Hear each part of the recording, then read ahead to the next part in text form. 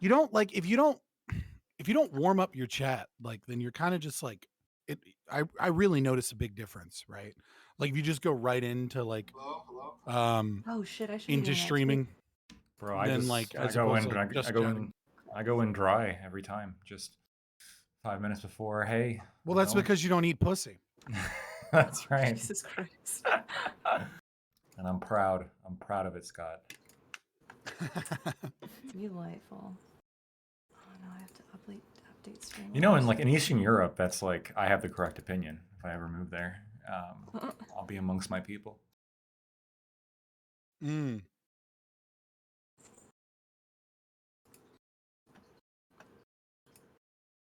Okay, let's see.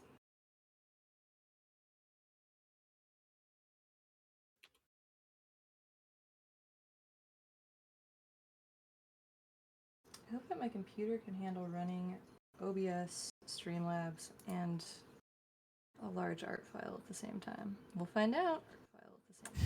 We'll find out. Jesus.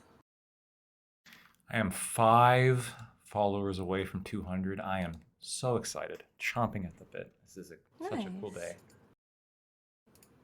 Wait, That's fucking awesome. you have less than 200 followers, Yep. dude. Hey, I'm almost at 200. Hold on, hold on. Where are you at? Hold on, let me find you. I think I figured this out. Is it in your Twitter or is it in your fucking Discord? Yeah, it should be. I put it in the announcements. No, I meant in your fucking like in your bio. Oh yeah, it should be. I gotta find you real quick. I gotta bounce all around. Hold on.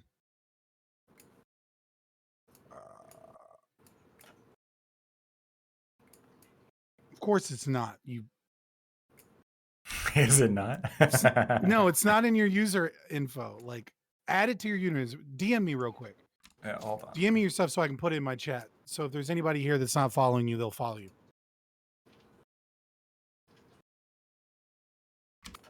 Or just put it in my chat. Or one of my mods can do it. Hold on. Because it's like Lactoid TV now, right? Yeah. Hold on. Is I it made just it Lactoid TV, all one thing? Yeah, okay, there we go.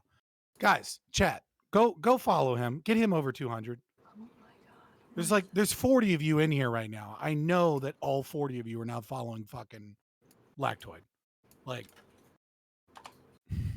when I hit 200. And that's what Twitch says. If my fucking stream were to crash, it'll say like 70 or 80, right? So I know there's more than 40 of you here. Like, I just need 2 of you to go follow Lactoid, all right? There's like 3 libertarians in Twitch, right? I'm the real one, and then there's a couple of other people, and Lactoid's in that couple of other people. I'm the best status libertarian, okay? If that's a thing. Oh man. I'm the best progressive neocon.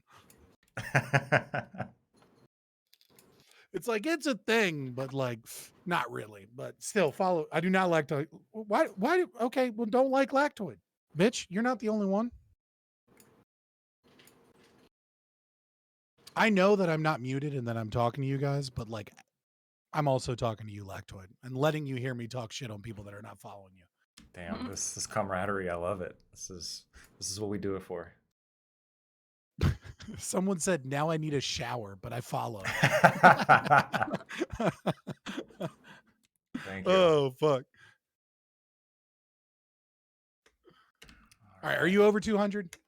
Let's refresh. Let's see. 199. Ah, it's gonna happen. One of you lied, all right, or one of you unfollowed.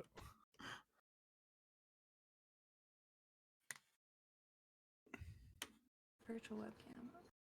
Update virtual. Oh my god. Oh my god, Prime. Be on time for once to your own show. For his own show, I know. For the love of God. Well, it's like I don't have my camera. I don't have my camera turned on when this is happening, right? Because like I'm waiting to get into StreamYard, and it's like, so I'm just sitting here with like this blank fucking screen, and it's annoying. Oh, we go. There we go. Now we're here. Come on, let's see what we can do.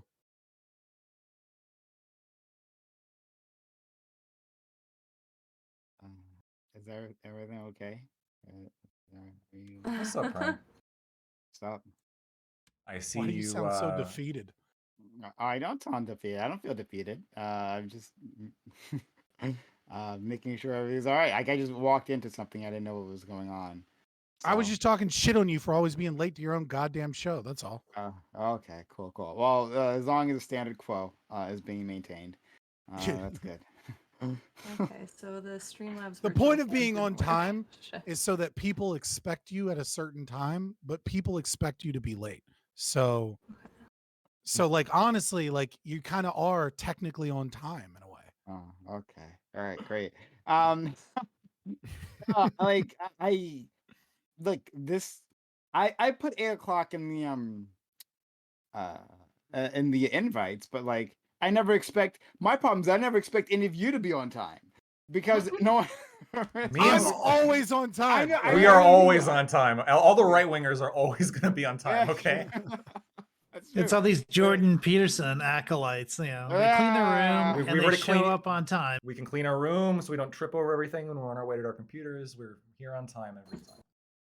Look, can Jordan Peterson just get off of Twitter? Like what I feel like when I see Jordan Peterson now, right, on Twitter, constantly doing just the cringiest of things on Twitter, is like I feel like this is what happens when you don't hire an intern that is like it just at least one left-wing person. Right? Like when you have an entire company and people behind you that is right wing, you don't have one person being like, hey dude, that tweet's gonna look really dumb. Like they're just all in like this little box of their own thought, and then like they're just like tweeting out fucking fetish porn thinking it's the CCP. There's nobody in the office. It's like, hey man, that post isn't real. That's shoe on head. Right? Like it's just a bunch of old white dudes and then like two conservative actresses they hired, right? And there's nobody there to be like, don't post that. That's not gonna go well for you. It's like when someone's a good enough writer to get a little bit famous and then they become uneditable because they won't let editors like mess with their shit anymore because they've gotten too big for that. And then all of a sudden their work, prequels. which was good before, prequels. like yeah. Star Wars prequels. It's exactly what Right. happened. Yeah. Everyone was just like, George Lucas, you're amazing. Instead of being like, hey, George Lucas, remember how your wife had to fix the film for this to be a good film before? Like, you Yeah, should let her right. fix this one. Like, Yeah, I didn't Iron Man know was that, like but that's that. Like, true. Fountainhead was well written, and then because she had an editor, and then but after that, like she wouldn't let anybody edit her, and then her And- books like got much harder to read.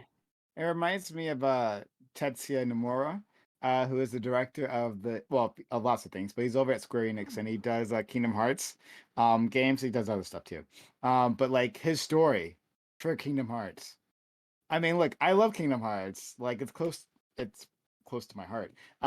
But holy shit, like could that have used an editor? Just one pass over that, please. One pass over this, please. Just like we can condense this. We can make this more like wasn't the beauty of Kingdom Hearts that like that it was just a shit show to begin with though? What? No, you know what I mean? feel like It was just like we're gonna take everything and just smash it in, and we're gonna give you the most bullshit passable fucking story for this to like No. be a thing. it feels like Kingdom Hearts 1 was like, you could see like the arc, right? The arc was there. And it was like perfectly intelligible.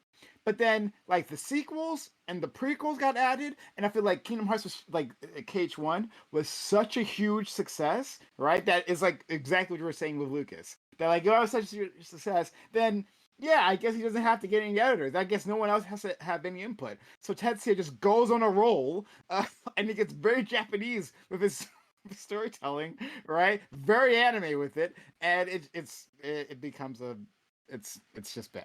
It's not great. It's not the best. But like it could have been. It could have been. Like it has all the elements there that you need, you know? Oh, great. All right. Oh, I guess I finished that one. Sorry, I was doing some mod stuff. Oh, no problem. We have one person who's coming. They'll be a little bit late. We'll give them a little bit. But anyway, You gave him the right chat first this up- time. yeah, I saw that. Yeah. Okay, wait, let me ask you this, right, Lactoid, since you're here, and well, Scott's here, and Doobie's here. You guys have been here like the longest. But so I, so I got all these group DMs, right? I put it for the audience members, like how I organize these things is on Discord.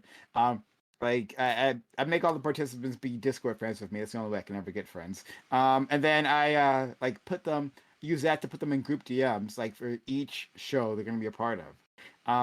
And I've got there's like a shit ton of them because there's a shit ton of these panels. Yeah. But I never leave. I just left like 6 today. Yeah. Was too. that you? It happened. Was that you? It was me. Yeah. Where it was like, I think Fnatic was going through and cleaning out. Yeah. Or like, I think iCalrich was, one of you was. And then like Fnatic was like, oh, I have all these I need to get rid of too. And then I just have like, bloop, bloop, bloop, bloop, bloop, like notifications of people leaving these groups. And then I'm like, oh, well, I might as well fucking leave too. But like, yeah, I'm sorry for what I did to you, No, because no, I'm sure it's- your phone, if you have notifications turned on, was like, boop, boop, boop, boop. But it doesn't. Because I know this is gonna happen eventually, and I mute every single one of these. Right after the show is done, I mute all of them. I did do that today. Yeah. So but like, why do you guys stay in there? I stay in there for a specific reason, because sometimes it's been useful to like go back to those conversations and like know who I invite if I forget people, right? So that's why I stay in there. But why do you guys stay in those conversations? If you look at my Discord, there's like 6,000 notifications on it. I just, after a certain point, I'm in so many servers and so many messages that I just gave up on trying to keep it clean. And I Yeah. just don't care.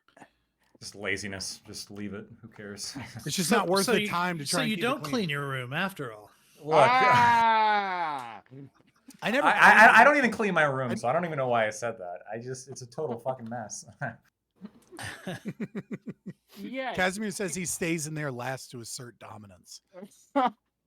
Doobie, why do you stay?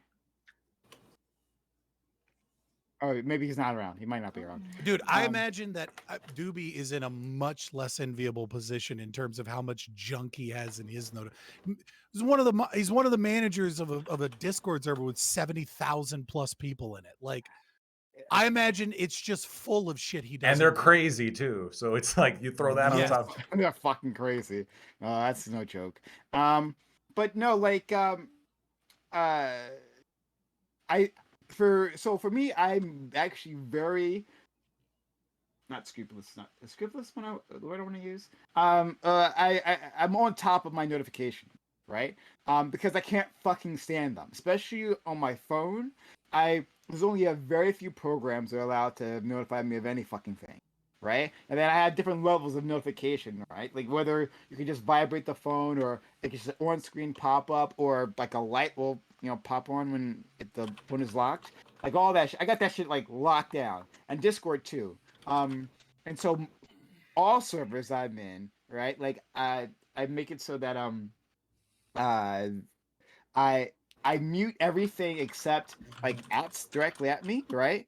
This conversation is riveting. Yeah, it is. It is riveting. Fuck you. So direct ads is what I have, and then that's pretty much it. Just like direct ads.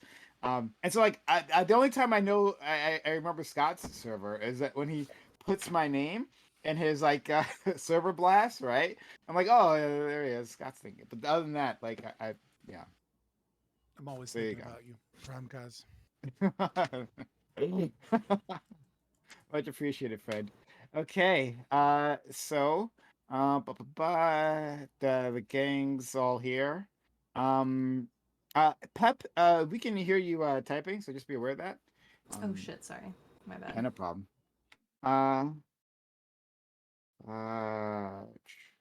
Okay. So thanks all for being here. This is the crew for now. God, okay, Scott, like I'm gonna take your advice on this one, okay? All right. I'd considered like inviting Casimir on here, but like, do you think that do you think I have enough like thought on your end of this? Because I feel like Casimir, hi Casimir, you're a good guy. you're a lot to fucking handle. So like, should I invite Casimir on here? Dude, I'm not telling you what to do with your show. I like Okay. Casimir. He's one of my I think people. Oh, I he's love great. him. He's great. He's great, but you know, that's up to you, man. okay. All right. So then that's not an endorsement. All right. Then fuck him. Casimir. I said he's one of my people and he's good No, people and I like yeah, him. It's your yeah. show. He's a Like, great guy. Oh yeah, that's not an endorsement of me. But anyway. But thanks all for being here, including Casimir. Hey you. This is the Reverie Roundtable, which we have Mondays, 8 p.m. Eastern, or wherever the fuck we get to it. We've got a great group of individuals. We'll start by introducing them. Lactoid is here. Lactoid, you go first because you're white. Lactoid, how are you today? I'm doing great. Uh, there's a story. I don't want to like play into the stereotypes, but so I'm really close to 200 followers, and Scott's incredibly kind, and he directed some people, hey, come check out Lactoid. And one of the new people is already trying to find me an Asian wife. Which I just... look, man, look. I had 43 people on right now. I said, go follow him. Look, you'll get the follows. I just don't know that if you'll like the audience. All right. My group is wild. All right. It's the last refuge of places where you don't get banned for no reason. Look, So I love them and I appreciate it. And thank you, Prime, for having me on. And yeah, you can find me at Lactoid TV. I'm almost at 200. Hey, and like shout out to our friend Lactoid. Lactoid's been here with us for a long time, guys. You haven't been following him, you should follow Lactoid. He's entertaining guy. You see that week after week. So, head to my friend Lactoid. Now let's go to Scott. Scott, another long time guest. Scott, thanks for stopping by today. I know you're excited for the one topic. So I'm really. oh no, interested in hearing you what you have brought to on say. you brought on a libertarian to talk about central banking and the FDIC. Like who would have thought that that's shit we love to get mad about? We were forged and born, all right, during Occupy Wall Street. Thanks, Back when friend. it used to be fun instead of just Occupy Mm. Democrats. Yeah, I'm Scott, Fabian Liberty. You can find me pretty much everywhere, Fabian Liberty. I've been doing a lot more focusing on the YouTube lately. I realized that like I've just been like putting up debates and like long clips, not like actually editing and stuff. So if you want to check out the YouTube, like we've been putting together like funny videos. It's really funny too when you make small content, you can see the drastic difference in the algorithm where it's like, Mm. oh, national divorce, 3K views. Next video we put up, proof that Google is working with Twitter files, 32 views. it'll be like just this huge disparity based off what the algorithm likes. And it's like, oh yeah, there's no funny business going on there. But Mm. yeah, definitely check us out everywhere. Thank you. Rabbi LeBeau, thank you for gifting a sub to Felicia. Shout out to Remy LeBeau, who's been a kind supporter of this community. And another kind supporter, our friend Yeshu Gambit. Gambit, how are you? Gambit reached out to me specifically. I didn't think you'd be interested, so I wasn't sure if you'd be interested in this topic. But like he like hit me up. It's like, you gotta be talking about this? I'm like, yeah, we've been talking about it. So how you doing, friend? He's almost got it. He's almost there. You're He's still muted, almost bro. there. Oh He's no. I want you to know, right? Because I gotta talk up my friend It's GSU Discord. Gambit. Jesus. GSU Gambit is like the chief technology officer of a company, all right? Like I just want you to know, this guy is always on top of it. That's why he gets paid the big bucks. How you doing, friend? This is also why I mute my Discord so that if I'm involved in something, that won't come over on meetings. So Fair yes, enough. so I have to specifically unmute my Discord every day because I mute my Discord as soon as I'm done with a panel to make sure that no craziness happens if I'm still in like a chat or something. But yeah, I'm happy to be here, man. I had time, and this topic is really good to me, and also is super impactful as well because it's kind of a lot of it's directed in the tech sector. So yeah, I had time, so I figured, yeah, hey, that'll be a good conversation to take part in. All right, let's hit it up. Thank you so much. Aiko, I think you are the most left-wing person of my panelists. Like I'm more left-wing than you are, but like I think of my guests here, I think you are the most Yeah. left-wing. Wow. I guess I So, qualify as left today. Finally. yeah, right. Well, we're not talking Normally, about Prime religion. does not bestow that label on me. Like he refuses to allow me in the club. Well, yeah. I mean, look. We're not talking about religion. Where, I mean, you know No, how the I fact feel. that I don't want to abolish capitalism is enough for you to like kick me out of That's the club. true. That's true. Such a base Usually, person. under normal circumstances. I Such a need you to base fight the person. good fight, right? To the Yeah, left here. yeah. Okay. Sure, So sure. fall on your shoulders. All right. You want to introduce yourself? iCal Rich. I'm spelled the same way on Twitter as it is here, and that's all I got. All right. Thank you so much. Right. We'll go to our friend, our Dark Lord and Saber, Doobie. I said Saber. Dark Lord and Saber. That's also sounds pretty badass, actually. Doobie. Hopefully you're here now. Doobie, how are you? I've been here the entire time. I just was ashamed to talk to you about the last topic. I have thousands of fucking messages and pings just constantly. It never ends. Like it literally never ends. You don't understand. Right? Thousands, right? I got used to it at some point, and now it just makes me feel special. You know, I know someone's After a thinking about certain me. after a certain point, it's just not worth it, man. Yeah. Yeah, I'm Doobie. Thank you for having me. Okay, thank you. And last and newest person, right? So you are your name is pronounced Pep Czar. Just Is Pep. that Pep is fine. just Pep, right? Got a Yeah. lot of it. Pep, thank you. I forget how we got introduced at this point. It's been a while actually. But they're trying to get you on. And here you are. So hooray. Woohoo! Glad to be here. Yeah, introduce yourself to the audience, please. I'm Pep. My channel is Art by Pep. That's my name on like Twitter, Instagram. I do art stuff, but also I kind of have a lot of opinions, and I'm super down to argue about them. So that's why I'm here. Okay, yeah, I'm very excited to have you. Always looking for new people to join in. Okay, so the first thing we're going to do is like a bit of free discussion here, right? And see where we go. This is a panel full of people who fucking disagree, especially disagree with me specifically. Yes. So I'm sure we'll find something to talk about there, right? And then after that, we're going to do the SVB, the Silicon Valley Bank. That'll be our second topic. Okay, so we'll get around to that. So, people, what is on your mind?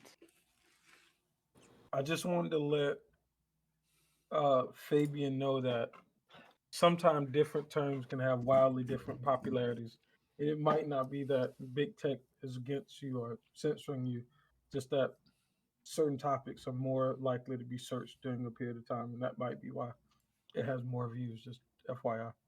Yeah, but I mean, it's also true that tech companies do suppress topics that they don't find palatable, right? So I mean, it could be For either one of sure. those things. We can't know for sure. I think we can know that one for sure. I think they're suppressing For Lactoid. Absolutely. Yeah. Absolutely. I would. I thought we were Like, talking about For Fabian. real. We're talking about Fabian though. Well, like Him too. libertarian thing, yeah. I'd suppress both of them. We are the most oppressed class. I don't know if you knew that. Pretty much. But no, actually, let's jump on that.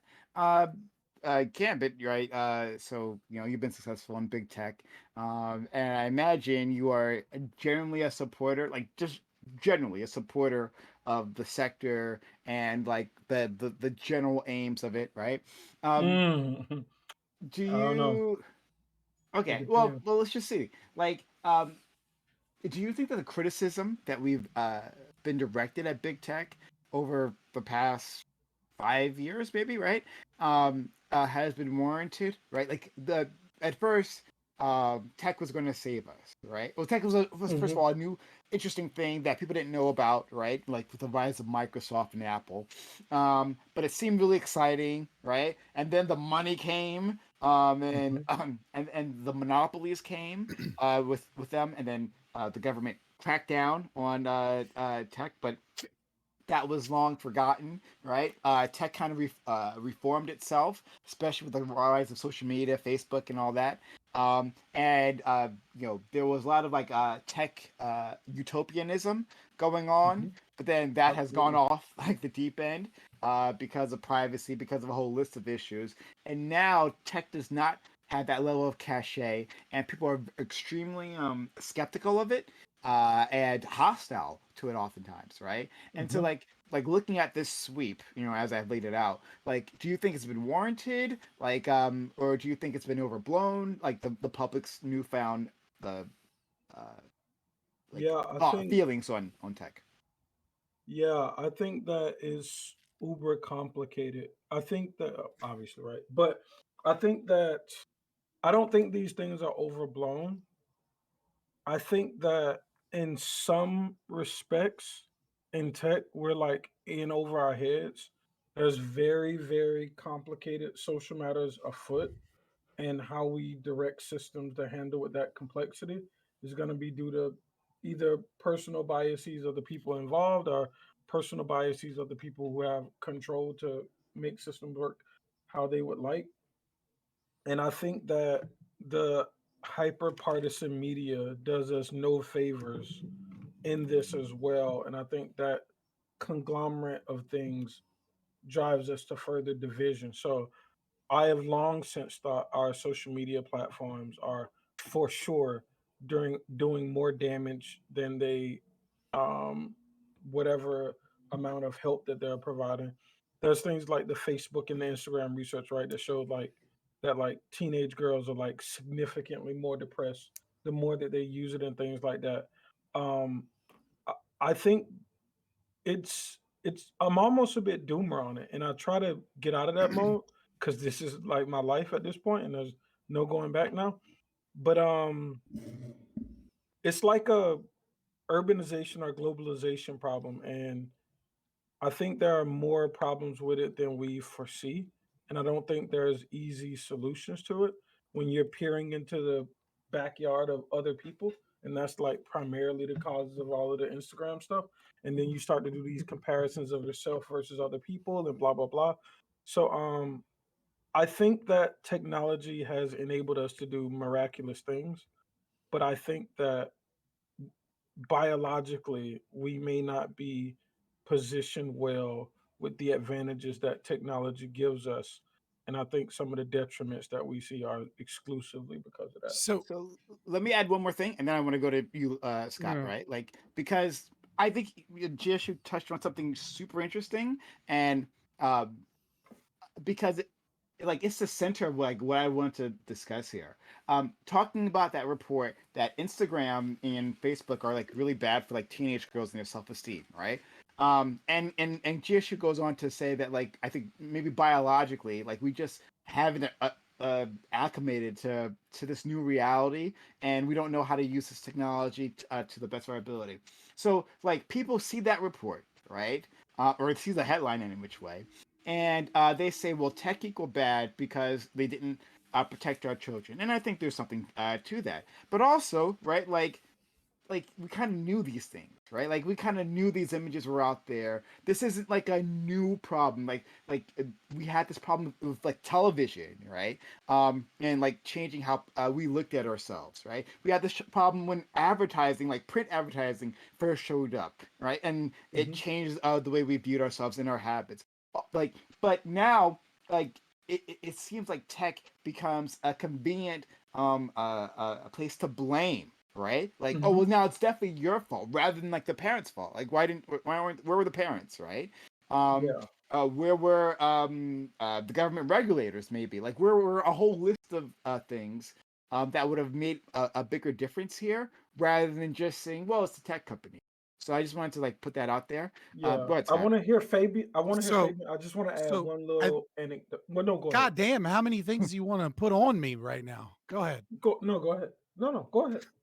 All right. I wanted So to touch I on think what I Prime think said. when I'll we write it talk down. about I think when we talk about the problems of tech, I think it's important that we put it into like two loose categories, right? So one category is, and I think Twitter files probably made a lot of people aware of stuff that they weren't aware of, right? Like, the government was paying millions of dollars, bringing bringing in tech companies to specifically censor people, to support their psychological operations so that the state's narrative could look like a true narrative. They were lying about Russia over and over and over again, and using CISA, that was signed in by Trump, by the way. Trump's dumbass is the one that gave the government that additional power and scope to be involved with misinformation and disinformation.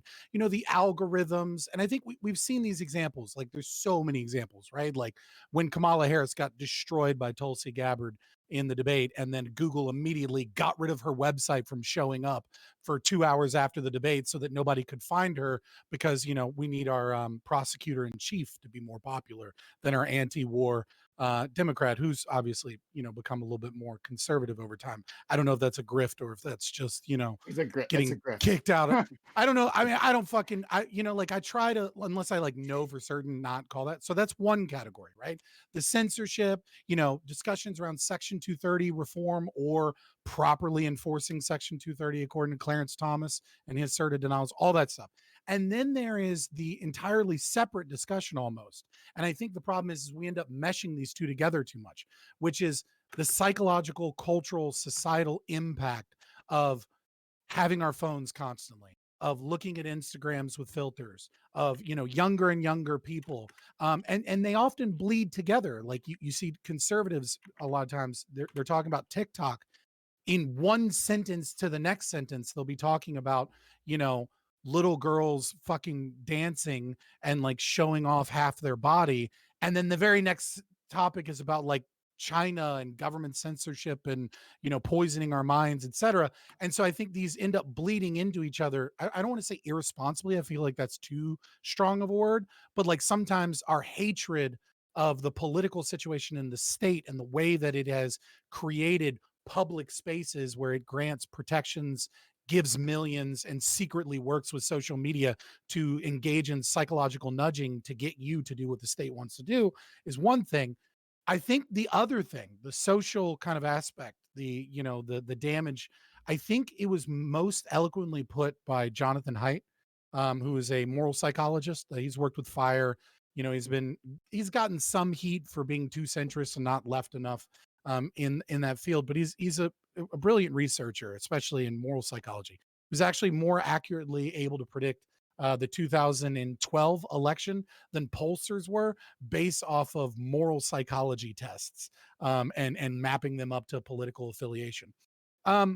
He said that we have to look at social media like we look at junk food, which is that it hits the market and it takes a generation or two for us to figure out what the hell to do with it, right? Like when junk food first came into the market, we were just like, cheap food that's great and available, isn't this amazing?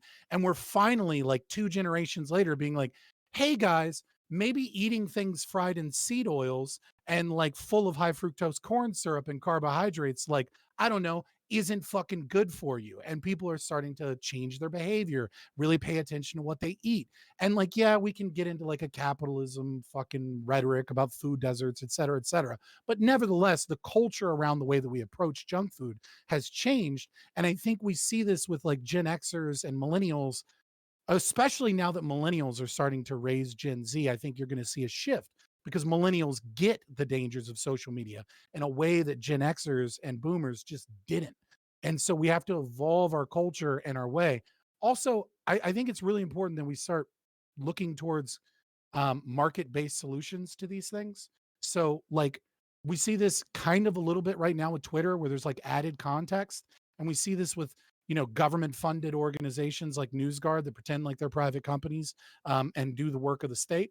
Fuck them, fuck you, NewsGuard. But nevertheless, like, I think as we start to see more deep fakes and things like that, we need to have browser add-ons. So the moment you're on Twitter or the moment you're on a social media and you see a deep fake, it's already been looked at 2,000 times and it gets like a green check or a red octagon in the corner, like this isn't real.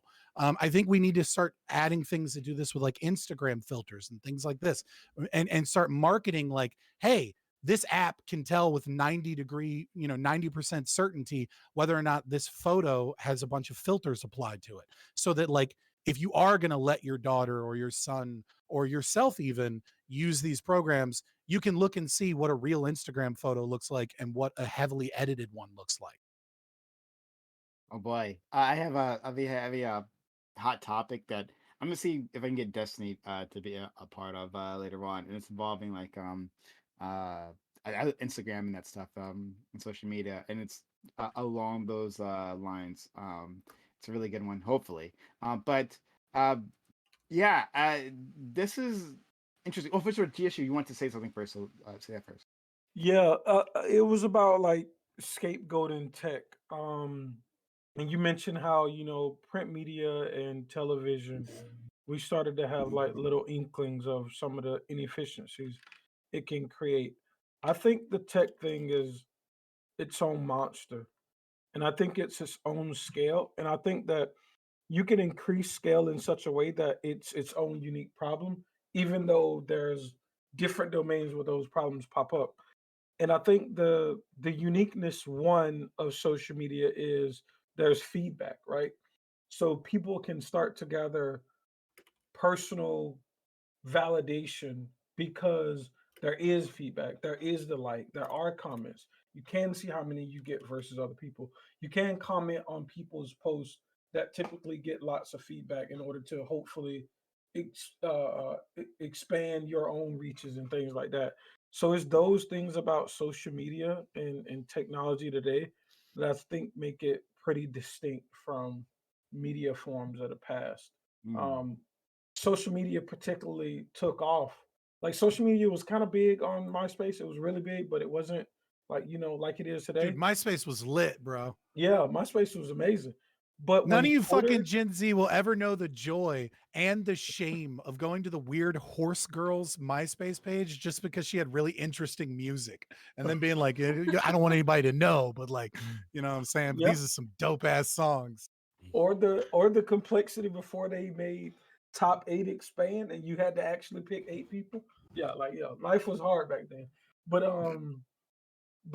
yeah, like when Twitter started and celebrities started to interact with regular people, that changed the entirety of our online landscape because now, reasonably speaking, you can get online and you can interact in person with a celebrity. Also, the story feature and those type of things.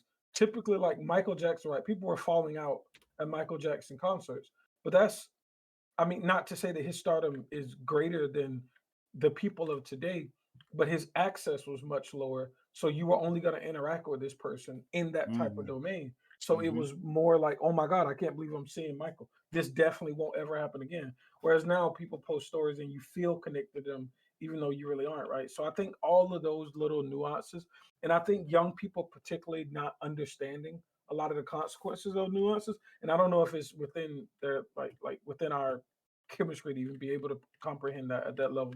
But yeah, I think that creates some of these scapegoatish problems that are really like deeper, very hard problems to even figure out. I have more on this, but I want to see if the other people who haven't gotten a chance to speak yet, you guys have any thoughts so far? I kind of agree that it's social media has been allowed to kind of run rampant without any sort of like real like oversight or introspection until the past few years in terms of like how it's impacting people. In terms of like having browser extensions for to tell you what's AI and what's not. Yeah, I feel like that would be that ties into the whole like teenage girls are more depressed than they've ever been before, and so many more have body dysmorphia issues because they see all these filtered images of people and they think that they're supposed to be that way. I feel like it would be good to hey, what are you doing? It would be good to have something like that to be like, yes, this is filtered. That's something that's good on TikTok. Is most of the time it shows that it's filtered, which is nice.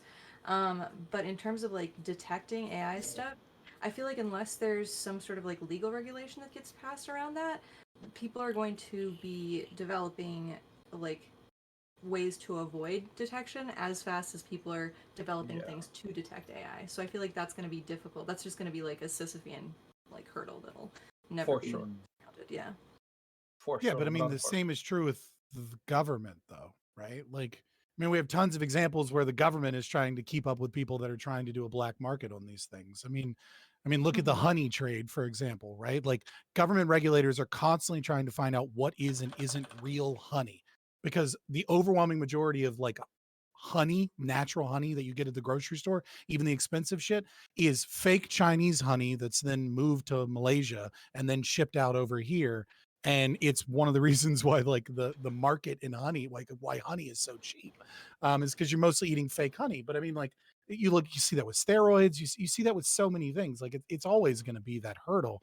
I don't know that like the idea of like regulation is going to be able to do it, because honestly, like what we're dealing with is a kind of a classic Hayekian knowledge problem, right? The state getting involved in attempting to regulate it is not going to be as effective as the millions, well, I guess trillions of interactions between voluntary consumers. So the question is it valuable, right? Is there a value to being able to determine what is and isn't filtered? And I think most people, especially parents, would agree that that is valuable and it's something Yeah, people would be definitely. willing to pay for. I do agree Yeah, with that. Sorry, go ahead. No, no. Oh, I was just gonna say that by millions of people interacting with it, do you mean that the millions of people would help tell when something is filtered? Because that only works to a limited degree, and only now because filters are still kind of crappy. But I don't know if any of you guys have seen like the new AI filters. They're pretty impossible. Like previously, like if people put their hand over their face, their like eyelashes and eyebrow would go over their hand, and the whole thing, the mesh would get all fucked up. With AI filters, that doesn't happen at all. It's just like it looks perfect. So it's gonna be even harder to detect with like the naked eye. You would have to. So use, I mean, like, two kind some of categories processing. here. Like everyone could very easily be involved when it comes to let's say deep fakes, right? Like President Biden said this and it's a fake deep fake, right? Like the millions of interactions and different journalists and things like that could very quickly be able to determine, look, Reuters confirmed this isn't true, so did AP, so did Fox, Well, all three of our wires say this is a fake video. And then the AI on the back end works at being able to find a common video that's been debunked, so that when you see it embedded and clipped to be like 13 seconds instead of 17 seconds elsewhere, you know, the computer program would very quickly be able to determine this is the same debunk. This is the same video that's already been debunked. In terms of filters and things like that, yeah, you know, like your average everyday person isn't going to be able to be that involved in it. But yeah, I mean, it will be a constant competition between those so, making better ones and those making other ones. so on the deep fake thing, I have a few things. One, our ability to detect these things is just going to get lower over time, as Yeah, Pep of said. course. But two, we also have such a distrust in our institutions right now that at some level, Reuters or whoever, AP, whoever, could say this is fake, and there can be a community of people who don't believe that anymore because the trust in our True. institution is just erased, right? But there's Yeah, also the ability. but I'm not talking about like just the AP doing it, right? I'm talking about a market that allows for like a browser that you pay $2 for or something. I don't know. I'm not in this business, right? And I also can't predict the future of what will be successful. But hypothetically, I'm talking about like you get an extension or a browser that like occasionally gives you ads or something, right? And people trust that company because they prove their trust, not so much that they explicitly choose one of the sources that they're sourcing information from. But that trust vanishes almost instantly as soon as that source starts saying something you don't want to hear. Like if you look at the Dominion like suit that's going on right now, you would think that, oh, conservatives, would like believe Fox News when they start to say that this is a legitimate election or whatever. But then when you look at the internal communications within Fox News, they were saying no, like if we do that, we're going to start losing everybody to Newsmax and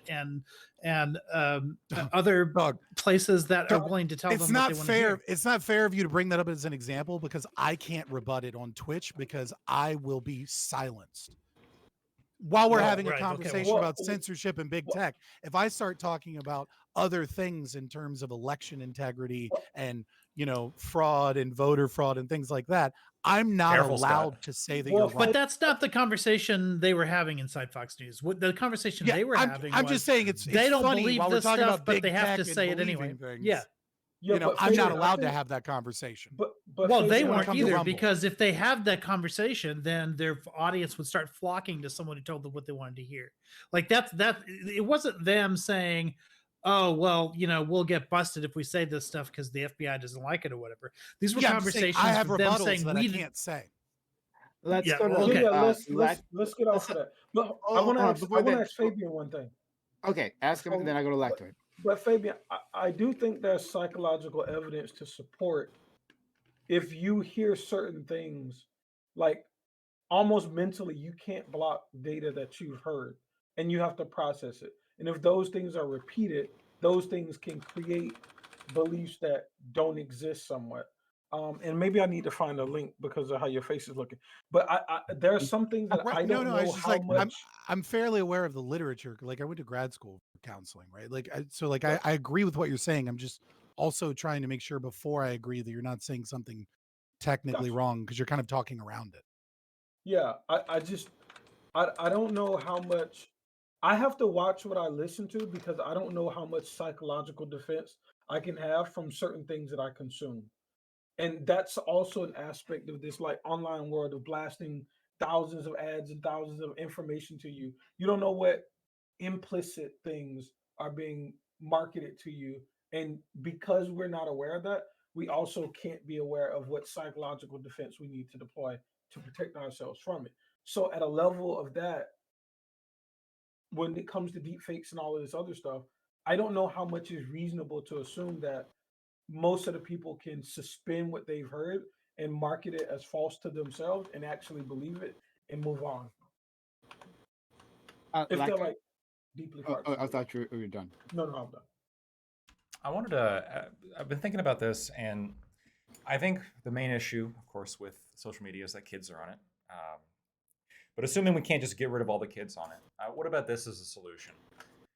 You mandate that, in the interest of avoiding fraud and for maximizing transparency, that as part of Section 230, you have to kind of how they put like the. Now, obviously, they didn't do it how I would like them to do it, but the sort of like fact checking, if they were required to do that for like faked touched up images or AI art or stuff like this, have like a little disclaimer saying this is art, this is not real. That way kids who look at that don't, experience a lot of, Most of the popular dysmorphia. services do today. Most of them do. You can tell, oh, this picture was taken with a filter. Most of them have something embedded in the image today to denote. I think Snapchat, Twitter, and Facebook do. I'm not sure about like YouTube, but I don't know how popular that is in that sphere of YouTube Shorts either. But yeah. The problem is that you start to, whenever you start thinking of these ideas of like I have a brilliant idea as a central planner that will work on the economy and make things better, is the moment that you run into unintended consequences. I don't know the unintended consequences because central planning is always bad. But let me just throw you a random one, Battery low. right? What if we start mandating that photos be filtered, right? And then some girl, right, starts getting attacked constantly because her photos are filtered, right? And what's actually happening is she has a birthmark and she uses filters to get rid of her birthmark. And Charging everyone starts battery. saying that she's actually just this ugly, dumb girl because, she uses all these filters and she's nothing but a thought and she won't stop using filters. And like, we want to see, and people start saying they want to see her real face. And like that drives her into, suicidal ideation because, she's stuck between trying to look the way that she wants to present or having to be forced to like show some of the embarrassing characteristics that she feels like won't be treated well. And that's just like right off the top of my head, an unintended consequence, right? Yeah. This is the problem with trying to create regulations of how we're just going to make the world better. And so many times it ends up biting us in the ass because we don't have that knowledge. We don't have that. Right. We don't know what those effects will actually be. Right, we can predict on it. I guess you technically, by definition, can't predict unintended consequences or unpredictable consequences. Those are going to be a thing for any policy or no policy ever. Which is thought, why the state is trash. my thought process here, though, is like you brought up an interesting point. I guess when I said my proposal, I was more thinking about people with a commercial interest, right? Just like if I'm selling a car on the internet, I can't touch up the image to make it look like a different car. If you're like an Instagram model, what your product is yourself. You're selling your face. You're selling that content, and by touching yourself up, I actually think there are some ethical issues that you run into, especially when you're marketing to kids, right? When you're selling something to kids using a kind of a touched up kind of, if for any other product would be clearly fraud, when you're selling that product to children, I think it's there's some ethical issues. Can you think of exceptions, like in a non-commercial sense, like the high school girl who has a birthmark? Perhaps. I mean, I wouldn't say that really fit under like a commercial purpose there. And by the way, commercial purpose is like going to be an important element of fraud. You can't really go after somebody for fraud if they don't have a commercial purpose.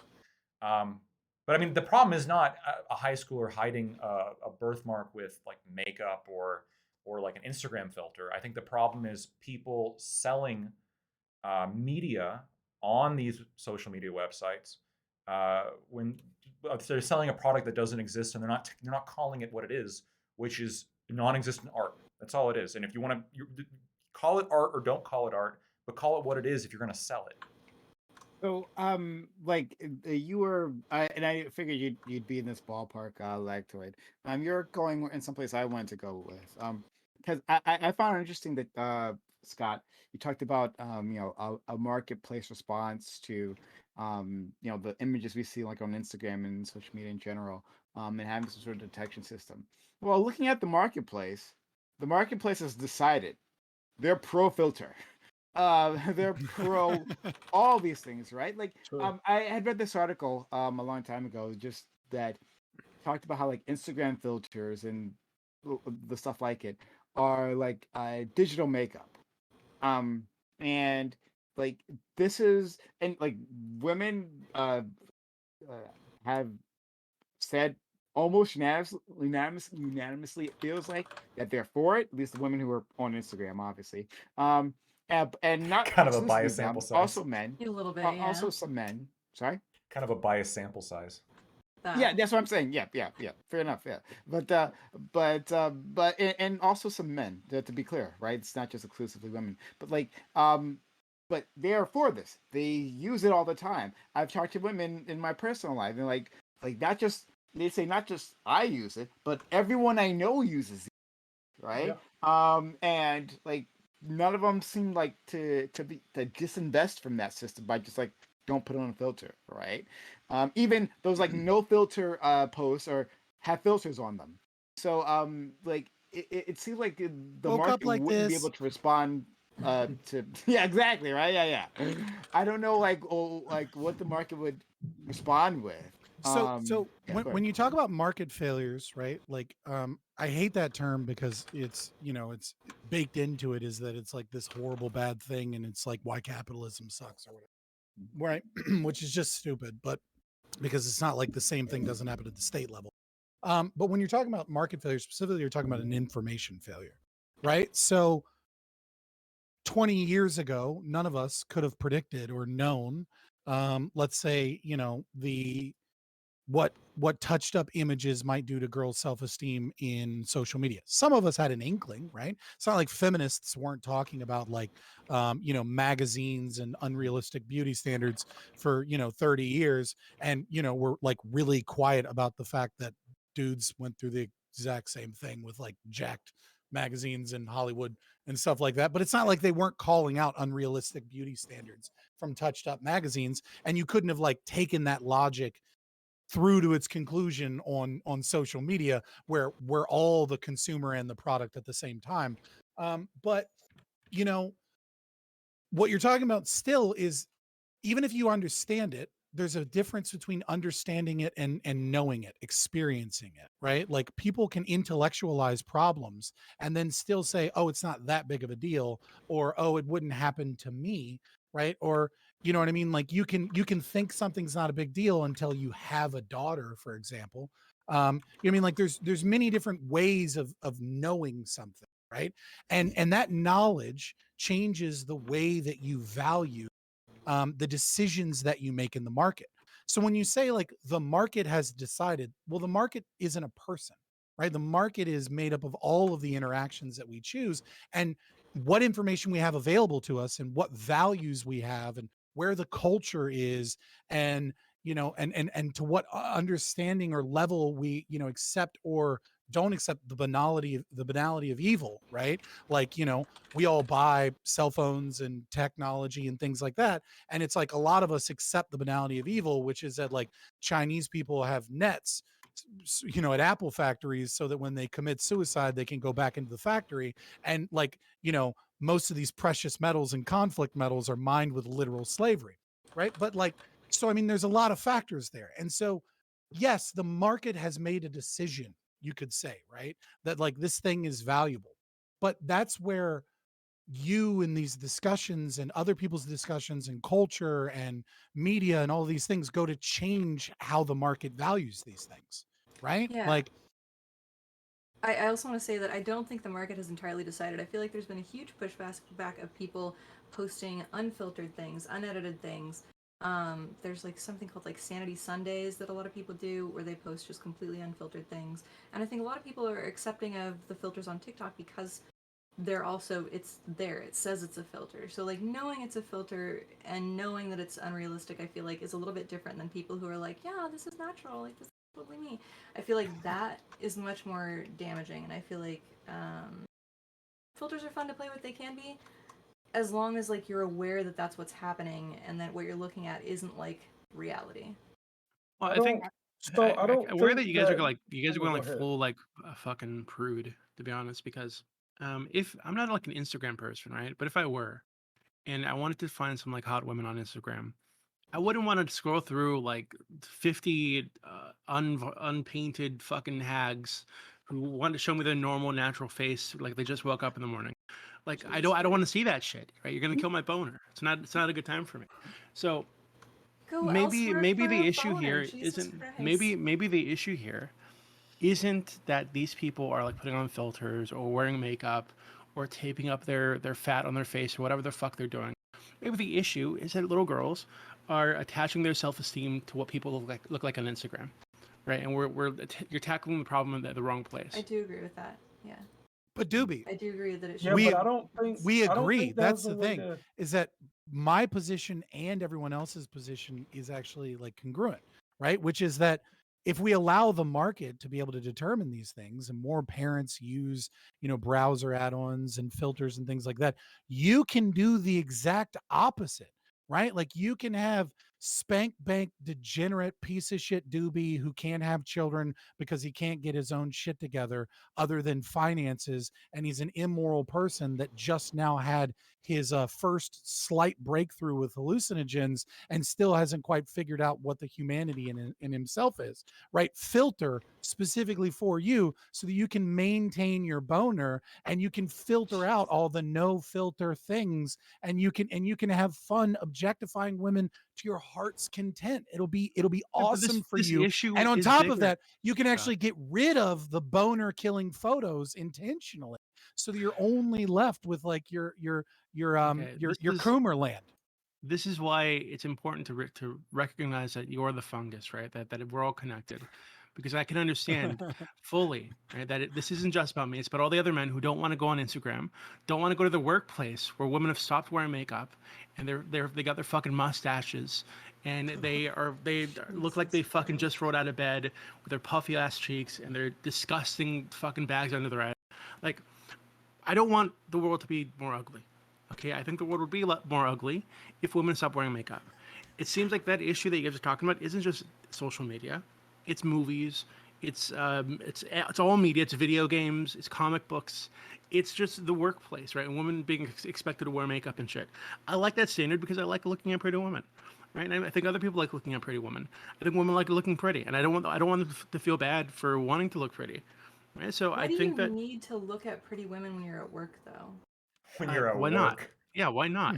especially So- in so- your so if I position. could- I mean, so why if not? I'm Because it's putting working, an obligation on people to- to yeah. be there for your pleasure instead to be of just presentable, existing. yeah, to be pleasant to look at, yes. Presentable Absolutely. and wearing like makeup that meets your standards seem like they could be two separate things. No, because So? I hold on. So what I mean when I say presentable is I mean like pleasant to look at. I don't want to I don't want it to be a chore to look at you and talk to you. When I look What's at you, your I like want barometer for that? I want you to be Where's pleasing to the eyes, right? So how do if people I have a achieve woman in that? the workplace, they wear makeup, right? Maybe they perk their boobs up a little bit, a little bit of cleavage, tasteful cleavage is fine, Fucking right? They do Christ. their hair, do their nails, like this kind of shit. I think it's totally reasonable, right? Now, if they did the opposite, right? If they just went in like a dude, right? Got out of bed, maybe wet his face a little bit, went to the office looking like shit, then that would be a bad experience for me, right? I don't want that. So Yeah, we You why sound you guys? It really seems like you guys are fragile trying if to you make. can't handle that experience. I can handle it. I don't like it. I don't prefer it. Right. Doobie, So if that happened in my workplace, I'd look for reasons to fire that woman if she stopped wearing makeup. If she stopped like looking attractive when Jesus she came to the office. Christ. Doobie. Yeah, he Absolutely, owns I his would. business, so just so you know that. No, I know you don't admit to civil rights Yeah, I'd infractions on the absolutely internet. look for Okay. reasons to fire her. The other thing here, I really hope you do more than just splash some water in your face. But maybe a way to address this problem, Doobie, could be, we can let don't discourage your employees from coming to the workplace for your sexual enjoyment.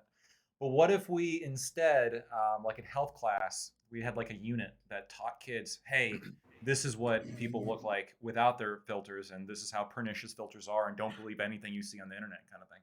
That might be a No, good that's idea. bullshit. So No, no, because hold on. you Yeah, could this is what apply I that same standard in the dating world. Hey guys, every attractive woman you see at the club is fucking ugly when she wakes up Yes. in the morning. Yes. Yeah, okay, Yes. this is no, true. but But when I'm at the You club, are- I you want are- the fucking fantasy. Okay, No, I you- want to think that she's actually a 10. Right? I don't want to know. I don't want to know all the shit she has like fucking layered onto her face. I don't want to know that she spent 4 hours putting like fucking curves onto her cheeks and shit like this before she came to the club. I want her. I want to think that she's a yeah, supermodel. you do. Need, Hold on, like, a Doobie. no, sheltered wait. I don't. life. I That's don't what I think want. these No, things- Doobie, you've For your seen- enjoyment, Real quick, this Doobie. makes you sound really small. Doobie, you've Like, seen intellectually. you've seen like the videos of If people. we finish up, but who- just you, I haven't forgotten about Yeah, you. you've seen the video, Doobie. You've seen the videos of like the crazy makeup transformations. Yeah. Like It's an where art where like they have no teeth and like they look 75 or something, and then all of a sudden like holy I wouldn't crap. mind a woman with no teeth Oh in certain Jesus. circumstances. Those are great. Okay, Those are well, preferred. my point is like at least educate kids. So if they want to like delude themselves and live into Fantasyland about the people they meet and the people they see on the internet, that's fine. You can do that, Doobie. But like some of us want to like not live in the Matrix, right? This is quite literally Yeah. like You you are are the- you are Okay, advocating men, for the blue men pill who right comb now. their fucking hair are the Matrix, right? Your hair isn't actually that way when you wake up. In the I don't morning. comb my hair. It Therefore- actually is like this Therefore, when I you're in wake the up Matrix. morning. When No. women look at that's you, they're really seeing good. they're seeing like Thank a you. I don't a comb. I false never reality, comb. right? I never There's comb. No That's filter lack to total it. He's a Total Swedish model. bullshit. Don't lie to me. I don't Don't lie to Doobie, me. I swear to you, That's I will. such I a will. weird comparison. I will. If I am proven wrong, I will give you all the money I've ever made, which is a lot, I'm sure. Do you ever wear cologne? I have worn cologne. I At don't. Do some you point. worry that you're confusing women who might think that it's your natural musk that they're No, smelling? no, that's a good point, and I don't wear cologne on dates ever because I realize that Why? would be lying. That's I'm not a liar. disgusting. What What are you talking about? Why do you guys want the Don't- world to be so don't- fucking Don't ugly? hold on, pause. Don't lie. It's just because all you have is Drakkar Noir, and you know that shit's horrible. I don't have Drakkar Noir. Okay, Just you. Just you've been waiting patiently, Yeah. please. I'm not that European. Okay, go ahead. Yeah, I think some of this is unreasonable at best. Just because there's like a health class telling people, like we all understand what's happening now, but it still has the impacts. So just because we sit kids in a class and say, "Hey, just to let you know, those people you're looking at on Instagram, they either have filters applied, which it actually shows, and all of this other stuff," I don't think that's going to do anything to help their mental situation.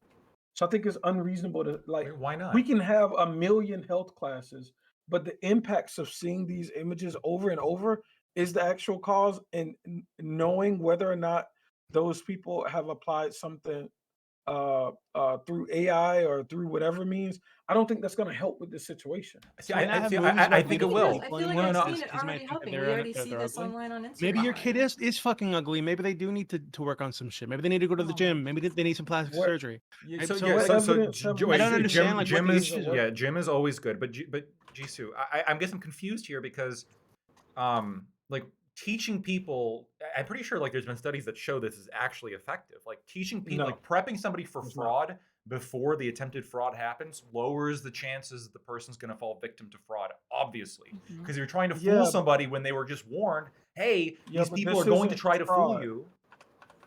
This isn't necessarily the same as fraud.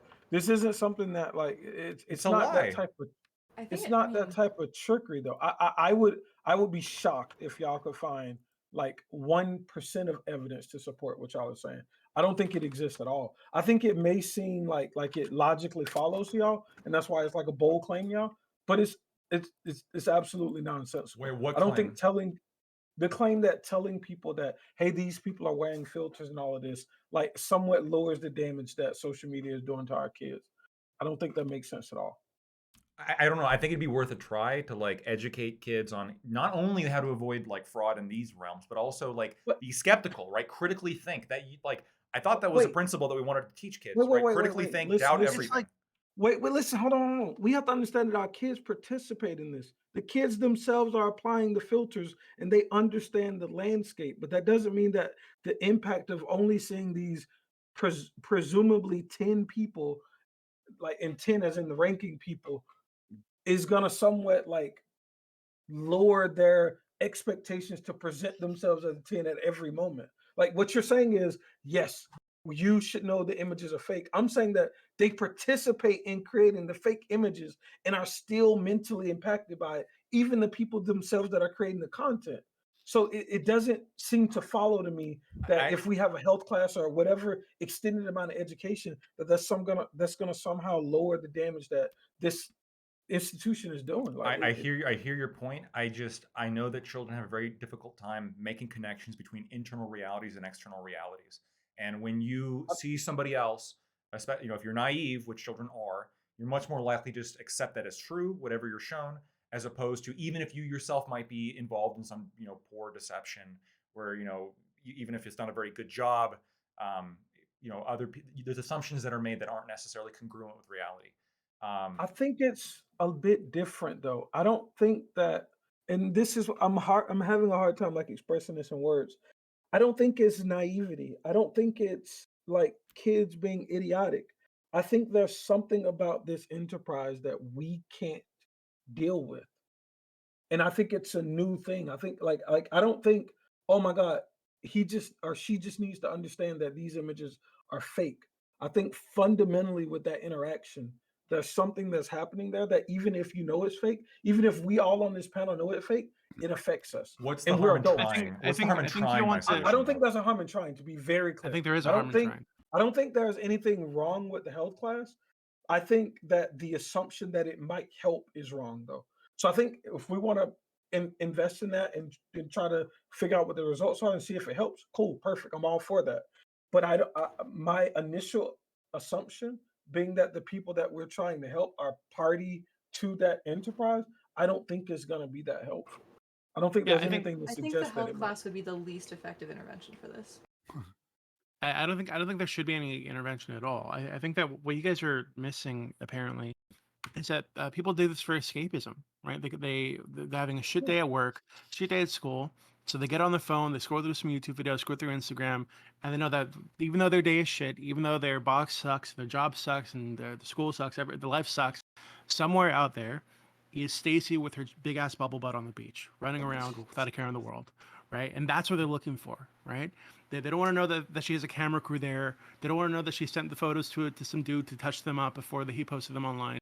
They don't want to know any of that shit. They just want to know that out there somewhere that there's a rainbow and life is happy and life is good, and that's what this is for, right? So you guys, what you're attempting to do is strip that from people, which I think There are is sites terrible. that you can go to that cater specifically to that aren't like heavily Which is populated literally by Instagram. teenage young women. No, there are other sites. It's not. Listen, I just feel like it is wild that. Why can't Instagram be one of them? It seems like trolling. It seems like trolling, honestly. No, I'm just answering the This has question. to be Why trolling. can't Instagram be one of those sites? Because it's I think it is right now in a currently. large part by young women, teenage women who are vulnerable more so than the majority of the population. That's an issue with having the- body that's an- image issues. That's a mental health problem that these teens have. That's not a problem with the platform. The platform was functioning perfectly. If some percentage of teenage girls have fucking mental health issues, send them to therapy. Wait, it Maybe they need to exacerbates be on those issues, medication. though. There's absolutely literally no. I don't. Okay, I so don't back think in we the should be. I don't think we should be back in rearranging like our the society 90s, based on the there mental was health a problems of huge teen push girls. to change the way people were portrayed in magazines because there was a lot of photoshopping to make people much thinner back in the day because it was a huge problem with models. Models were like already anorexic skinny, and there were huge issues with eating disorders like in the 90s and aughts and things like that. And there was like a huge push for magazines to do like less retouching, to not platform super skinny models, to promote health, and that's made like a huge difference. And I Thank think a God for similar that. Now we thing have all should these happen fat with bitches that. running around, right? We have Oh my tons of obesity in the United States. Thank you. No, thank God we don't have those thin models on the magazines anymore. Like, I don't understand this line of thinking. So there. It all comes full circle to Jordan Peterson tweets, right? Oh, Wait, hell, the everything obesity is a He's problem, a though. prophet. But go So ahead. if I can interject, I think one of the big problems here is GSU Gambit. Number one, you're absolutely right. There is very much like when I was talking about earlier with Jonathan Haidt and junk food, right? Is that when junk food first hit, it gave us all of the wonderful things that our body is designed. Our body is not designed to go to a grocery store and purchase bags of chips and then be able to sit down and eat a bag of chips, right? Our body is designed to forage and to hunt and to gain food that way. And this food our brain is not designed to be able to look at something so fucking delicious that we put zero effort to get, right? And so it takes time for us then as a society to recognize that we have to take willful action and we have to build things, build information, build websites, build apps that track our macronutrients, things like that, right? So that we can deal with the fact that there is something out there that psychologically tricks us. Social media is no different. Social media is and it's the same thing with like pornography and other things like that, right? Like we're designed to meet humans in the real world and have face-to-face communication and then be rewarded for saying the right things, presenting ourselves the right way, via aesthetics, via communication, things like that. And we are losing a lot of those skills and we are gaining a lot of negative side effects from an over usage of social media and from many ways that we have damaged ourselves. I think I want to turn this a little bit. And I think one of the big problems that we have is that our countries and our collective groups are too fucking big. And we live in, and I'm going to do the meme, right? We live in a society, right? We live in a society. We're doing the meme, boys. And the thing is that we talk about solutions at like governmental levels for hundreds of millions of people. And the reason we have done that is because we have placed ourselves within these institutions that are incapable of being able to control culture, really. They can nudge and they can push evil things, and then sometimes they can even push good things, right? Like tobacco cessation, right? Like there have been times where they have successfully pushed things, even though that's not how I would have done it. We've lost our ability to control the culture because we're in areas that are too big. And I don't know that there is like simple solutions to that, but we have to start working on that. And part of that begins with pushing back. One of the things that I've noticed, right, and this is from I think probably a different perspective than most people will look at, is that I fucking hate the Whatever podcast, right? It is one of the worst fucking podcasts in existence, and it is constantly shoved on me as like the new popular fresh and fit for white people, right? Like it is the same model, and it pisses me off, and I'll explain why. It is normalization of the modern woman that men love to hate, and then giving that positive feedback loop of that dumb woman that is a club girl that's 18 to 24 years old, that says she's independent, don't need no man, that has no fucking goals in life besides, being a sugar baby, et cetera, et cetera, et cetera. Right. And then you have like some midwit person, be it a girl or a guy, that like gives them basic fucking information that anybody with a fucking brain would be able to tell these people. And then you watch the dumb club girls be like, oh, and like freak out and be unable to respond. It's Jerry Springer 2.0. And the reason I hate it so much is that it normalizes us and demoralizes us into believing that that's what the average 18 to 24-year-old woman is, there's no girls from the country. There's no church girls. There's no young moms. There's no like career girls. Instead, occasionally they'll bring on someone like Not So Erudite to be the midwit that gives them, average IQ fucking talking points that blow their fucking minds. But it gives us this idea that like that's what the dating landscape is like, and yet it's a small percentage of whores that live in cities that can't get their life together. It's like 3% of the population, and they make it seem like this is what the new generation is. And so there's a lot of problems, but I think mainly is that we have cultural problems, and we have to fight those cultural problems.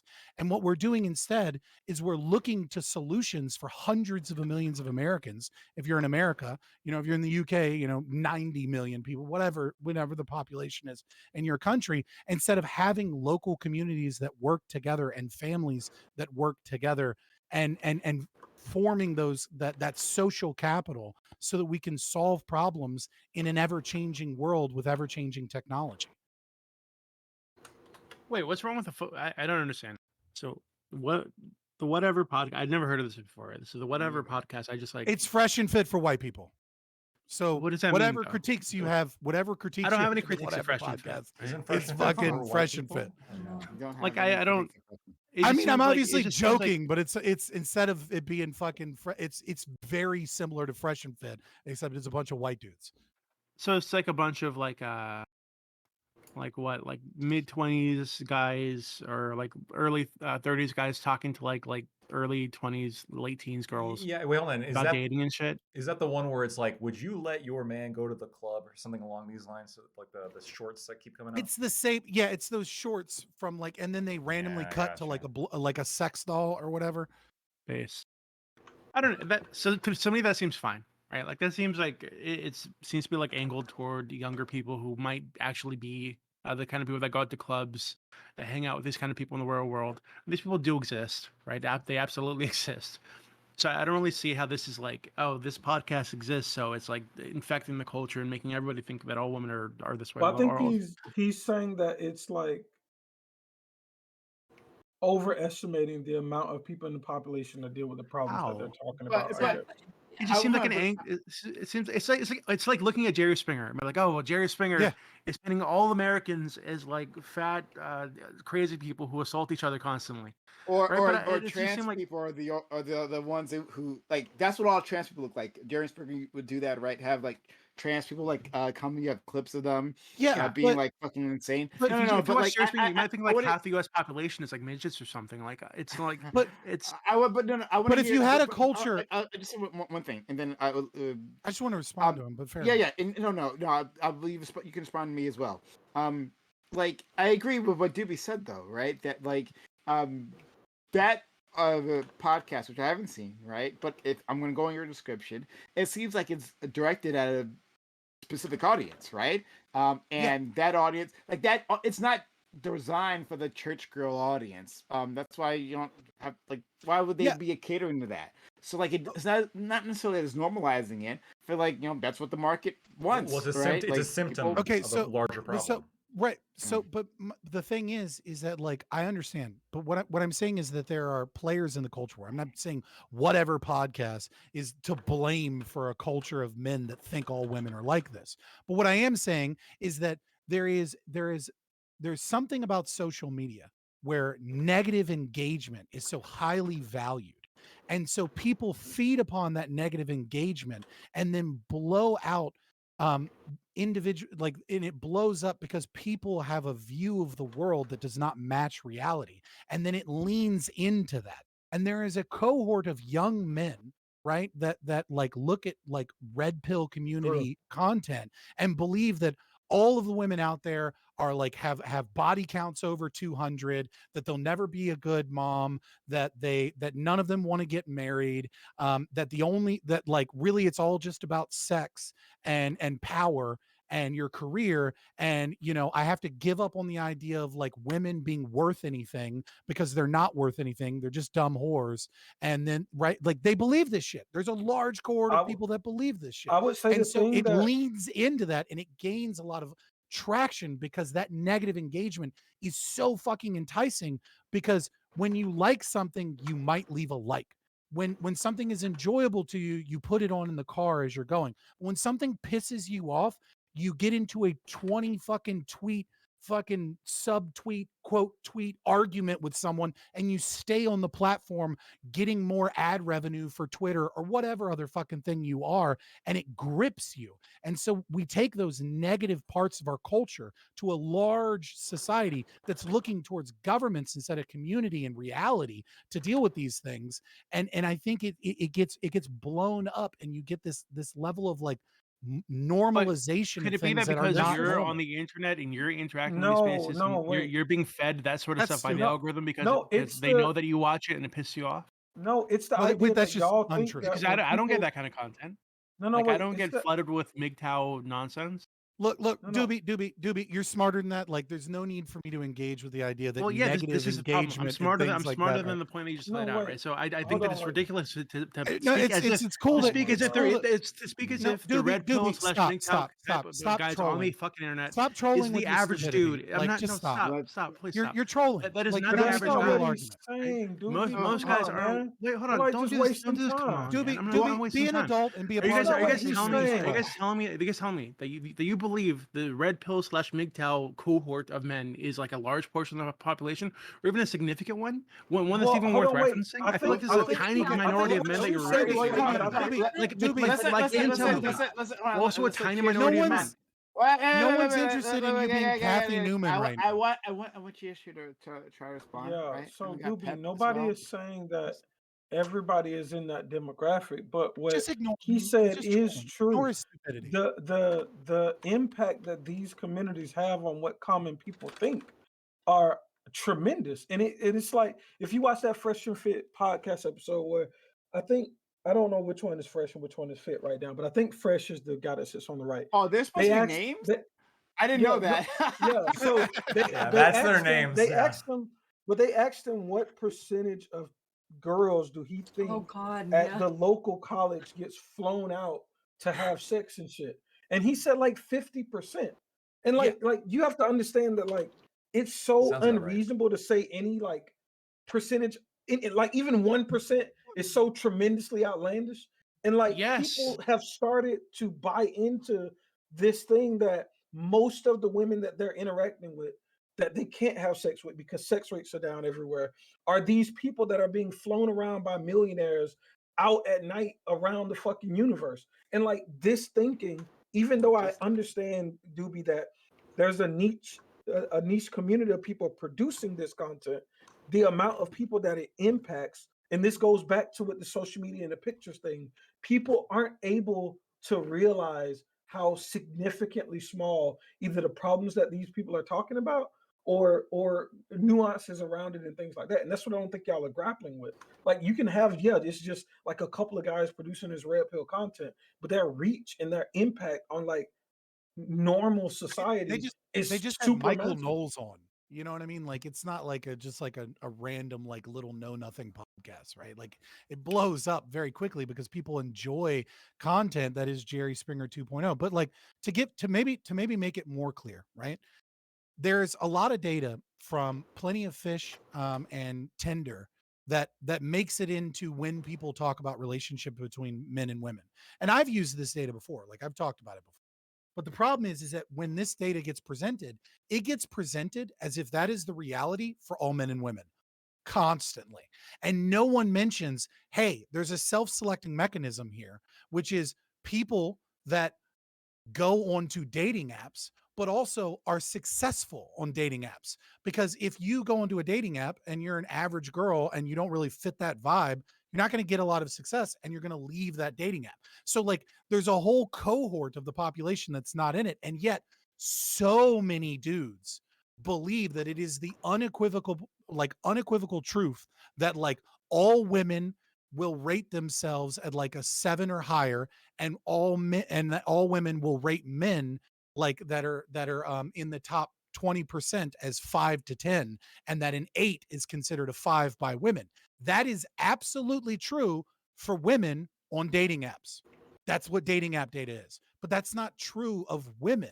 And yet what I'm saying is that like there's so much social media blows up this negative things that we like to hear because we hate it and because we'll engage with it and because it gives us an enemy and because it gives us a reason to like look at our own inadequacies or where we are and be like, this is why shit's not working out. It's because society is fucked up, right? And It's easier and to what I'm blame saying than is that introspect, there's another end to that spectrum, which is that like it makes it seem like that shit is what the new normal is. And it is, because that's what media pushes, and that's what Hollywood pushes, and that's what media narratives love to push, and that's what social media pushes. But it's also like not what you're gonna go find at if you go to a fucking like if you go out into the country and find people that are mudding, you're gonna find a different culture than what you think is normal. Let's go to You know what I Pep. mean? Yeah, let's go to Pep and Lactoid. Oh, I was just gonna say similarly, yeah, I feel like a lot of the Red Pill content is because it's as popular as it is because it's easier to look outwardly for a problem to blame rather than to introspect, basically. I don't know. And Yo, I do think it's really, the representation on those shows is overwhelmingly negative for women. I the old also think fascist we're gambit, right? historically, Well, I also not think back we're then. historically more antisocial, and I think men are depressed and looking for an excuse as well. Like it's more than they don't want to just look inward. I think that the landscape that used to exist and the interactions offline were so prevalent that these type of things wouldn't have happened in a pre social media universe I do because people agree, yeah. interact and they would understand that the reality that's in front of me doesn't match what's being said online. Whereas today we don't interact as much offline, so those online personas have more weight somewhat. I want to touch on that, but first Lactoid. Yeah, I wanted to quickly defend the red pill movement in one particular avenue. For sure. I think there's a difference, right? There is the kind of the external locus of control red pill, which I would kind of associate with like Fresh and Fit and those people, and then there's more of like the internal locus of control red pill, which I'd maybe associate more with like a couple years ago Jordan Peterson. And I think one is actually good and tremendously valuable, like focusing on self-esteem and focusing on self-improvement and realizing like this is the only way you're really going to get ahead. And then compared to I think what the external locus of control red pill, which is kind of what we're shifting into, in what I think is some people call it like Jerry Springer, the Jerry Springer effect, the Jersey Shoreification of society, where there tends to be more of like there tends to shift towards more of, with all content, more of an emphasis on conflict as opposed to substance, more of an emphasis on drama and that thing and that kind of the soup that people swim in compared to engaging with ideas. Yeah. And that's what I The see. Stoics and the weightlifters. Just call them the Stoics and the weightlifters. Right. But what I'm saying, what I'm saying, like I'm seeing the red pill movement kind of shift towards that, but really almost every like social media or like media franchises is I think those types of media are gaining more prominence, which I think it's kind of like it's a feedback loop. So I think it's a symptom of a problem, which I think people are kind of becoming less interested in substance and becoming a lot more interested in conflict. But then also the presence of that media in of itself, I think, reinforces that. So I think it's a real problem, and it's not a good thing that we have people who prioritize conflict over substance because I think it leads to stupid people. Yeah, I think you guys are massively overstating the size of the problem. Is like the issue that I have with it. I think like putting this in perspective, like Fresh and Fit have like 1.7 million subscribers on YouTube, right? That is less than the Townsend dude People who don't builds subscribe. like fucking ancient style like fireplaces and cooks food from like slavery days, right? And I would, and they have less views than him, less subscribers than him. I wouldn't assume that because of these numbers, like most men or sizable percentage of people out in the United States are watching these videos and even know who this fucking guy is, right? This another one of my favorite channels, Infinite Waters, diving deep, right? Strange dude, usually standing out in the wilderness, talking about philosophy, talking about your inner eye and shit like this. 2 million subscribers on YouTube. Most people don't know who the fuck this guy is, right? But I feel like because you guys are in the space, you guys are talking about these things on your channels, you're going on panels where you guys have these discussions. I'm sure you guys watch this kind of shit on YouTube and you guys react to it or get mad at it. You're just being fed this kind of stuff, so you think it's reality. You think it's what the average person is dealing with, and I don't think that's it. I think what you're looking at right now. I think you guys are in the box that you're criticizing. You guys are saying, oh well, people think this is how the world is because they're being fed this stuff all the time. But you're being fed that stuff all the time too, so you think that's what the world is, right? I don't think it's that big a So deal. you admit we're right. No. I also think it's the reversal of the Flynn effect I think as this is a well. minuscule issue, if you can call it an issue at all. I've interacted with dudes in real life. It is a broader problem than it used to be. So Yeah. Doobie, Used two to be things. when? Number one, What's your metric for that? Doobie, I think intelligence is Doobie, also two like things. declining. Number we were, one. like I don't So know, like, two you don't things- look very two old. Like, when you're things. 15 Number years one. old, 14 years old, like used to be when? So two I'm things. 35, number so I have two. like So a two pretty things. significant Number history one. of dating So dudes two and seeing things. how they Number one. behave, and they're Not getting surprising. worse. So two things. Number one. Nice try. You're going purely based off of views on a platform where 70% of people watch it on their phone, where people put things on in the background, where people engage with the content in totally different ways, right? So one is affecting the culture and relationships, and the other is shit people probably put on to go to sleep or relax to or in the background or put on for their dogs, right? So for like right off the bat, and also affects different generations. Like we'd have to look at the metrics on like what the average age is of these individuals, because we're really talking about something that is targeted towards Gen Z and millennials. The second thing, your own argument defeats what it is that you're claiming, because your own argument is hinged upon the fact that our vision of reality is changed by the way we engage with social media and the things that are fed to us, which is the very problem that we're attempting to highlight. So like, again, I know that you like to play devil's advocate and you don't have any real I think you serious like, misunderstood. discussions I think here, you misunderstood but my like position. you're a troll and you should stop. Rabble. I No, think you but Doobie, misunderstood what my he's position. saying is if So you're saying that we're all, So I'm not you're saying arguing. we're all No, stop. deluded by the No, you guys are content If that's that what you we think I said, then you're consume. misunderstanding, right? So what I'm No, I'm not that's what you saying said.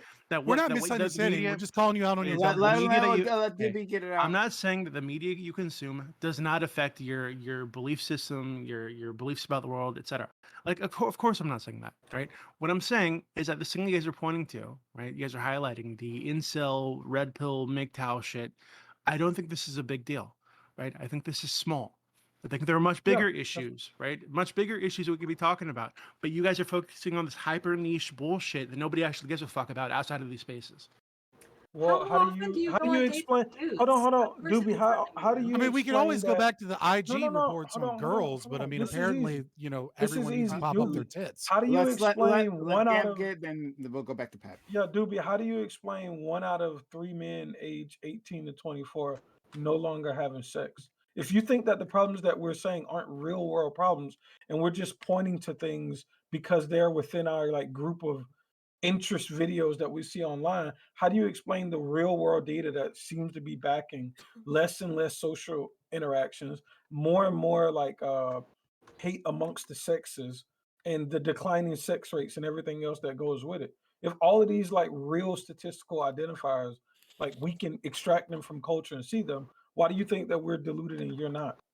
Why do you think we're inflating the Why do problem you and think? you're not just Why do you minimizing? think? Why do you think that 1 in 3 men said that they haven't had sex in the last year, right between the ages of like 18 and 24, is an For a indicator lot of of like the reasons that we've named. is an indicator that there's like a big problem with society, and not just that. Hey, maybe this specific like group of men were focused on work or focused on school or whatever, right? So they weren't interested in having sex, right? Maybe they found meaning or purpose outside of finding a hole to put their dick in, right? And this is a good thing, actually. Impossible. Wait. So Possible. Doobie, I know you've made. Hello? So I agree with you on this point. I do think it's like actually somewhat toxic to think it's a problem when men haven't had sex, and I think it encourages bad behavior. But you're all about that, aren't you, Doobie? Aren't you No. all about teaching? Wait. Hold on. I used to be a Hold on. massive fuckboy. Right? That's true. But I haven't been that in a long time. I stopped that when specifically, you were I just stopped that. Listen. I in stopped this that when very I- panel. You said that you No, want that's your not true. your employees to Well, no, walk No, around just with perked because up I want tits? something pretty to look at doesn't mean that I want to fuck them. right? Hold Like, on, what wait, are you talking Doobie, about? Wait, Doobie, no, why wait. is Oh my God. anybody Y'all want a taking meme? this seriously Y'all want a from the meme? I guy want to have a. from I want from the us guy? to Black have a would real you, No, no, no. conversation. From Oh, no, from no. Flacco, I'm do from you, the trying to guy make do you him want have to a real fuck from the guy every like conversation, and attractive person Lactoid from is the trying to guy. let him Okay. meme. Okay. I just want to Okay. finish my All right. sentence. No. Just you You're just gonna had bitch thought. some more. Like, Just he like was we trying understand what you're gonna get say. you Dude, to. why In is the anybody middle taking you of my seriously? You're a thought. troll. Yada yada yada. Who He gives a had fuck? thought previously. Don't bullshit me. Like, GSU. Like, finish your Yeah. thoughts. So You're trying to get to. yeah. So And we got to listen, go to I'm Pet trying. as well. I understand that you're frustrated that you think Doobie is memeing, right? Which is why I'm asking him questions where he has to validate what he's saying. I don't like how Lactoid injects this shit to let him just meme about being a fuckboy. Like the way that you engage with Doobie is you force him to answer real questions, not give him like Yeah, you need olive the branches and just manual for fucking engaging meme. with Doobie. So Doobie, Well, I like agreed with Doobie though with this point. no, but we don't see Impossible. evidence. We don't see evidence that 18 to 24-year-olds are just prospering in the workplace. We see wages stagnation. We That's see a good point. education rates dropping. We see no data that this group of people, these group of especially men, have just got their shit together, and that's why they're choosing not to have sex. Actually, all the other statistical data is also pointing in the other direction. So, given that we see that this group has more suicidal ideation, more depressed, less education rates, wages stagnating, less sex, all of these negative things. What makes you think that this group is somewhat getting their shit together and just choosing not to have sex more? No, I'm not And saying that- given that reported instances amongst that demographic also claim that they want to have sex. Why didn't you start with like I don't know. I just think you should have started with the things that matter instead of again perpetuating this. Well, they haven't gotten laid, so obviously they're struggling or they're losers or something along these lines. yeah. Obviously, Nobody- if we that's see not what he's saying. statistical, that's not what I said at all. If we see statistical like anomalies or things shifting within culture, it's reasonable to ask why might we think those things are happening. And there's several like arguments on the table, and the one that you're and Doobie are falling behind is like literally the data is the most anti to that opinion. There is no It's data that simple. We were supports talking men about are just getting their relationships, shit- right? Like that's an Yeah. important aspect of relationships, right? Like that's the only reason why that and specific thing was offline brought up. interactions. It's proving that online interactions like are becoming more the norm, and that's leading to all of these negative No, things. that's due to not what that social media. proves. That's not because this could be it could be fueled by a fucking wide variety of things, right? So one is the thing that Yeah, I I'm not laid saying out it's earlier. just one thing. No, I'm listen, not saying listen. it's univariate Another analysis. could be that then obesity rates and men feeling unattractive, so maybe they're not pursuing women when they'd like to. Or maybe they feel uncomfortable with their bodies. Another thing could be the kind of toxic way that discourse is shifted around consent and around making sure that that you have what is it like enthusiastic verbal consent at all times, or you're a fucking rapist. It could be a ton of shit, right? But to say, oh well, hey, Andrew Tate videos are popular, so That's a therefore niche- therefore niche it's online a mix. It's conversation a that you're okay. hyperbolizing. I pointed to like 4 or 5 different things, right? So you seem to be focusing on the thing that matters the least. The right? topic. No, there is no topic. What are you talking about? You're focusing on the thing that matters the least, which is to me red pill MGTOW bullshit that is enjoyed by a tiny minority of men online. Dude, Right, you so- think people that actually have well, what I'm sex pointing worry to- I about think- these, I like- say maybe obesity is a big problem. Maybe these people feel unattractive. Maybe with the pandemic, people got less social interaction, so they feel awkward about talking to girls. It could be a ton of shit. So I keep let's- hearing this about the oh, oh, numbers, but Hold on, I'm gonna get a Pet first. Yeah, she's been waiting. So, but then we're gonna Oh, go to. I just think yeah. that this is largely kind of trolly and ridiculous. That it's funny when it's happening to other people. It's more irritating when it's like I'm on having a conversation. What do you disagree So, with? So props. what about what I Uh, said that you disagree? I disagree. Well, I don't know if I even want to engage with you on this. I'd rather answer the Then topic. stop the talking. question Of, If you're just gonna No, complain in let the me- corner, I shut the said fuck I'd up. rather answer. If you're gonna the engage with me, topic- engage with me. I'd rather answer the question of why is this happening to dudes, and I think it's largely that like there was a huge push for women to be like, hey, guess what? You can work now. You can do all these things. You can do anything, and like women have undergone a huge shift societally. There hasn't. But been those the women same aren't for having dudes. less sex. Like, yeah. They're just I having think sex there with are- less amounts of men. Yeah. They're still having sex. I think overall they Okay, so are that also fell getting apart. a Do you little have bit less anything sex A stats wise. small proportion. But the men. but I do want to say that yeah, like a similar shift hasn't happened for men. So I feel like a lot of the dudes today grew up under the same kind of like messaging that would have worked 50 years ago but doesn't work now. Like being like, all right, what you need to do is like be a dude that has a good job and can support a like wife and kids and like just like be that, and that's all you really need to do to get a lady. And it's like that doesn't go nearly as far as it would have in the 50s, and I think it really leaves a lot of dudes behind and feeling Well, like they've been sold an incorrect bill of goods. Well, I think the problem is a lot of young men are not doing that. And a lot of young men are not doing the things that they need to do to get better to be able to compete in the sexual marketplace. I'm Yeah, sorry I because brought I up don't this think it's podcast, by the necessarily way. because one of the things we're looking I'm at, just like, trying to talk about the effects of tech. I mean, my bad. look at the employment rates of men within that age demographic as well, right? I mean, look at what they're doing. They're not doing what they should be doing. Like, part of this But- is men need to be better by like the standards in which they wanted to be better several decades ago, and these these kind of external locus control red pill shows are telling them that they don't need to be better. It's actually because women are awful, and it's actually because you don't have to work on yourself. You know, no, like you should be working to be a better person for your own self, right? And then everything else comes later.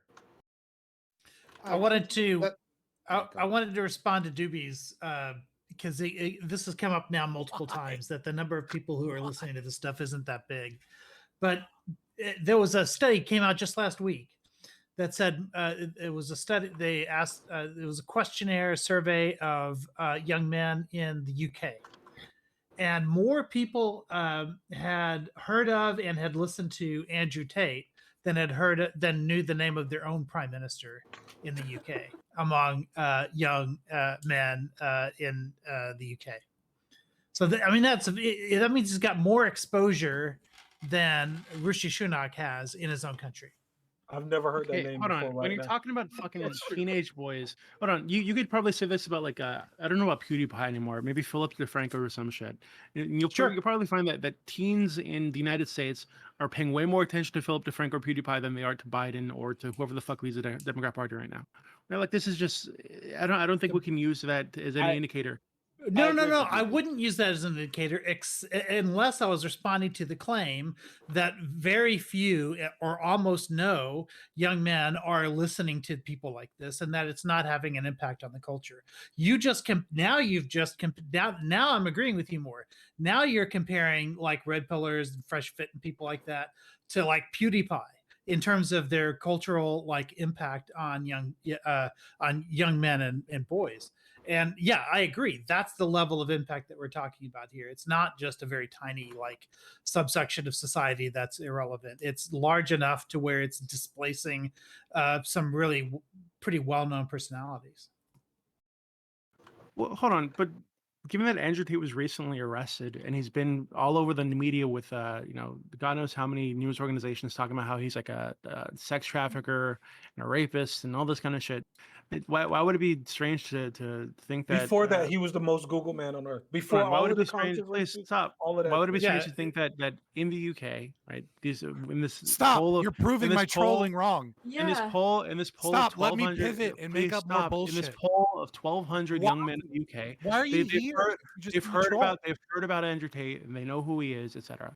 Like that. I don't. Again, so them knowing about this person, Wait, understanding Doobie, can who I ask he you is a at real some level, question? doesn't mean You're saying he's not please well stop, known doesn't mean because people know of him? please stop. Doesn't mean that they agree with him. Doesn't mean that they follow his belief system. Doesn't mean any of that. So you Wait, guys are taking snippets of information and extrapolating a ton of shit from them. It doesn't I make any understand sense. you want to get your point out, so you're trying to keep talking. But everything well- hold on. I want Doobie to answer this. Let's let Doobie answer. Doobie, he was the most Googled person and one of the most famous people on the planet before all of the controversy. So can you please address that? So before all of the controversy about the sex trafficking, all of that shit, he was already the most Googled man on the fucking planet. And you have to think that if his main content was the red pill shit, a lot of the people consuming it weren't just hate watchers. It was also people that agree with him. So like, let's not try to use the situation now and the news coverage. What do you of think the him now. percentages of that were? Right. What do I think the percent of people percentages of hate Googled- watchers versus Googled- Doobie, please, the who Googled most Andrew- Googled please stop. man. Okay, why was he the most Googled man? This was before Take the the next step. controversy. Take the next step. Why was he the most Googled man? They wanted to be part of Hustlers University, obviously. No, it was because part of the way that he spread his name around was he got people that were in Hustlers University, right, to post like snippets of him and shit on TikTok to get points, to get whatever the fuck, months or whatever as part of the Hustlers University. So this led random ass videos of this bald dude popping up on TikTok, popping up all over YouTube with these little shorts. So people want to know who the fuck this guy was. Right, so we shouldn't Nah, assume dude. we shouldn't assume that Google activity is an indicator of like a positive interactions with him. Plenty of people might have looked him up just to know who the fuck he was, and maybe didn't agree with anything that he said, right? So I'm wondering, why do you guys keep taking like, oh yeah, people know who he is, people looked him up at some point, so therefore they agree with him and they're being affected by his message. No, they could be they looked him up, wonder who the fuck this random dude was on the TikTok feed, and they don't agree with him. In fact, many young people do not agree with him because they tend to be more like socially like left than the used to be in generations past, right? More young people these days are far less likely to agree with the MGTOW message. They're far more socially liberal. So I don't understand why we think that them knowing about this dude is going to mean that they're Saying like that the that a large general proportion of them demographic, are going to agree with his message, which is yeah, so, extremely misogynistic on its no, face. no, saying that just because there's a growing amount of liberals means that there aren't tremendous amounts of people that like Andrew Tate for his message That's not what I specifically. said. There are You two didn't, things that aren't. that's not what I They said at all. That I'm is not what saying you I'm said. not saying You that he said, doesn't have any given that we know fans. that this group I'm is not growing saying and they're I'm not more saying that he left, the doesn't have any MGTOW stuff fans, is not like. GSU. How Pay do you say that attention. these Oh people my like God. him? I That's think, what you just said. I think, hold on. Uh, I think we were just Silly. like arguing about degrees, right? And I think that Doobie has, and maybe I'm wrong, so you can correct me, Doobie. But I think Doobie has already given that. Like he understands that media has impact on culture. I think he's saying that the degree to which that you guys think that this guy has an impact, and not just him, but others like him, might be overblown. Um, like, and like talking about Andrew Tate, I didn't know who the fuck Andrew like ever. Like this guy just suddenly popped up. Everyone was talking about him. I had never seen this dude before, right? And people were talking to me as if I should know who this guy is. And then I googled him. I had to Google. I don't know who the fuck this guy is. oh shit, here's one of them. Yeah, right. Like, and then his brother too. I had to Google him as well. So like that's how that works, right? Like, so I think he's saying that social media activity does not equal agreement, right? Like, Google searches doesn't equal agreement, and I think you guys also agree with that, right? We're just arguing about in terms of like degrees, how much of an impact this Prime. person is having. And we It don't- gives him significant Prime, power. prime. Yeah. What you're doing is you're witnessing him moving the goalposts so fucking far from his I haven't moved it trolling anywhere. in the beginning, where no one's heard of these people, and actually That isn't what I said. that no one's heard I of said these their people. audience and is small, not actually, that nobody's hey heard of them. Doobie, shut up! Everyone knows If you're you're a gonna fucking lie, troll and you're Scott, using Scott, it. I know that you love your fucking morality. If you're gonna fucking lie to us, I'm gonna interrupt you. I never said that Why am nobody I- knew what- about them. I said that their audience is small and that you guys are exaggerating the impact that they have. Oh, That's okay, what I've been I'm saying so- from the I'm so- start. I'm sorry. I'm paraphrasing. What I'm saying is that as you guys are move the focusing goalpost. on a niche micro issue that most people don't give a fuck about when there are bigger Well, we were issues to ta- talk about. Doobie. I brought up the Whatever podcast is just one example of the greater conversation that we were having about the ways in which social media negative engagement can blow up things and make them seem like they're bigger than they are. And then after a while, you come in and say that we're all just making shit up because we're all in agreement with something. And what you do is you take whatever position that people happen to be agreeing upon, then you blow that up, add a bunch of toxic fucking language to it, try and get someone triggered for entertainment and fun. Now you've moved the goalpost from, oh, this has basically no effect. These guys that make fucking structures and pools and shit are way more popular. You're just in an echo chamber. You got proof. I highlighted how your own argument defeated you, and now you sidestep and run away from the most Googled person on earth into this idea that, like, well, actually the Google doesn't matter because not everybody agrees with you, when we're talking about cultural impact and how this bullshit movement that places this idea of young women as a small subset of being what the larger context of the modern woman is like. You're now getting into and equivocating about what percentages of the most Googled man on earth actually agree with him. It's stupid. That was literally the original point that I made, right? So you just laid it out pretty uncharitably, but I'll let you have it, okay? So the original point I made, I just repeated this earlier, was that you guys are exaggerating the impact that these people have, right? Which is why the percentage of people who Google Andrew Tate don't fucking agree with him, right? Like Prime here, are important. Because I think for the start of this, when you brought up the Whatever podcast and you talked about how it was impacting the culture, et cetera, right, and how it's like fresh and for white people, I think you're overstating the impact that that has. It seems like this is meant for like a specific niche group of people who are going to find this interesting. I don't think that has a massive effect on the culture, right? But and I don't think think I think I that don't you think I think that there's you any are reason to trust overblowing anything that you I think think. that you are Like you have overblowing. no I fucking think that opinion. you are overblowing. no I'm giving you trust. my opinions right now. You're I think that you're bullshit. overblowing. I think that you're Why you overblowing the won't impact show that your these people fucking have face? It's not death because threats. because everyone you knows you're because full you of don't like shit. because oh God, please stop. I think you're overplaying the impact that these people have because you think that the progressives are on the side and you want to go back to the family unit or whatever the fuck it is that you want to do, right? I think it's ridiculous. I think it seems pretty straightforward to me. I think to any reasonable person that these are niche micro celebrities, like Destiny's a niche micro celebrity, Hassan's a niche micro celebrity, and to the wider the world, these people have no fucking impact, right? So if you want to talk about the impact of social media or media in general on the culture, on people, talk about something more relevant to that discussion, i.e., We're talking about the topic of social media and No, the no, way that no. it What you engages. be saying, You don't what want you to be talk about saying this. is basically Why are you terminally online defending conversation. him? No, no, no, no, no, no, no, it's don't give me that. I'm right. No, You know what he's he trolling. basically just no. What he basically just said is that like is terminally online with a different words, right?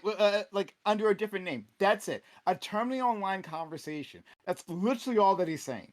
Gen That Z is terminally online. That's the fucking problem. I In Gen Z are socially progressive. Why would you assume that a lot of these people agree with Andrew Tate? Just because a large amount of them are socially progressive, Yeah, same what? point I made earlier, What do you doesn't mean mean that what? there's not a growing amount of them that one, in some ways, respect this message, and in It's two, some wholly modeling, just man. accept it. Like just because somebody is like Again, left I'm not saying that leaning Andrew Tate has doesn't no mean that fans. I don't know why you keep jumping there as I if it's never, a I never, gotcha. that's I'm not not what I saying that said. nobody That's not agrees what I with him. I'm said. not saying that Don't no young paraphrase people what agree I with him. said in some I'm bullshit. not saying that Didn't say nobody you that looked said him he up said he had no agreed with him. fans. What I'm saying is that this is a tiny, Yeah. like Prem Mhm. said, terminally online issue, like xenogenders. Most people outside of this space don't give a fuck about it, so there's no reason to focus on this. Andrew Tate and xenogenders are two wildly different worlds. Oh no It's shit. Not even close. but it's like the trans debate, right? Like it's like the trans debate seems a lot bigger here online No, the than it trans is debate like is gigantic everywhere. no. I'm saying let me finish it, right?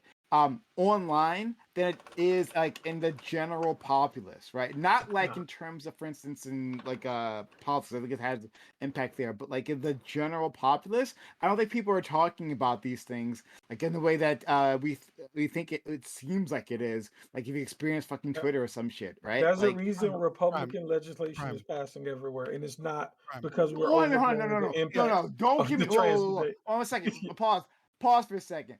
Don't give me that. Don't pretend like and I'm not like yelling at you. I'm just like elevated. Yeah. But like let's not pretend that Republicans like craft legislation based around what the constituents badly want, right? Or whereas in response to Orthodox. something real, right? Like no, you can have a situation We where can you have a moral panic, and then Republican legislators jump on that moral panic, and then like feed that to you their don't audience, making it bigger than Prime. it was in the first place. So that's I exactly want to what ask you a happened question. there, right? You don't A think terminally you don't online hold on, conversation. Prime. You don't think the trans discourse is like very heavy in the like normative society about the idea of like placing trans women Get in the both of you a sports with fucking bone real females? quick. You don't think that that's an explosive, hotly talked about topic in regular everyday normative circles? Not It's not that everyday, but commonly talked about. Yes, for I'm sure. I'm saying that I'm saying what Doopy was just saying, right? Like that there are a set of issues that are core to people's worries, right, on their priorities. Like if like they do that they do that survey, right, especially during like elections, right? Like what are your priorities, right? I guarantee you fucking trans people will never make it on that list. Right? Like it's just not gonna make it on that list. Let me. Like I people think we I mean should it's a thing talk just about. Please, just I let th- me fix this. I This think we silly. should talk yeah. about why. I'll let you go, Fabian. I think we should talk about why. I think most people view the discourse around putting biological males and biological females into the same arena as so wild and stupid that they don't think it's actual political capital that would try and do that. So I think the reason why they wouldn't list that at the top of their list is because the value that the ability for that to actually happen to them is significantly low. If you switch that, the amount that we talk about this, and you say that there's actually a lot of political capital and people are going to change your high school and shit to where biological males and females are playing together, I think that you'll see the increase in the amount of people marking that at the top of their list for sure. The social issues are like gigantic. Lactoid, Let me fix Lactoid, and Can I then please fix Scott. this? Lactoid, no, you're not gonna fucking fix it. I don't know why you think you can fix this, but Lactoid, Because and none then of you know Scott, what but the like, fuck you're talking about. but then we'll go on to the next topic any which way after that. All right, like, and then whatever. Thank So, God. I'm and I go sure, and I go Yeah. last word, okay? I'm gonna engage with Doobie, despite I know Scott doesn't want people to. I want to agree. Gen Z is crazy, right? We're not just talking about Andrew Tate. We're talking about like left-wing Andrew Tate, like Hassan or other people, right? And as to the point of this problem is exaggerated, I don't know whether or not it's exaggerated or not. Maybe it is. Do you at least agree with me that it's a significant issue, especially on the internet, which is a medium that I care about. It's definitely a medium that we all spend time on, and it's definitely a medium that's becoming bigger as time goes on. It would seem to be something particular, like when people say, "Oh, that's just important on the internet." Well, the internet's kind of like a community in of itself. It's kind of somewhat important. I don't see that as a defeater for the idea of we should care about this because it's a significant issue and it's affecting people in ways that are detrimental. I think a good example of this, and this is not the internet, but I think it's when you watch daytime TV, it almost exclusively focuses on just conflict, right? Like all of these shows are just drama and conflict over any kind of substance, and this is somewhat of an American problem. It's not necessarily a European, like in the same way. It's not the same way in Europe. So if you look at Gordon Ramsay's shows in America, they are far different than Gordon Ramsay's shows in England. I was just thinking this. They're not even close because in England, it doesn't sell to be an asshole. You can't be an asshole just to be an asshole and sell to people. You can't do that. In the same way, in America, there is some kind of like pernicious cultural thing that's sort of been developing of be an asshole. We want to give the masses the blood. They want to see it. Isn't that something like a significant enough issue like on daytime TV, on the internet, like on all of our media? Isn't our media maybe kind of encouraging this a little bit, or maybe symptomatic of sort of an issue that's arising in America that isn't as present in other countries? Doobie, that's at least some evidence that it's at least some kind of a problem, right? Yeah, I agree that it's some kind of a problem. My claim for the entire time is that this is a tiny, minuscule problem, and that there are other more important problems that are to talk about. Okay. We can walk and chew Scott, gum at the same time. What's So- your method enough. for judging So- the size? so- Yeah, we can talk about wait, Xena wait, Ginger. wait, we like So- we are at the cusp of switching topics. Scott, and then Yeah. I go. So we can talk about multiple things in this arena. The real thing, how do I put this? The problem with the way that culture wars and social media and negative engagement, and the way we engage with this media is that it does blow things out of proportion. That's the entire thing that I think we're really trying to talk about. When you interview people and you ask them how many Black Americans do you think are killed by police, they will multiply that number by 100 or 1,000. Magnitudes. It's hilarious. Right, because the reality is that it's always less than 30 a year, right? And people think it's hundreds or thousands when really it happens once or twice a month if it's a bad time, right? The amount of Black people killed by police in a year doesn't match like 2 weekends in Chicago. And so people think that the problem is so much bigger than it is because there is a cultural kind of conversation about this problem. And social media puts this problem forward. The same is true with the trans discussion.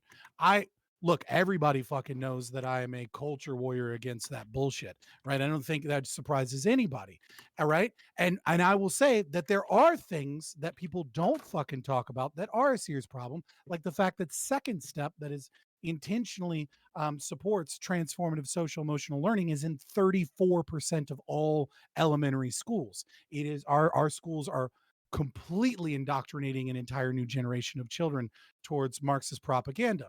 But at the same time, Republicans passed a law, I want to say it was Tennessee, I could be wrong, to ban transgender children from competing in sports associated with the gender that they were attempting to select as opposed to the sex assigned at birth.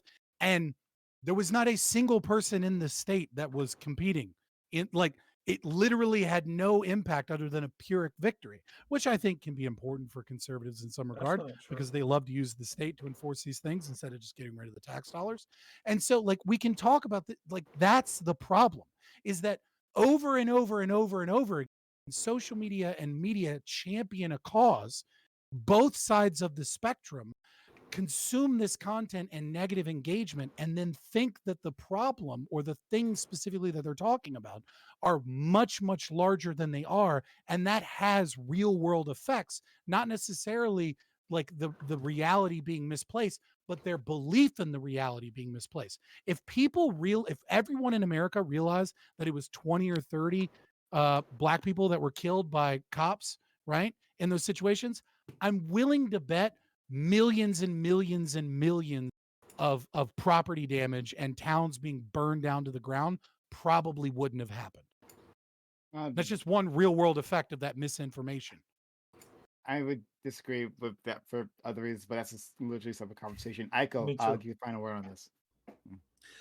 Yeah, the reason I asked that question, I know it's been a long time, but right in the middle of that question, the conversation went in a different direction. But the reason I brought it up was because I'm really concerned about the main issue here, which is Doobie's boner. As Because always. this is interesting because he said that he needed these images of women like that were touched up in order to maintain his boner, which sort of gets me to the problem that starts all of this in the first place, because there have been a lot of studies lately on something called porn-induced erectile dysfunction, and that is Wow, I was just writing that in chat. that these increased instances of like more fantastical and more like perfect images representing women online as opposed to the real women online have multiple effects. One of them is that you're less satisfied with the real women that you come in contact with, and a lot of people think that might have something to do with our decreased fertility in society, but also because that even the images that like were enough for you online suddenly aren't, as your internal sort of mental standard goes up and up and up. So I think Doobie was sort of unintentionally explaining to us that he himself, just like a drug addict who needs to get like higher and higher dosages from their drugs and purer cuts of whatever drug it is that they take, he needs to have those filters like perform better and better and better to maintain his like endangered boner. Yeah, true. Sure, I I was am always writing looking that. for. You always like You're an addict, Doobie. Was that your point, Doobie, that you're less of a man, or what was? What were you looking for? That's not what he said. But Well, though he's a- I think he's a Aiko is frog. it's a more beauty. I think Aiko is living out the extremely important issue of DGS when it comes to men and their porn addictions. And luckily, I don't have a porn addiction. I don't watch porn, but I used to That have a doesn't porn mean you addiction. I don't wouldn't deal call it with an addiction. erectile dysfunction. It's an right? Instagram addiction, whatever it is, that you need. Slash to- workplace. No, I don't. addiction. I don't. Look, you guys. workplace hottie This is the addiction. issue. You guys lack like basic human empathy. Okay. So what I said is, I'm not one of these people who likes Instagram. But if I were, this is how I'd feel. All right. Oh, So okay. I'm taking myself, placing No, myself into the shoes Instagram of a isn't person real who's enough. addicted You to need them in the Instagram. workplace. Of course, you don't like Instagram. You have them in Yeah, the workplace, absolutely. Okay, right? why would I want a bunch of ugly people walking around the fucking workplace? Okay, So you I- admit Just you makes sense. admit that you only play devil's advocate to trigger people, and that's not actually your No, opinion. you don't like pay. Bush You just don't listen that- to anything I say, right? So Yeah. early when I said, "Hey, Why are you I guys trying to wish make I the world less didn't listen to beautiful? anything you If say because I'd if be a I if lot I'm a healthier young and if I'm a happier. young man, if I were a young man who liked Instagram, I'd want to go on there to look for some escapism, to try to find some beauty in the world. I don't want to see a bunch of ugly people on there. That's He that's def- I don't understand. he definitely said talked about escapism in the first place, and like that's what it was for. That's like how you start off this conversation. Okay, so we're gonna move Yeah. on, right? Lactoid though. Before we do, I don't know how you hacked into my brain because literally last night I was thinking about Gordon Ramsay and the difference between his shows, like because like Kitchen Nightmares was amazing. The British version, I've seen almost every episode of Kitchen Nightmares, and like if I was gonna start a restaurant. I would like, or someone else is going to. I would say, watch this, right? Like watch every episode of this because there's a guy, Gordon Ramsay, who knows the restaurant business and is giving you fantastic advice Yes. as to like how to improve like a restaurant. Like if things are failing, these are off the track, like how to get it back on, right? It was so like educational, and then right the like and that lasted for a few seasons and then when American Kitchen Nightmares started off, I was like super excited to get more of it, right? But then it was just like the drama between like the family that owns like the restaurant, right? Like find us a father and then a fail son who's gonna inherit the restaurant, and then like the script writes itself from there. Like, Yeah. No, yeah, 100%. And like I know what you're saying. The advice and the demeanor and everything from the British version is just better. it's so much better. And then you get to the American version, and you have like the dim lighting, the dramatic music, dun dun dun. Yeah. It's like, and then it's like a zoom in on the food. But like, oh my god! So yeah, like, and every single one follows like in the exact same kind of script where they have too many items on their menu, and the owner's a dick. Then the owner decides to not be so much of a dick, and they cut down their menu and they raise their prices. And they're better now. And then of course, like 80% of them fail after the show's over. Something ridiculous like that. No, I think that's one of the tragedies of focusing on conflict over substance, because it truly is just like it's easy entertainment, and I think it leads to bad At some outcomes. point, I'd like to like discuss like why is that the case, right? Because you touched on it, there is a difference, but I'm not exactly Wait. sure why there's a difference. Is it like a media created difference, or is it like something about America's is different? You know, like it's I think it's interesting. just people. They want to watch that more. It's more exciting. I don't But know. why? But why are Americans so like? I don't think it's Americans. It's It's more. people. It's Americans more than other people. Yeah, or it could also be, and we got to move on. But like it could also be that like it wasn't like while the show was successful in the UK, it wasn't like the biggest thing, right? And like if it had been the drama, like the drama version in the UK, maybe it would have been more popular. Like I don't know, Like there's a lot of variables here, but I don't know. But still, that was thanks for bringing that up. I literally was thinking about that last night. All right, so we'll move on to a topic. And guys, if you've been enjoying this content so far, oh my god, Chinchilla, my mod. Oh my god. I just saw your highlighted comment, Chinchilla. Anyway, if you've been enjoying this content, be so kind, hit the follow button first if you're new here. This was like a fun free discussion here. We're gonna go into a prepared topic now, but hit that follow button and consider supporting the channel by subbing to the channel, gifting bits or gifting subs to the community. It does a lot, helps a lot, allows me to continue doing this. So if you want to see more of this content, we do need your help. Consider subs to the channel, gifting bits or gifting subs, or using your Amazon Prime gaming here on this channel to help us out. And consider continue your sub, of course. We love our people who resub. So if you're out there, you can resub to the channel. Please do that as well. Okay, so I'm gonna go on to our next topic here. All right. Both the Silicon Valley Bank and Signature Bank have collapsed. These banks service tech startups and cryptocurrency organizations respectively. Previously, there was government stress tests and regulations that would have applied to these banks that might have provided forewarning that there was a problem. But those regulations were lifted by the Trump administration. Why do you think these banks failed? This is an example of where government regulations could be helpful. And should the depositors be bailed out? as is currently the plan? Should our response be different than it was in the 2008 financial crisis?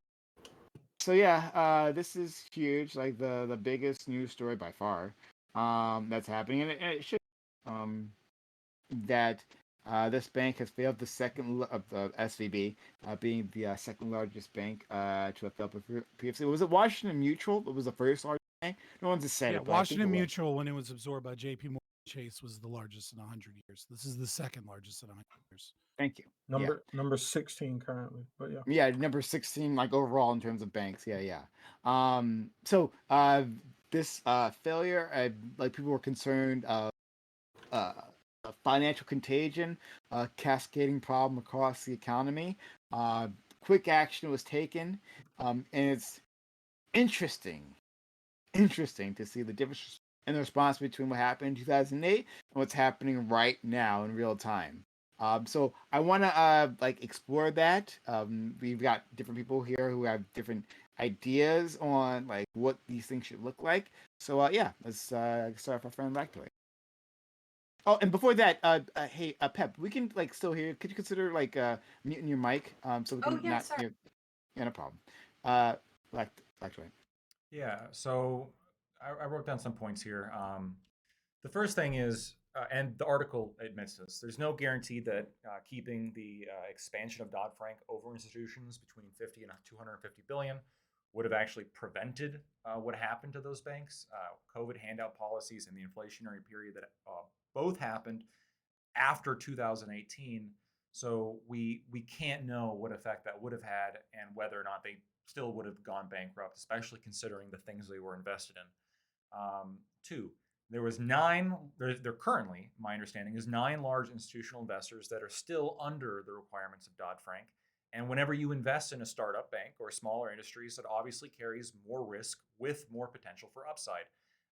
Even in 2018, when they were considering altering Dodd-Frank, there were Obama-appointed Democrats, prior Obama-appointed Democrats, that were saying the regulation on banks between 50 and 250 was stifling and it was unnecessary. In fact, the repeal could have led to those banks existing to the extent they are now, or I guess were now, and providing the returns that they were able to. And then I guess finally, I think this is the main point. I think bailouts are quite literally the problem. The whole point of capitalism, and the whole point with getting the upside of your capital with an investment, is the risk. That's why capitalists are supposed to make profits, right? They eat that risk, so they should get the profit that comes with that risk. When you invest in any institution, you risk that money. The fact that people expect the government to cover your losses leads to the risky behavior in the first place, right? We hear, socialism when you lose money, capitalism when you gain money. Well, no, we want capitalism when you gain or lose money. And also the FDIC currently already covers $250,000 of invested money from like working class people. Bailouts are just quite literally handouts to unsuccessful capitalists. They have no place. If you want risky behavior to stop, you make people who engage in risky behavior actually realize the financial risk and lose money. Scott. So first, yes to everything Lactoid said. I wanna this is really gonna black pill you guys, but what you are seeing is just one of many instances that'll whisper and go away as the dollar collapses, right? The dollar is completely and utterly fucking done. I mean, we are hundreds of trillions of dollars in debt. Now, granted, the government's only 32 trillion, in debt, but once you add in, Medicare and Medicaid and student loans and so many other things, and then you recognize that like the Saudis, very well may be, especially when we look at the Arabia-Iran deal, very well may be moving over to selling their oil in yuan. It's in free fall. But about this bank, right? The idea that the Trump regulations, or the curtailing of those in 2018 would have changed anything is literally just political cope from people that don't want to admit that we live in a fascist economy and that the banks own our fucking government. And if you think that that's crazy or outlandish, look at what's fucking happening, right? From their own 10K form, Like, yes, they managed $230 billion in assets. They would have gotten additional regulations at $250 billion in assets. And so they're saying, well, those regulations would have stopped it. Yeah, they would have moved from 2.5% to 3% ratio, and then would have had to do like additional checks that they were already doing themselves, and ratios that they were way above. Okay. The fact of the matter is that the real problem is that people that go to MIT and make 4.0s go into banking, and dumbasses go into regulating those bankers. Okay. Like the real money is in these individuals that have purchased our fucking government. The fact of the matter is that we consider cash equivalents the same as cash, and they were over leveraged in T-bills or treasury bonds, right? But especially in mortgage-backed securities. Oh, I don't know. Does that ring a fucking bell for anybody? 90% of the accounts that these individuals maintained were over the $250,000 threshold, right? This was an investment bank for tech and for large companies that carried with it a lot of risk because of those types. And they were hoping that Jerome Powell and the Fed would like lower interest rates again, as opposed to keep hiking them, and then they wouldn't have any fucking problems. Credit Suite hit an all-time high today on their default swaps, an all-time high, almost double what it was in 09 on credit default swaps. Like what you are watching is a collapse. And what is going to happen is exactly what did happen. Biden comes out and gives a 4-minute and 28-second speech, and he walks off the stage like an old man going to the bathroom at fucking Denny's instead of actually maintaining some fucking control and figuring out what's going on. And what they're going to do is that we're not going to bail them out this time. See, we didn't bail them out. We just bailed out all of the people that invested. Oh, we're probably not going to investigate anybody for fraud, despite the fact that the CEO sold $3.6 million in shares in mid-February. He's going to walk away rich. Everyone's getting what they want, except for the fact that the fucking bank term funding program created by the Fed means money printer go burr, and it means more inflation. And everyone's going to pretend like, oh, we didn't bail them out. It wasn't a tax bailout. Everything's fine. And you're going to wonder why eggs are $30 a fucking carton. I have so much more to say about this. I'm like, this shit infuriates me. I bet you do. I was hoping you did. Gambit. Yeah, this topic is a lot. It's gonna be good. Not only did the CEO sell lots of shares, but there were other controlling members too who sold and made a lot of money recently. But I'm indifferent on this topic. So I don't like the idea of bailouts. And the way that they're getting by the term bailout is they're saying that they're using funds that were already allocated in an emergency budget to deal with these type of situations. And in the day, it's taxpayer dollars, so it's still a bailout to me. But that's the technical hurdles that they're going through to not call it a bailout. But one part of it that's a bit uneasy to me is that I don't think, when I've looked into certain things, and I could be horribly wrong about this, and definitely any of y'all correct me on this, but I don't think there's anything particular about this bank that was horribly different than how other banks could be.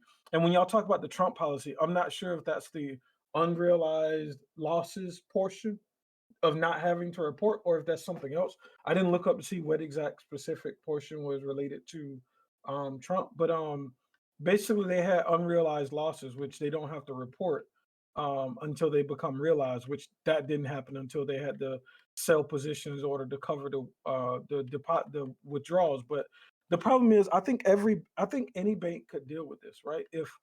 If a lot of people start to withdraw for whatever reason, I think the likelihood that you're going to be able to cover and sell positions as interest rates are rising is incredibly low. So I don't know if there are particularly bad things like them not rehiring a chief risk officer. There's a lot of things that are definitely fishy. Them selling the stock is also one. But I don't know if there are specifically hardcore like lunacy or malicious things that were happening that make this different. And that's the part of where maybe protecting the interests of the depositors might be okay. But I'm willing to be swayed on this. But yeah, I want to hear more of your thoughts on it too, and we'll talk more. No. Yeah. There's a lot of we need to talk about there. Let's go to Aiko. I feel like there's going to be a lot of like fact checking on this panel, just because this is an area that we probably all have some gaps in our knowledge on. But a couple of things I just wanted to address, just from what I've heard so far. One is Gambit. It doesn't come from prepaid tax dollars either. It comes from premiums that are paid by the banks themselves. So banks and savings and loans like pay a premium. It's an insurance premium. FDIC is literally insurance. Wait, we're And not talking so about it's FDIC. No, the FDIC and the 250K that they get back, we're not talking about that. We're talking about the above that. no. they're going to No. protect the I investment. know. I listened to the same press conference you did. Like what Biden was announcing was that I didn't listen to that press FDIC. conference. Go Okay, ahead. FDIC is what's paying for this. So it's not a tax. It's not coming from general federal revenues. It's not coming from Congress. It's not coming from tax dollars. It's coming from the FDIC deposits, which are the premiums that were paid for. In fact, SVB is not largely covered. This is something I heard from Lactoid. It's actually not FDIC covered, so it's not about the 250,000. 97% Yes. of Didn't have it. SVB Yes. is not FDIC insured, so they had Not- to wait, actually wait, make an let's- exception and cover all this stuff. We're talking over. I'm sorry. I don't Yeah, mean to okay. interrupt you. And There's the a lot of last things I thing, don't just agree with. the last thing I want to address on that is that I think it was Lactoid that said that it's a bailout for the investors, but it's not. That's investors are not being bailed out. The only ones people who are being bailed out are the depositors. So like Charging people who battery. like did business at that bank and deposited money at that bank, they'll be taken care of. But the investors in the bank themselves are going to be left to hang. And when Biden at his press conference, when he was justifying that today, he said, "Hey, that's how capitalism works. You take a risk, and now you're gonna lose your shirt because you took the wrong kind of risk. We're not going to bail those people out. We're just going to bail out the depositors, and we're just trying to stop the contagion like from spreading to other banks." I'm looking at Scott ready to fucking explode. Don't worry, Lactoid, I see Yeah, I you want to too. respond to that. It's opening Yeah. statements. Yeah. I'm fucking livid. I'm being quiet. Yeah. Although this is gonna be an explosive panel, I'm sure. Let's go to Yeah. our friend GB. I think I actually mostly agree with Lactoid on this. Oh fuck. All right. Yeah. There's. So sure. I mean, Anything I'm else? not.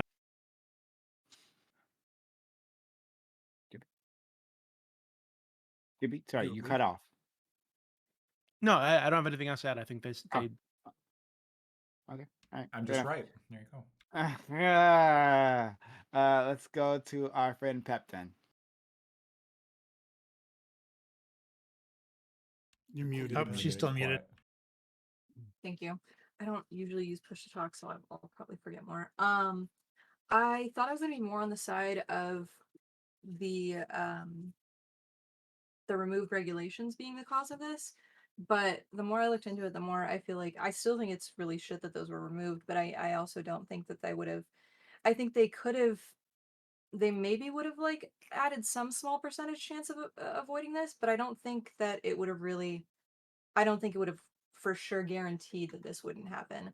I think that the interest rates going up as rapidly as they did when they had a bunch of 10-year loans in there was like, it's just killer Yeah. for, basically that. I think they fucked up, but I don't know that they necessarily fucked up because of something that would be changed by the regulations.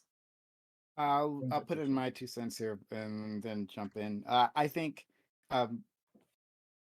well, I've been swayed to think that these particular regulations that people were talking about, yeah, they may not have saved this particular. What? Can I ask you to just clarify which regulation we're talking about? Are we talking about not having to report unrealized losses or something? No, completely different? the ones that Trump got rid of. It was like in 2018, I believe. We're talking about moving the designation for Category 3 banks from $50 billion in managed assets to $250 billion. Yeah, so SVB wouldn't be covered. So I don't know. It's not clear. I don't think anyone knows exactly whether that would have helped or not. So I can't say for sure. I think that what this shows that though, and this is where we'll have our disagreement, is that more oversight was actually needed. That the government should have had more insight into their books. That we should have understood, because SVB was a and to answer your question, Gambit, from previously, SVB is a derivation is not the word I'm looking for, but like it's not the same as all the other banks. Like in terms of its loan to deposits, right? It was it was extremely unhealthy, but it was just kind of allowed to be that way.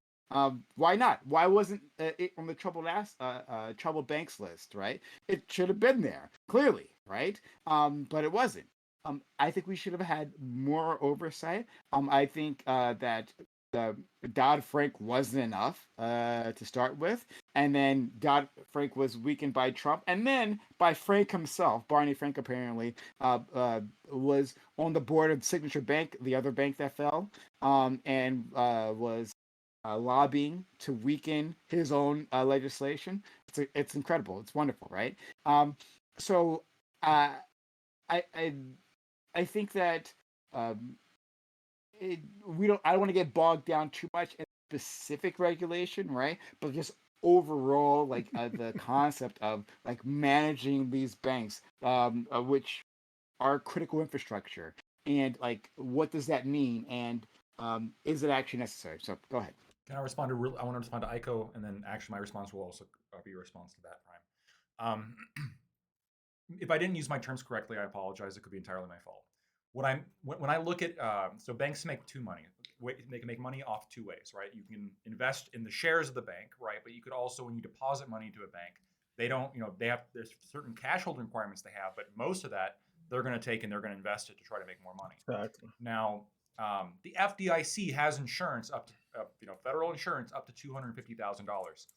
Any money you put in after that, in my mind, is a investment in the bank, right? It is a unprotected investment. You are putting money in, and that bank is like, you are trusting that bank is going to go use it efficiently and provide you rates. When you go into banks with a whole fuck ton of money, they don't just the clerk doesn't just make you an account. Like, they go sit you down with other people because they realize, well, this person's going to make a substantial deposit. We want that money. We can make a deal with this guy. We can give different investment vehicles, different like options and different accounts that they have. There's all of that plays here. So when I'm saying investment, I'm saying even people who make deposits, I would consider to be investors in that sense. Yeah, And I understood that too. That's what I was going to say. exactly. And this is, I guess, to your point, Prime. This was a venture capital bank. Venture firms are known, like, they are supposed to be volatile. They are like, this was a tech-oriented like investment bank. It is aimed at trying to help tech startups. Tech startups, the most solid of blue chip stocks, as we all are aware, and it's putting a whole fuck ton of money on this. And once the tech industry suffers, yes, when you invest in a bank that deals with a risky industry, sure, you might get a fuck ton of gain if it goes well, but if it doesn't go well, you might lose your investment. And people who have over $250,000 invested, they are like wealthy people. These are rich people who have over $250,000 invested in this bank. These are capitalists. No. Tech startups are risky investments, right? But like your deposits should not be risky investments. Over 250, they are. Well, I mean, first of all, like, I'm glad that you're for government regulations, right? That we should have the FDIC in the first place. I never said that. Hold on. Okay, so is that a good thing or a bad thing that those things they were insured? So he's saying that. No. You can say it. Like, right. So I am against the FDIC. I am against like federally mandating that banks insure this money, or the feds insure the money.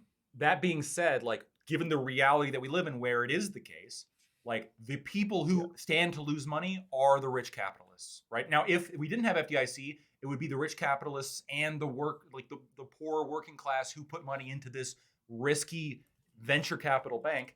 I think they deserve to lose their money too, honestly, but they're not going to. So and this is where I disagree. I feel like that the depositors, well, one, I think some of the depositors are stupid. Roku apparently had $475 million in one checking account. Did you hear that? Like, they deserve to go under if they're that stupid. I hear that as well. Stupid capitalists should fail, right? That ensures a smart economy. they should have diversified where they put their money, right? I agree did. with you on all that, right? But like I don't want Should've bought like the NFTs. average rank and file worker at a venture capitalist who doesn't even fucking know where the money is located, right? Like who had no part in this, right? To be out of a job. Like I don't think like if we're gonna have government intervention, right? And we will have government intervention, particular reality, right? Like you said, if we're gonna have government intervention, it should be to protect those types of jobs. That's actually should be the fucking point. Is to make sure those people. When you don't, say job, can you? I think qualify he that? meant Are you money, saying- right? tech, Yeah, I think no, you no, meant no, money, no, but you tech keep saying sector. job. No. I'm saying jobs. No. So because if these depositors, right, let's say they lost all their money, just pretend, right? They lost all their money. Well, then a lot of these businesses would go out of business, and then Of people would course. lost their jobs. So I want to protect the You think jobs on the companies other end shouldn't of be it. allowed to fail? Is what Well, you're saying? Now? yeah, No, yeah. no, You're expanding further. That No, is no, what you're no. saying, kind of. No. Again, I said in the startup at the beginning, tech startups are volatile, and that's the way that should be, right? Like it's a startup, that is. But like this isn't a startup, right? This isn't the fall of the startups. This is a bank, right? This is a bank that has failed, right? Like the fault here isn't on the tech startup and like It You is. understand what I'm saying? No, hold on. That's hard to say that it's not on their fault. Yeah, I think this is where you lose us because it is the fault of the bank, right? Because when you're investing in a risky asset, in the same way, look, if I put all my money in a risky tech startup and lost all my money, you guys would say, well, you stood to gain a whole bunch if it did well, but you lose, right? You lose when you lose. If a bank does it, why don't we have that exact same mentality towards them? No, the bank. No, hold on.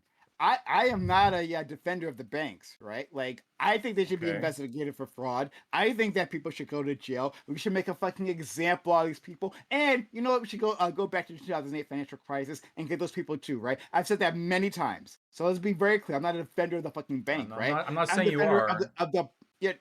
But he's talking I'm just about saying the that venture capitalists that depositors. they're defending. They're he's just talking- depositors. So, They're and just Prime, depositors. one last point, and So then let me- one last point, and then I'll let somebody else go. So, and this is going to go towards, I guess, the FDIC point as well. The FDIC, what it is federal insurance. Now, there is an insurance industry, right? Your home. If you lose your house, there is a private company that will reimburse you for the house. Same thing with your car, right? There are insurance companies like are literally set up to deal with catastrophe. That's why insurance exists in the first place. I don't understand why you couldn't have a bank say, look, we have an insurance company. We are insured up to this amount for your investments. Come invest with us. That's why I'm against FDIC. That's why I'm against FDIC. But in this case, like what the depositors were told is you get up to 250 because that's what FDIC is. Why are we protecting them more than that when the depositors knowingly as adults risked their money in a bank aimed at tech startups? I can give you that much, right? And then we'll go to Scott, right? Like I can give you that much, and that like we should follow literally just basic FDIC practices because there's two way the FDIC protects, right? One is to like up to $250,000, right? Like as we've said, but also the second way, and I looked this up, they took me like 2 seconds of googling to find out. On the FDIC website, what they do is, and when a bank fails, they liquidate the bank.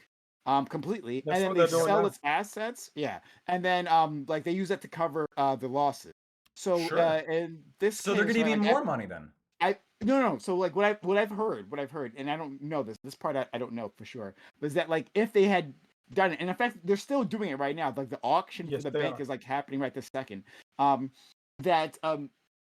If they had done so, then like most depositors would get like 90% of their money. So not like all of it. So there would be like a haircut, right? So I would agree though that we should have gone through the normal process.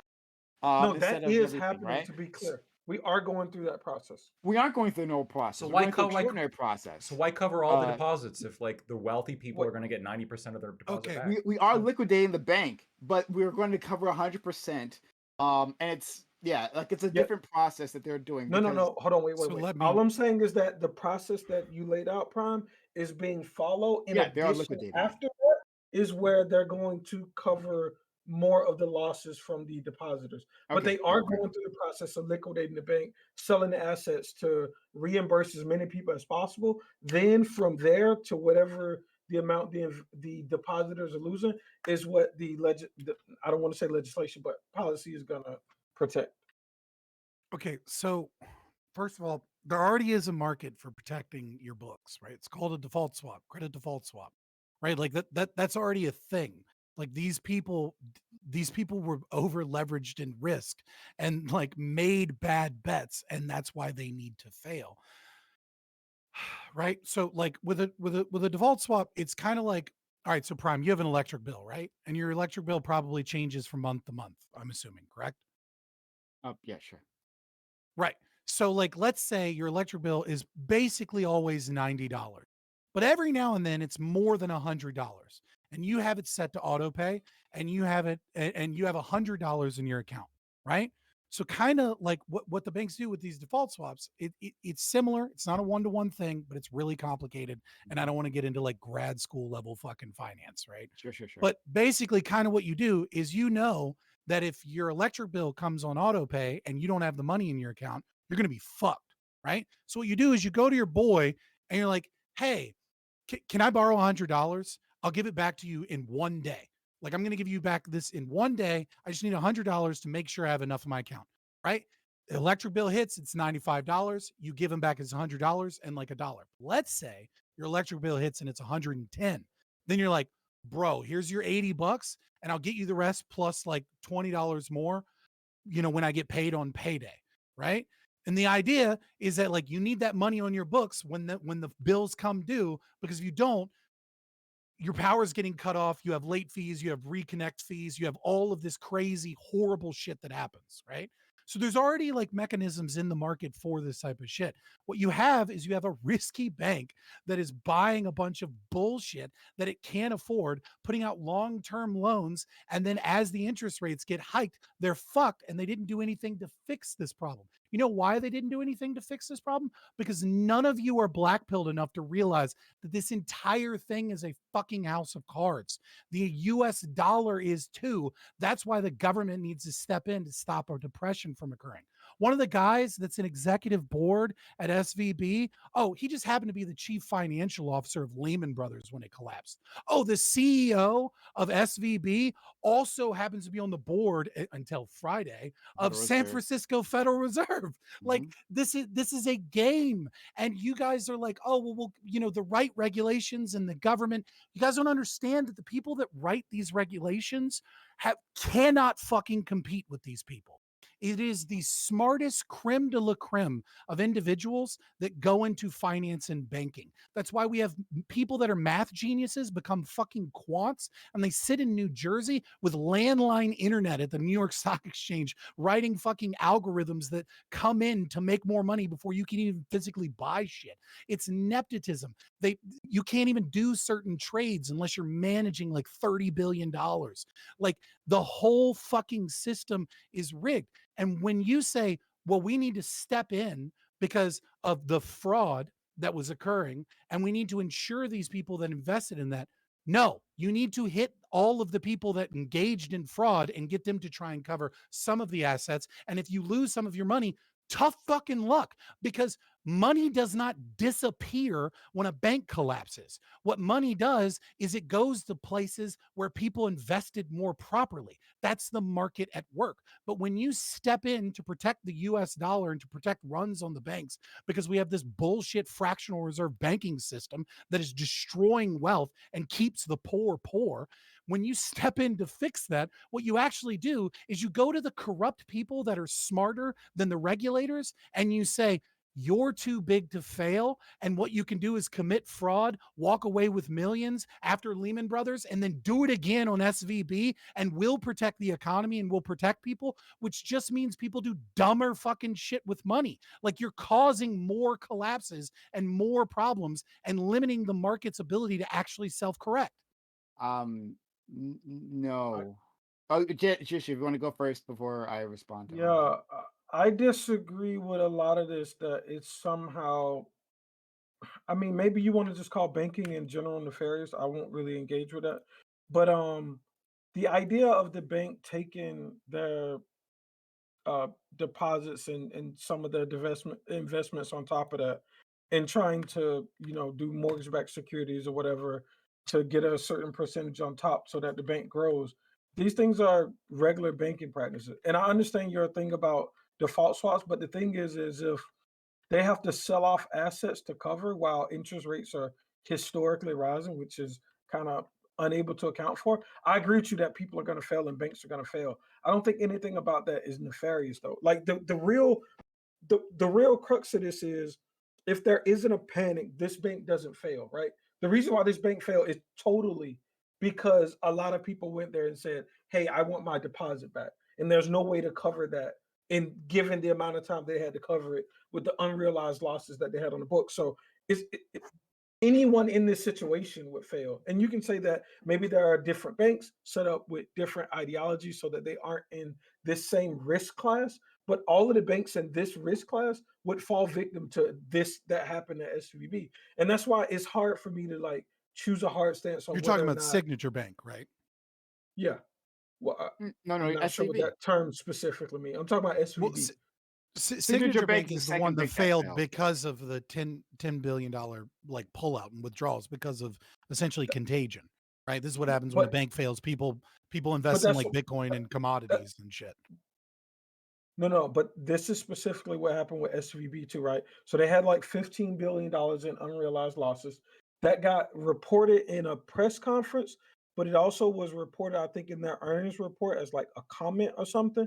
And then people started to ask questions about that. And then that's when people started to say, hey, maybe you should take your money out. And then that started the social And then contagion of $42 let's billion start it. left Right. at like a But $170 billion this bank. doesn't make this doesn't make sense. Like we're pretending like the Fed is like a magician, right? That just came in and waved a magic wand of unpredictability to say like interest rates are going up now. Like anybody with half a fucking brain that works in finance can look at the COVID lockdowns, right? And can go, And know that inflation is and we going to can happen. look Yeah, at quantitative easing from like 09. They can look at the fact that the Fed needs to do quantitative tightening, right? They can look at the fact that like QE isn't even like a thing. They can look at the M1 money supply and they can know that unless we want hyperinflation, obviously the fucking Fed was going to need so to increase interest wait, rates. wait, wait, It's wait, the wait. improper allocation of resources that caused them to make dumb financial risks in their practices and what they purchased instead of I, having more cash assets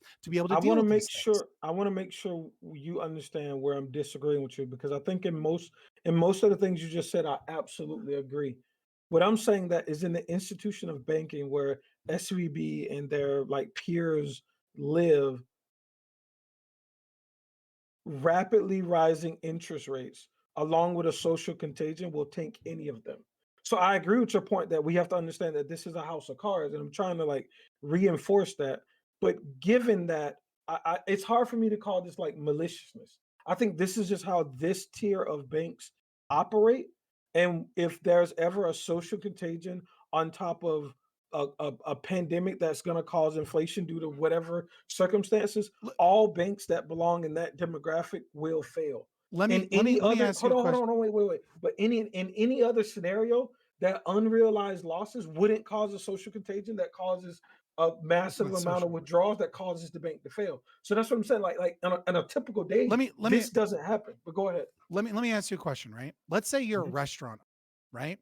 And you have two locations you can build a restaurant, right? One's in a nice neighborhood and one's in a neighborhood with a really, really bad crime rate, right? Mhm. What you're saying is if you were going to build a restaurant, right? Let's say in a really, really bad neighborhood, do you think you might preemptively recognize that you're in a bad neighborhood and that you would get insurance and you would make sure that like if something happened at your restaurant that like you had the funds to be able to deal with that situation? For sure. Well, now recognize that people that are involved in banking and involved in a business that is full of fucking fraud, and they had plenty of evidence to recognize all of the fucking problems, have plenty of evidence to recognize that all of the things that caused the 2009 financial collapse, with the exception of like a current bubble, like the same practices are being done again under different names. They're just called tranches now, right? If you're in that fucking business, it behooves you to recognize that that's a potential risk. Yeah, I don't think the way that mortgage-backed securities are happening now and in 2008 are the same. But I don't want to go into that. But what I will say is if you're in a if you do want to build your business and you come to find out that all the neighborhoods in those all the places in those good neighborhoods are taken, you might then build your business in this less than optimal neighborhood, but solely due to that being the nature of like what's happening, not due to Yeah, your but own that's like why you don't. technical But validity. that's why you But don't buy so what like I'm saying, $4 hold on. billion So all I'm saying, in all fucking I'm no no 1% T bills. Like no, it's no, no, insane. listen. All I'm saying is that there are different type of banks to support different types of scenarios. So it's unrealistic to say all banks should operate as Bank X. Like that's not realistic. They're all Nobody's going to saying that. have certain markets that they're going to try to capture and go after. Now, in that, I kind of agree with a lot of what you and Lector have said. If people fail, let them fail. I'm just when you get into the nefarious talk, I don't know how much of this is actually nefarious, and I would think that we should suggest that things aren't nefarious until we can find reasons to believe that. Now, pointing out that the CEO, the I think the CFO in another Sold position, 32%, the so yeah, CEO of the sold a stock. ton of not those type of things are like corroborating evidence that there might be malintent at play, and they were previously a part of certain endeavors as well. But just demonizing the practice of like banking and stuff gets a little bit weird. But yeah. I mean, I don't know that you're equipped. Anybody here is like equipped to talk about like just the system of fractional reserve, which we don't even have anymore, is nefarious in and of itself. Like the entire economic system since 1913 is a fucking problem. So I think part of the issue here, and this is the difference between myself, uh, Scott, Lactoid, Doobie, if you agree with Lactoid, then um, is that like I think the I think the purpose of the government is to serve the people, is to protect ordinary citizens from the ravages of, well, fucking whatever. And this is one of those things. I am on the side of depositors. Um, I think that depositors can do stupid things and still um like we uh deserve to be protected, right? Now in this case especially, like maybe like not everything, right? Not everything they put in maybe should be protected, right? Maybe Roku for putting like almost $500 million into a single checking account, right? Yeah, maybe they It's take a haircut on that, whatever, right? Like wait, that's Prime, I want to ask you a question on that it's hold on, and you can ask me. after you finish. Yeah. Sure. Um, but like the purpose is to protect people, in my opinion. And so when these depositors have you know businesses, right, where all these people's job livelihoods are tied to them, well, yeah, I want to make sure that these people get their money. So that they can keep those jobs running, right? And then they can keep creating economic activity. Just as I believe in the 2008 financial crisis, that depositors and like the people who were the ordinary people who took out mortgages, right? They should have been protected. That they should have gotten the government largesse rather than the investor. That was the purpose of the government, and we failed them miserably. Now, like this isn't the same group of people. Sure, I get it, I mean, right? And one of them technically sure I is don't. Joseph Gentile. Yeah, I don't, and I don't necessarily like these individuals, right? But still, in principle, like if we're protecting the people, being people's jobs, right? Then like I don't, they didn't take. I don't think the moral hazard lands on them. The moral hazard is the bank itself.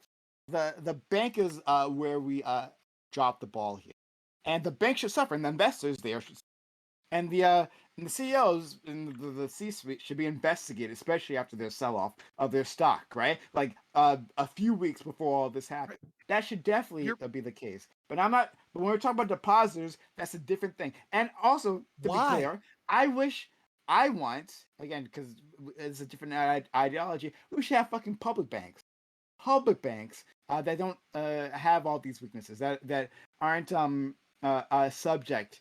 Well, I shouldn't say But they got subject. to invest in something. Sorry. Regardless of it being a public or a private bank, they're going to have to do some sort of investment vehicle with the money that they receive. I agree. I would have a safer investment in that being a public bank. They could Right, so invest in that's they why could our invest in the public- government. Right? That's the problem. The problem is that we don't have fucking private banks. The problem is that we do have banks that are too big to fail. The problem is that large portions of it are fucking insured. The problem is that we have massive regulations on the banks instead of allowing fucking. And then when a bank, massive regulations written by the people that work in the industry themselves that pull one Agreed. over the wolves on the eyes of stupid fucking politicians. If you're a left winger, right, and you think just imagine people like Trump and Republicans being able to control what people with perfect fucking GPAs at MIT are doing in finance. And if you're a right winger, just imagine the squad being able to figure out what is or isn't or shouldn't be done in terms of finance regulation. None of these people are in any way, shape, or form equipped to deal with it. They take their they give out their fucking talking points like Bernie Sanders screaming about the 2018 bill, but doesn't have a goddamn thing to say about it during the entire fucking Biden presidency so far. Like, it is a rigged fucking game, and it already is a public game. And what you're saying is we need less. We need. These people gambled money in a small investment, well, not small, but in investments that didn't pan out, right? If someone committed fraud, right, then that fraud needs to be exposed, and those people that committed fraud need to be what goes towards the individuals that made that poor investment. First of all, I don't like this like jerking off of like the financial industry. All this is the smartest people, and we just can't understand what happens in that realm. Well, one, we can some of those investments, those like risky investment vehicles were created specifically to be inscrutable, right? We could say, hey, you don't do those risky investments, right? Like that's not a thing that we allow. Maybe do something that isn't so prone to a contagious collapse, right? We could do something like that.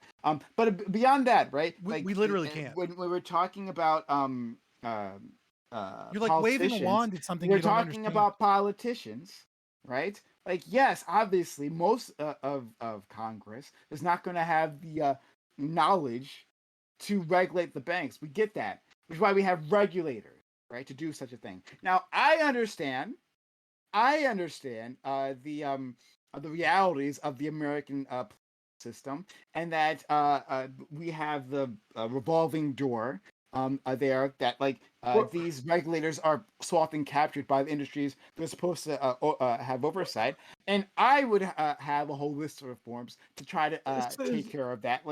But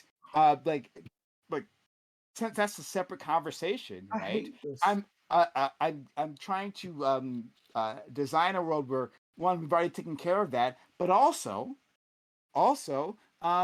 we have a government whose purpose and whose actions are to take care of the most vulnerable, right? And that will be depositors in this case. But that would be employees in this situation. So yeah, go ahead. They can't Gambit, be lost. Yeah, I hate Gambit, some of this. and then Lactoid. I really hate to talk about regulators versus private industry versus the like switching that happens. I really, really hate it. Like Me to too, buddy. become a person that I can hate the economic regulate- fascism as well. No, that's not what I hate about it.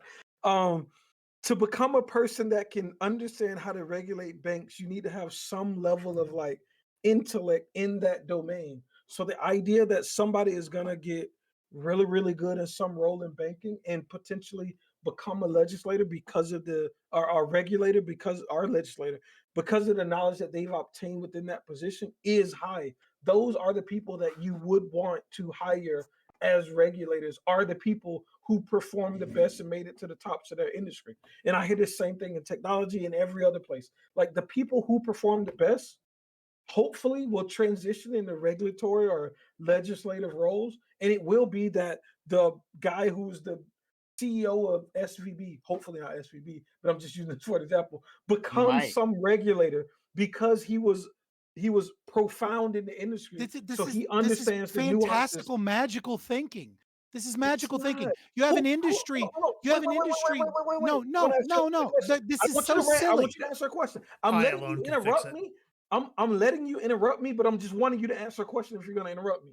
Who is best to regulate an industry than the people that perform the best and consistently are at the top of said industry? You're not going to get a Joe Flo No, off the this is magical thinking. listening. This is magical thinking. What you were I'm talking listening. about, Don't give me an you were ANCAP talking. story. Answer my question. I will give you a fucking ANCAP story because it's the right ideology. You know, all of you that aren't ANCAPs are fucking stupid and wrong. But anyways, moving on. Like what you were talking about is magical thinking. You're talking about an industry that requires massive amounts of intellect, right? And requires you to want to look at regulations and laws and numbers and computer science and all of these different fields, right? For the sole purpose of making money. It's not like being a teacher where people get into teaching because there's like some human benefit to it, right? Like where there's like, oh, I became a teacher, like I took a pay cut, but I really like working with kids. There's an incredibly rare autistic person that really likes working in finance for the passion of finance, right? It is the top performing intellectual people that understand this shit, and the incentives for massive amounts of money all go to the industry, right? The regulators are not equipped unless you give them salaries of like 1.5 million a year or something, unless the taxpayers are now going to like hawk up to make their salary competitive with the market that they're regulating, which I don't think, I don't know how many people are going to be excited about that.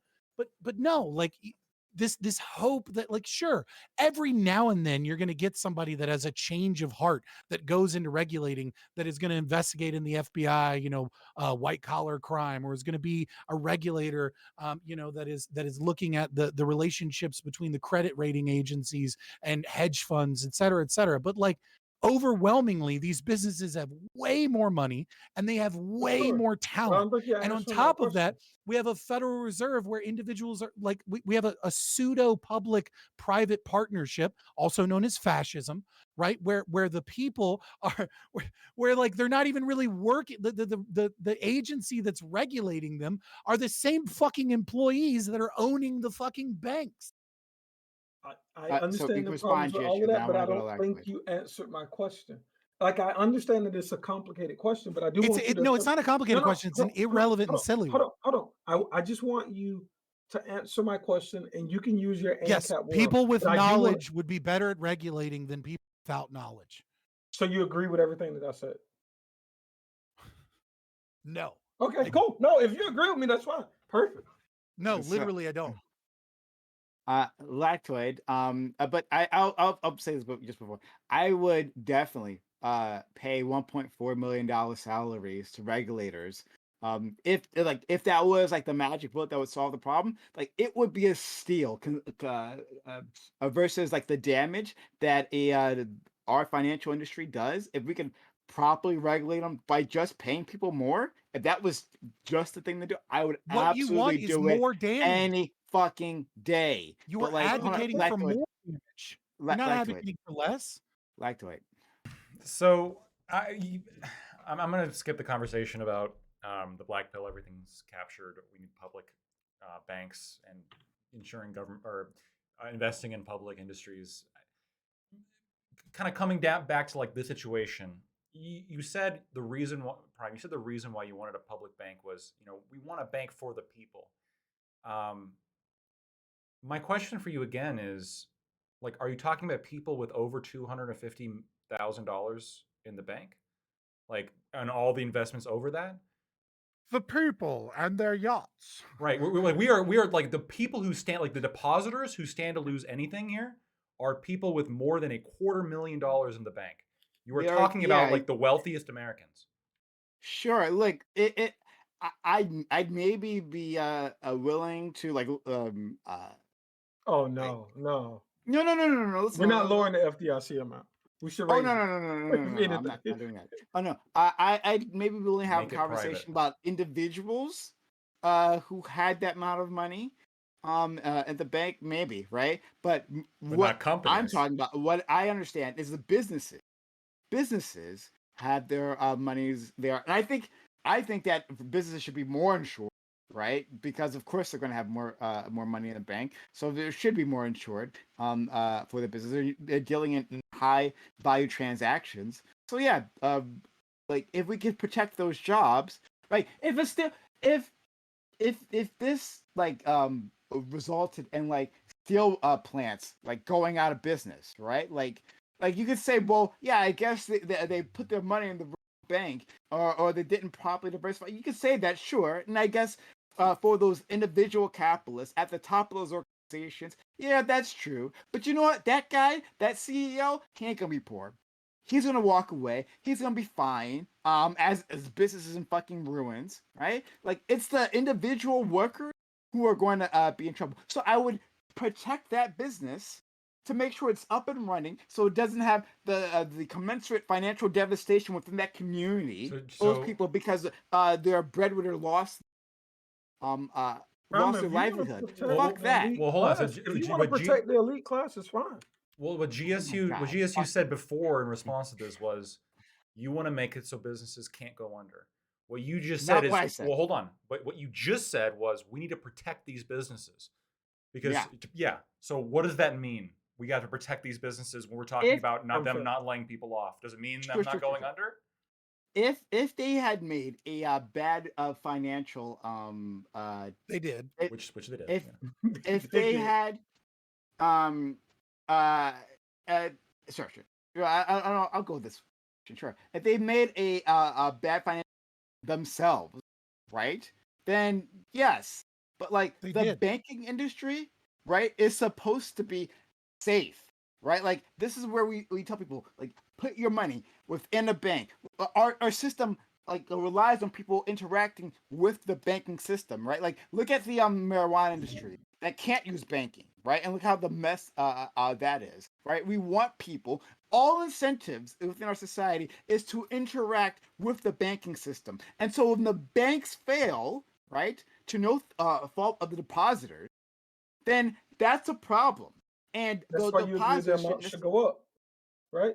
what? Sorry. Okay. That's why you agree the No. FDIC Yeah, amount for that's companies what I should just go said. up. For And businesses, I want to for make this businesses more that should concrete absolutely to Lactoid, maybe, go. because go I don't agree with Prime all the way on this point, but like I've been involved with private companies where you get paid tons and tons of money for contracts. The idea that none of that money is going to be in accounts that are greater than 250K is wild. It's beyond belief that you could actually think that.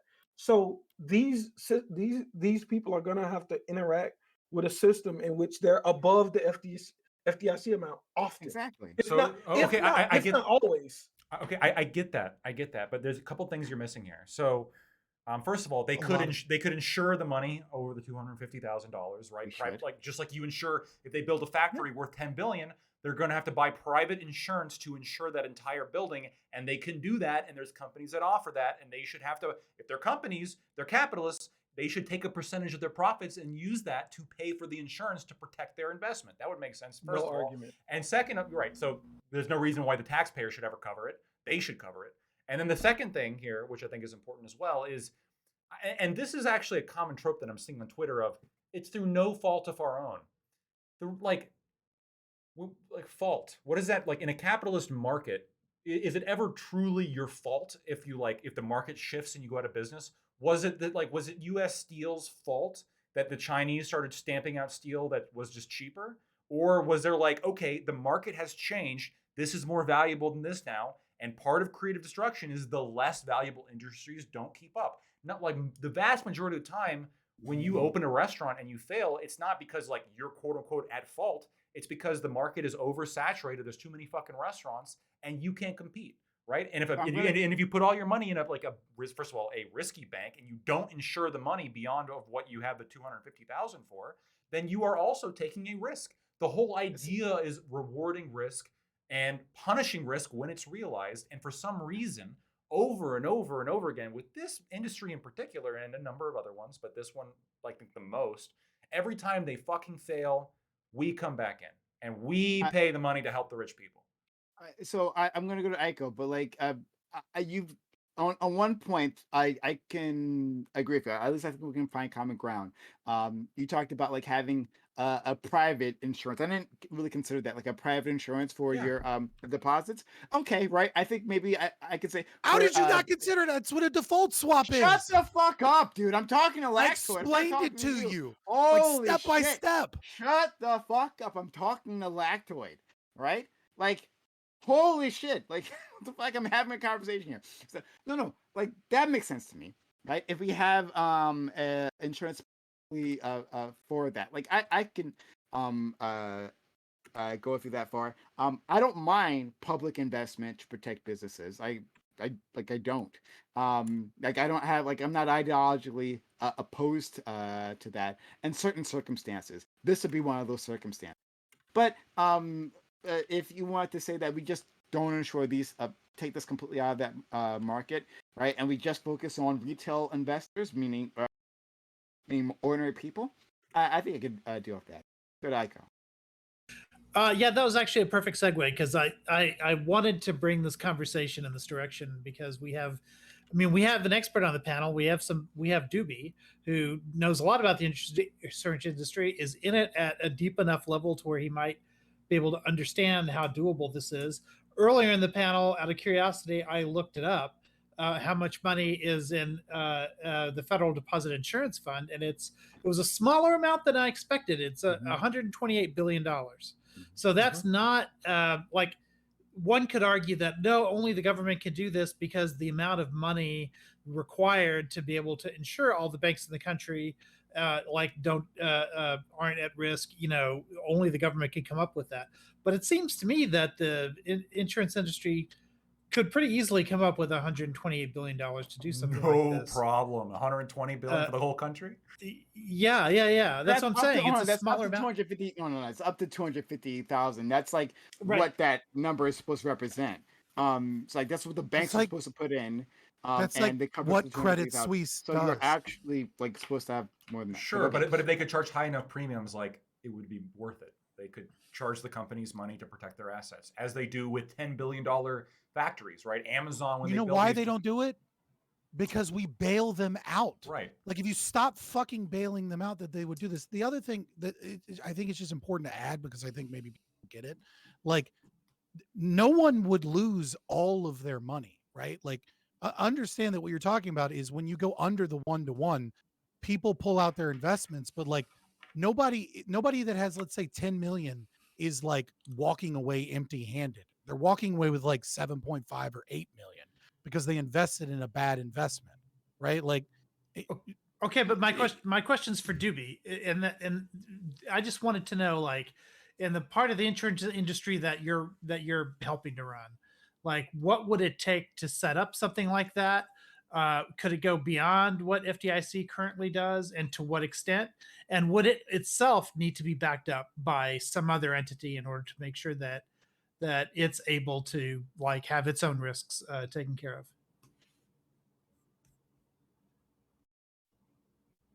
Or is Doobie not here? Wait, right were you now? asking me that? What? Hold on. Yeah. Yeah. so- I'm flabbergasted as to why you think I would know that. Right? So like, I handle primarily commercial property insurance, right, and like workers' comp and shit like this. And the deepest side is like what are they called? Coverage towers, right? Insurance coverage towers, right? But when I go into that, I can explain. But in terms of like bank regulations and where the insurance money is coming from for the FDIC and all this kind of shit, I don't fucking know. Like, No, he's asking you whether you think, and this might still be above your pay grade here, but like you could have a private depositor insurance, and whether like the industry, a private market could handle that on that scale. Like if we take it completely out of the government hands. So I got the best way to ask this, Doobie. So if somebody came to you and was like, Doobie, Does Credit Suisse exist? okay, but we're going Yes. to Doobie. We're Question not, answered. they didn't go to Credit Suisse, so they went to Doobie. And they were saying, hey, Doobie, I got $5 million in the bank, and I'm scared this bank is like, they got great interest rates, but I'm kind of scared they might go under. Will you insure it? What's your answer, Doobie? yeah, the insurance industry does it already. Perfect. There you go. So why does the government need to do it? I think that's fine. I think we're talking Because- about People do risky investments because they know that they will get bailed out. And that's all this and is. that's why, right? Like if all of these people, like before they went under and collapsed and got taken over, right? And before, you know, the FDIC was like, nobody is allowed to buy the bank because we're going to solve the problem, even though there were people that were already hawkish and ready to purchase the bank anyways, because big banks buying other big banks is evil and scary. We couldn't let the fucking market handle it, right? Yeah. But the thing is that like nobody's losing all their fucking money. They're losing like 10% plus legal fees and like what they need to do to get their money back. Like that's what they're losing. So if you're a company and you have all of your money in one fucking bank and you lose 10% and that destroys your company and you have to start doing layoffs, then you're the fucking you're just as faulty as the bank for not having multiple different areas where you have your income, not having liquid assets, not having enough low time preference to make sure that you have the property to maintain your business. I want to ask y'all a Let me question. let me I want to ask this because I want to get to the heart of the matter. So let's move away from the specific example of SVB, right? And since the business focused clientele. So in the case of retail depositors, meaning you and me, right? Most people here, retail depositors are going to have way less into show you subsidy channel. You might need to get a little closer to the mic. You were like cutting out. Yeah. Am I cutting out? I'm sorry, guys. We can hear Just a you little now. bit, yeah. We heard it was just that one part there. You started to like blip a little bit. Okay, yeah. So, talking about retail depositors, right? People have way less, including me, subsidy channel. But if my bank fails, right? Like the First Bank of America, or whatever, right? If that fails, and that's like our regional bank where the most of the community is invested in, like, do you think that the government should cover any of that, in terms of the depositor? So you don't think that? Wait, Prime. I thought with- you said before. You said before. I think you specifically said on an individual basis, you're okay with people over 250,000 losing their investments or losing their deposit. He was talking about VCs, probably not just regular that's why he's trying to switch the frame out. Well, no, but I'm saying Yeah. even for like regular everyday banks, like the depositors for those, like we're talking about people who have over 250K No. in the bank. Lactoid, you missed don't part even- of my question. What? What I asked was, should the government cover it at all? Meaning, should we have FDIC, federal insurance, period, for retail deposits? Let's take your like me? example. Let's take your actual example, right? So let's say the community, let's say there's 100 people, their money's in the bank, right? And then their books go below the 1-to-1 ratio, right? The bank collapses and now their assets get distributed evenly amongst everyone that invested their money, right? So you had $100 in, so that means you get $90 back and you lost $10, right? And this happens to everybody. Someone else had 10K, they got 9K back, etc. And then they're still assuming that the contract that you signed with the bank didn't have like a stipulation that like, hey, it's a fucking investment. If we lose your money, we might lose your money. Just like if you were buying stocks, right? Let's say you had some guarantee with them that like all of your money they're supposed to keep. And if they lose your money, like, fuck you, you owe me my money. Then whoever owns that bank has to dip into their own assets, right? And so that Insurance. person knows if they own that bank, right? Okay, if I make too many risky investments and I don't have insurance, I'm going to lose my mansion. I'm going to lose my yacht. I'm going to be penniless and destitute because I owe this money. So what I better do is I better make sure that I shore up whatever risky investments I'm doing to try and gain money so that I can run this bank with But insurance. what would make That's how that would work. person owe money? Have Hold you on. guys ever? Wait, Have you guys ever? Hold on. I want him to explain why he inserted that person is gonna lose their yacht and those type of things. Because Because they own the bank. Yes, they own the bank, but that doesn't mean that they're gonna lose their livelihood because the depositors are gonna lose theirs. Like those are two different things. Okay, and that's why we you protect were the so depositors. listen. No. Please don't continue. He asked about about what one should do, right? Which is how banks should exist in a system where not our current banking system, right?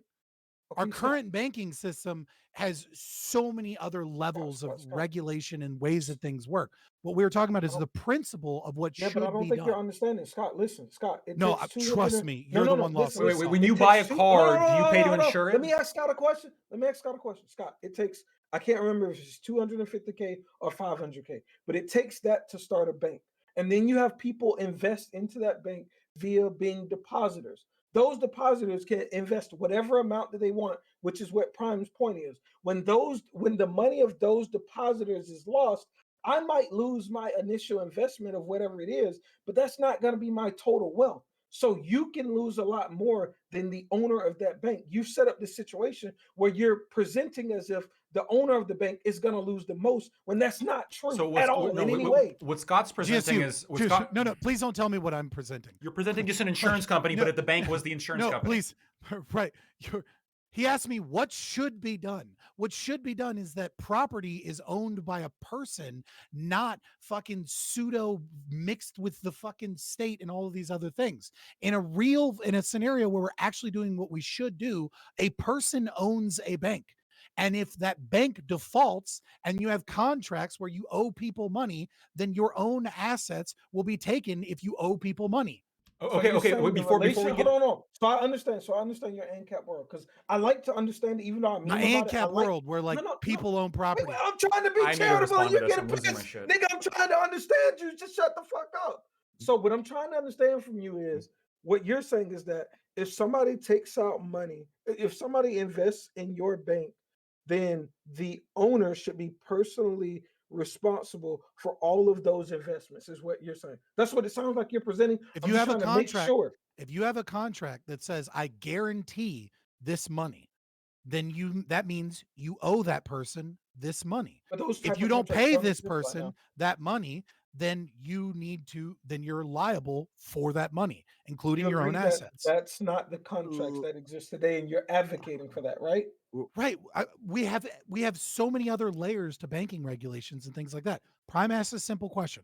I gave the answer, and then you got into something that is different from No, the I just question I've asked you asked. questions. Let's No, let's it's okay. Look, specific so the way he was let's asking. move on. So I'm gonna do Doobie, I'm gonna Lactoid, and then I want to see if Pep, because she hasn't said anything, has something to add. So Doobie. Have you guys ever heard of reinsurance? Like it, I haven't. Yes, Explain. it's when it's an insurance Oh, company okay. buys insurance. you're like, Oh yeah. insurance companies insure each other. So like, let's say you're an insurance company and you're insuring like 100,000 cars in an area, right, or in like a state, and there's a big ass hurricane or tornado or some shit. So then you have like hundreds or thousands, tens of thousands of claims to pay out. So what insurance companies do to protect themselves against massive losses like that is they will take out insurance on the the liabilities they have, right? On the risk, right? And they just go to other insurance companies. So if I think all Scott is saying is like that, why shouldn't people be expected to get a similar kind of insurance on their bank portfolio, whatever it is, right? So just as if I got into a car accident, right, I wouldn't go to the government and say, hey, government, I paid $30,000 for this fucking car loan. Where's my money, government? Right? I probably say, oh shit, I probably should have insurance to make sure that my car loan is paid off if I get into a car accident, right? So I don't see how this is like any. I think it is different. And Doobie, I think the end of your sentences keep getting cut off.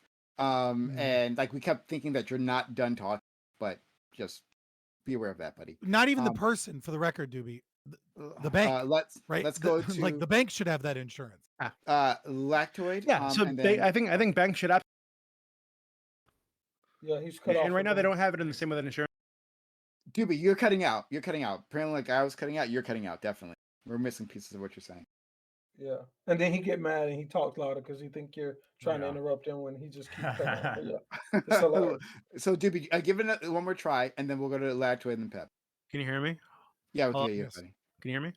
Mhm. Okay, yeah. All I was saying is that banks right now are not required to have reinsurance the same way that insurance companies are, right? So I think this issue has already been solved by insurance companies. So I think they just need to do that thing, right? They need to start saying, hey, if we're going to take on all this risk, we're going to have all these people putting their money into our bank. We need to make sure that there's money there for these people if our bank goes under, if there's a bank run, right? If something happens and we can't give people, if we lose these assets, right? I think having a similar system for the banking industry.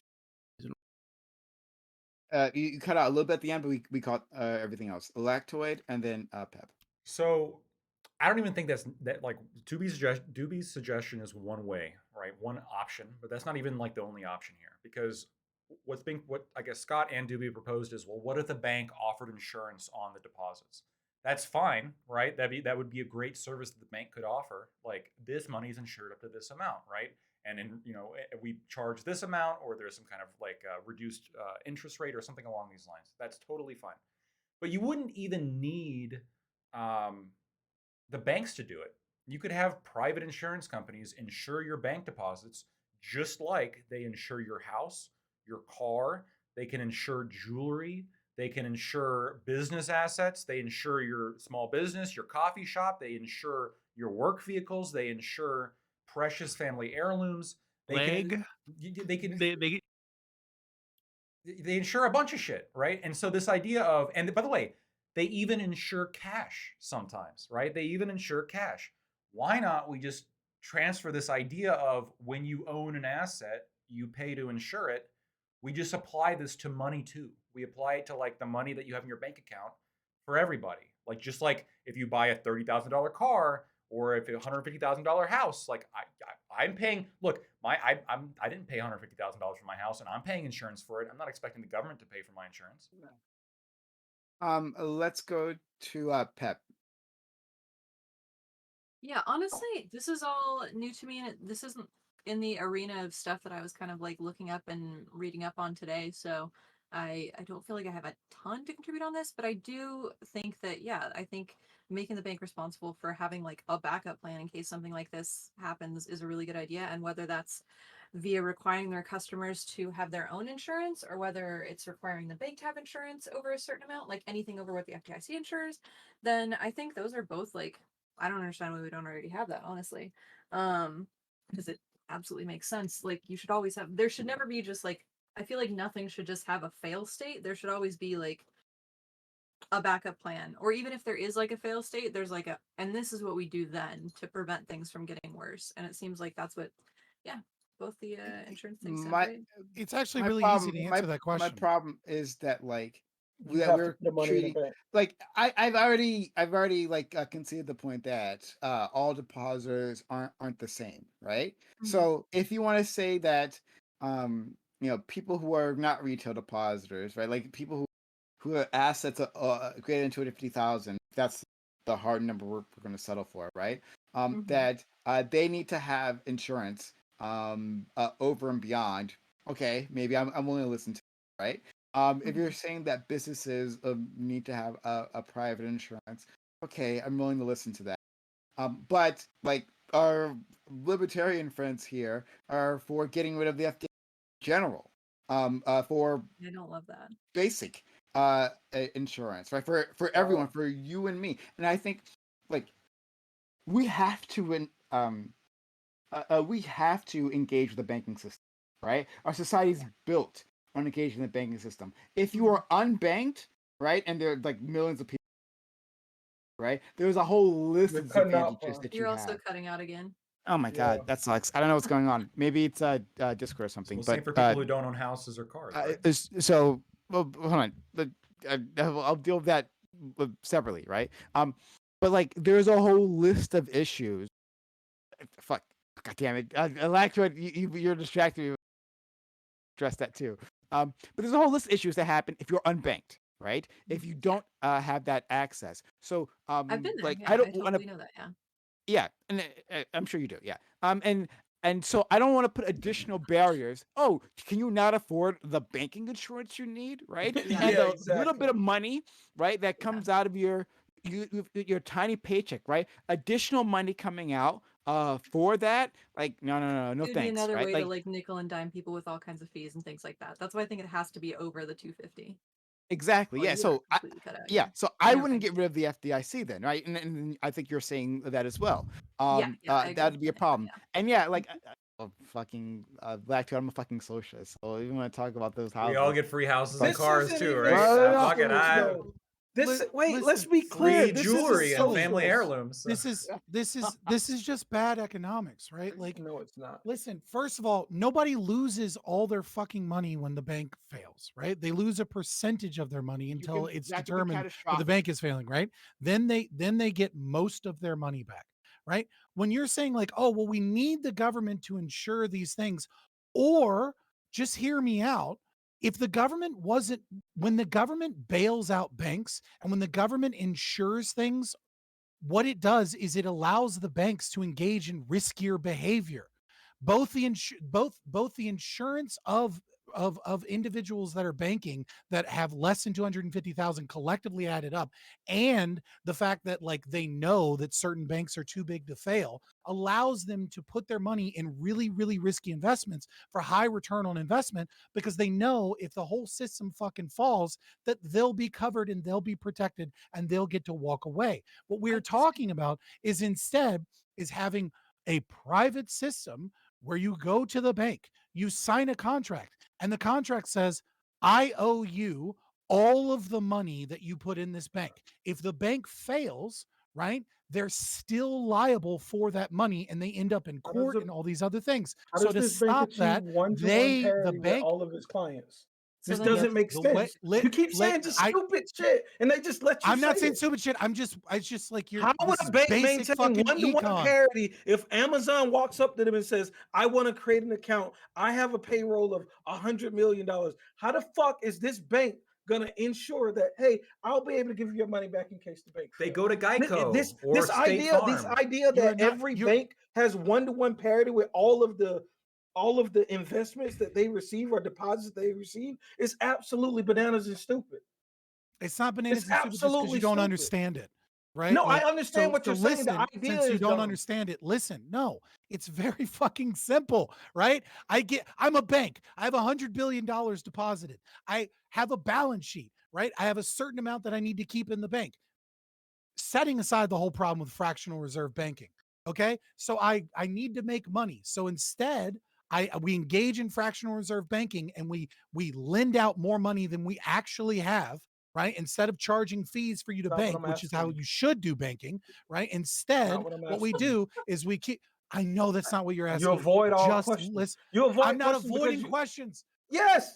I asked you a simple ass GSU. question, and you going off on some stupid shit that you know doesn't Because apply. I have You're to saying explain it to as you an like you're a interject. fucking You don't toddler. have to explain anything Don't to me. show I'm up to a smarter than you, panel about nigga. banking when you don't know anything about banking. Okay. So I don't know anything about banking, so you should be able to answer simple ass questions. How is a bank gonna keep one-to-one parity to ensure all the investments that come I'm through answering that that bank? This is question. idiotic. I'm in The the bank process of doesn't have answering the question $100 so that you million can actually to understand match it. the $100 million of investments. You dumb fuck. You keep calling me dumb just because you're interrupting, you're not listening, and you don't know what the fuck I'm talking about. So let me fucking finish so you can understand. I'm a bank. I have $100 billion, right? Where do you From get all- $100 billion from? Oh my fucking god! Let him finish, let him Just finish. listen. Let him You think think banks just open up with $100 and billion? Iko, I think you had That's your hand up, reasonable? right? That's a reasonable thing that we should just allow him to say. I Just Should I stupid go shit. over a I think I'm opening timeline up of with the 100 entire billion. history of humanity? How did this person begin to sell apples? Well, it all began with apple seeds. This Like, stupid dude, ass let's nigga just said- assume oh there's my a God. fucking bank, Just okay? say stupid That's shit. And managing. Prime's gonna allow it. Go ahead. Okay, hold on, no, hold on. You keep saying I'm saying Say stupid shit, but you stupid just shit. don't know what the Banks fuck I'm just- talking banks about. just come out with hundreds of billions of dollars. Yeah, I don't know what the fuck I'm talking about. I'm Okay, stupid. all as right. fuck, So man, nigga. SVB had For like the love over of $100 God. billion in assets. So okay, we're talking about $230 SVB. billion in assets. So okay, No, so it doesn't go ahead. exist. Go ahead. Okay, so you have people deposit from all different sources. Let's say 100 million. Doesn't fucking matter what the number is. Okay, and half of that money you take out and you invest in places, assuming that there is growth. Some of those things fail. Some of those things succeed. Okay, your normal return on investment is like 4 to 5%, and then the money that you give the people that have deposited is roughly 1%, giving you 3 to 4%, generally speaking, to where your bank grows and you keep everybody's money. Everything's good to go. Okay, but the problem is that sometimes things collapse. Sometimes the market crashes. Sometimes you have, I don't know, the Fed increases interest rates, and all of us, and at the same time, you have a bunch of money already loaned out that you don't have cash on hand. Okay. So all we're saying is that when you say, how do you achieve 1-to-1 ratio? Well, unless you're not doing fractional reserve banking and you're charging people money to store your money, right? And you're not actually keeping their money, right? Unless you're doing that, what you do is you get insurance and you say, I have $100 million in assets. Okay. In the event that something bad happens, will you give me $50 million so that I can continue to pay people out in the event that things don't occur? And then the insurance company goes, cool, let's take a look at your books. Okay, that's going to cost you, I don't know, $1.5 million a year to do that.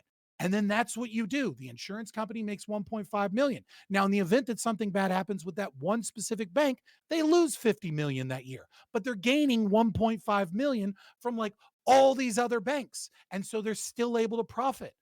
It's just basic shit. That's how you achieve 1-to-1, is that you have insurance to cover all of the shit that you're losing. Oh, Jesus. So Sorry, dog fart. It's like Dog so fart? bad. what? Yeah, like Oh, it's just the dog randomly farted in the room. It's I just thought you hitting it were with the making a truck. porn reference. Oh, All right, let's go to no. oh, God. I'm muting myself to deal with this. Sure. GSC, if you want to respond, fine. If not, like, if anyone else I wants to don't jump want in. to respond at all. Okay. All right. So yeah, like, Oh shit, I was I muted. I have some stuff to say maybe. oh, go ahead, please. Yeah, I think that instead of, I feel like it's two different ways of there's two different ways of addressing facets of this broadly, and I know that he's not going to like the one that requires more regulation, but I feel like the one where it requires, if the bank goes broke and people, maybe he said that individual people never lose all their money. Well, if a company loses all their money and then they can't pay people who are living paycheck to paycheck, then there are people who are impacted who are losing all their money. So indirectly, it can fuck over a lot of people. It's not just like an inconsequential thing. Secondly, I think that the whole idea of like, you just take them to court to get their money back, that completely excludes an entire class of people from doing that. So I think those are both kind of failure points for that. So if Lawyers an are individual expensive. loses all of their money, then what you have is you have criminal activity from people that need to go in prison. It's really that simple. If a bank That doesn't keep a group of loses people the from ability to them. cover, if the bank loses their ability to cover all of their assets, right? Then they have to pay out everyone, right? If some people lose all of their money, then what you're saying is that the bank had like a tiered system where they intentionally gave money to other people as opposed to giving money to like some people, and that's like another level of criminal activity. I think you're misunderstanding. I mean that if like a startup, for example, loses like, I don't know, like 80% of its funds or something like that, even if it's not however much you think, they lose enough so that they can't do payroll for everybody and a bunch of people lose their jobs. There's still far-reaching impact. So I feel like having it be a like, oh, shit's risky, this is just kind of how it goes, rather than having regulations to prevent it from happening in the first place, kind of sucks. Yeah, but also there's a flip side to this coin, right? Which is that instead of banks being responsible and gaining insurance, we put in regulations that allow large banks will get around, that massive corporations, if the left prefers those terms more, not saying you specifically, right? Massive corporations will get around, engage in regulatory capture, know that they're too big to fail, and know that their investments are shored up by the American taxpayer. But even worse than the American taxpayer, the Federal Reserve, of which they also happen to work at. And what ends up happening is money prints out. And instead of simply allowing those losses to be felt, right, from the people that made the riskiest investments, and instead That's the going thing, to it's not better just places with from more them, growth, though. what you That end would up be the with is bank. inflation. You end up with inflation. You end up with Yeah. everyone pays. But that would be the bank, right? The bank made those risky investments. Like, the bank should be the one that feels it, right? Correct? Yes. Yes. Yes, I would As well agree. as the depositors that put their No, money that's where we into a disagree. fucking risky Yeah. investment. That's If where I we go disagree. gambling and I lose money, then how It's- is it It's like the not. casino's It's not fault? supposed to be a gamble, right? That's not how we interact with the economy. That's not how people Yeah. interact with the economy. Is that when I go to the bank, right? I go to my local Prime, you Wells just don't Fargo. understand. You just don't understand, bro. Like, stop arguing because you just don't understand how Apparently banks work. not. Like, you got to understand that Overlord Fabian understands this shit. He's way Mhm. smarter. Uh-huh. Like you just Well, gotta. also, yeah. can You we don't understand. can we stop saying? It doesn't matter. It doesn't matter what it's supposed to be. What matters is what it is. And if you're Can we investing in a private firm, right, that is also investing That's why we should have your public, money a elsewhere, public option, right? first of all. But That's kind but- of so yeah, I everything's know he's always gonna going to hate be that one. exactly this way. We can't change anything. But also, I had a side question. Like, if all the banks are just going to do regulatory capture, whatever, they're going to write their own laws. There was something that was trying to get passed that I was reading about. It's called like fiduciary standard or something like that, and it was set to be passed, then it got knocked out, and now people are trying to bring it back again. That would require any financial institution to be working for the benefit of, primarily always for the benefit of the customer. And so they would have to be open, transparent, That would kind of alleviate a lot of the, like, if banks are like writing their own regulations, they would at least have to be regulations that also help the customer in that case. So it would still be less impactful. It shouldn't be for the The shareholders. market would It should be already for the do that. depositors. That's like, Let's go to Aiko. Yeah, I just want to. I keep hearing too big to fail, but I think in this is an instance where the bank is allowed to fail. The shareholders are screwed. The employees are all fired. The assets are being liquidated.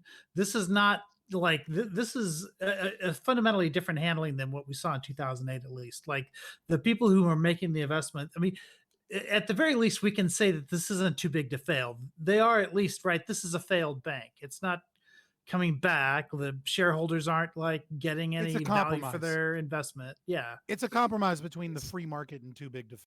It's a middle So, path. like, My but I question need is, to hold on, what? hold on. But before that, then we're gonna go to you. I gotta say this though. Like, individuals don't look at putting money in the bank as an investment, right, or a risky investment, and it shouldn't be that way, right? Or we get runs on banks, like the But no, that's individual because people. it's federally That's what insured. causes yeah, runs. yeah, exactly. It should, Understand. be, and I'm saying it should be federally insured. No, you don't for the people. understand. The idea, No, look, because you you as an believe in the individual, you don't state, think about that. you've lost. No, He's lost so much because he believes no, in listen. the state. No, You think it's we no, should have stop, states stop. and countries? DSU, you're Yeah. trolling. You're just being doobie now. No, No, no, no, no, Scott, you that's as an very individual, Scott, if let me you get were it a out. millionaire, Scott, you Scott, would. Scott, Scott, Scott, You're not Scott, a let me- millionaire. That's why you don't. Scott, let me get it out. So the whole point, right? Like I am forced myself, me, Prime, to interact with the banks, right? Like Twitch doesn't send me a fucking a bag full of money, right? They send it through a bank, right? Like I have to either PayPal, which is not quite a bank, but or You should directly get them bag out full- your paper check. That bag full Yeah, of yeah. money is a treasury note, anyways. yeah. So exactly, sure. But anyway, You should like, get them to write you a I check. have to interact, right? Like, and especially in our increasing digitized economy, people have to interact with the banking system. And to say that, well, this is a risky investment. No, as people understand banking, it's to protect their investments. Hey, son or daughter, right? When you are like get a job, right? What do you do with that money? You put that money in a bank, right? And No. then you hopefully get a then you invest it somewhere else, right? And that's what comes in. But the bank itself is supposed to be safe. And the problem is we just allow people to ordinary individuals to just take a haircut, right? Is that you'll have cascading bankruptcies across the country. When Prime. people can't handle a $200 or $300, what was it? Or I think it's $400 $500. emergency, right? Right, like 500. if something around those numbers, right? Yeah, They a lot can't of- have lot of low time that frames. emergency. They don't And so have it was $250,000 in the bank then. Wait, I but we're know, not but talking about no, FDIC amount. Y'all don't But believe I've in that already either. said that. Lactoid, I've already said that. I'm talking about small small depositors. Now you got me doing it. Depositors, like me, right? So like I'm not talking about above 250,000 right now. So Wait. those individuals, if they take that haircut, then Prime, you can I have respond? bankruptcies. You got people out Right, on the Prime. streets. So fuck Prime, I want that to shit. respond. I haven't Prime, been able to talk Prime, in a long time. Prime. Can I respond? I Let's haven't go. been able to talk in a while. I've been trying to get in. So Prime, Lacto's been trying to get in. Lacto's been trying to get in. But listen, Lactoid. Prime. And then You hold on. You have to understand that you are gambling. You bought into the maniacal bankers' world, and you decided to use their digital currency. You don't understand that that's a gamble that you're making. But to participate in this economy, you're taking is a that gamble, and that's a road too far. What It should is. have happened is Okay. you should have told Twitch, if you want my content, You will send me cash money in the mail, and then you could keep your money under your couch. Hopefully, it doesn't get stolen, and you I'll don't take have to that dub participate when in people this start banking trolling system. because they can't deal with my arguments. Well, But Like, that's Lactoid. what you should do. if you go to get a haircut, I'm gonna get a Lactoid, and then I promise you, Scott, it'll be all you. It'll be a Scott hour as usual. Okay, Lactoid, please. I'm going to address this particular situation because Aiko said it and a few other people said it where, well, it's just the shareholders going into business. It's not the depositors.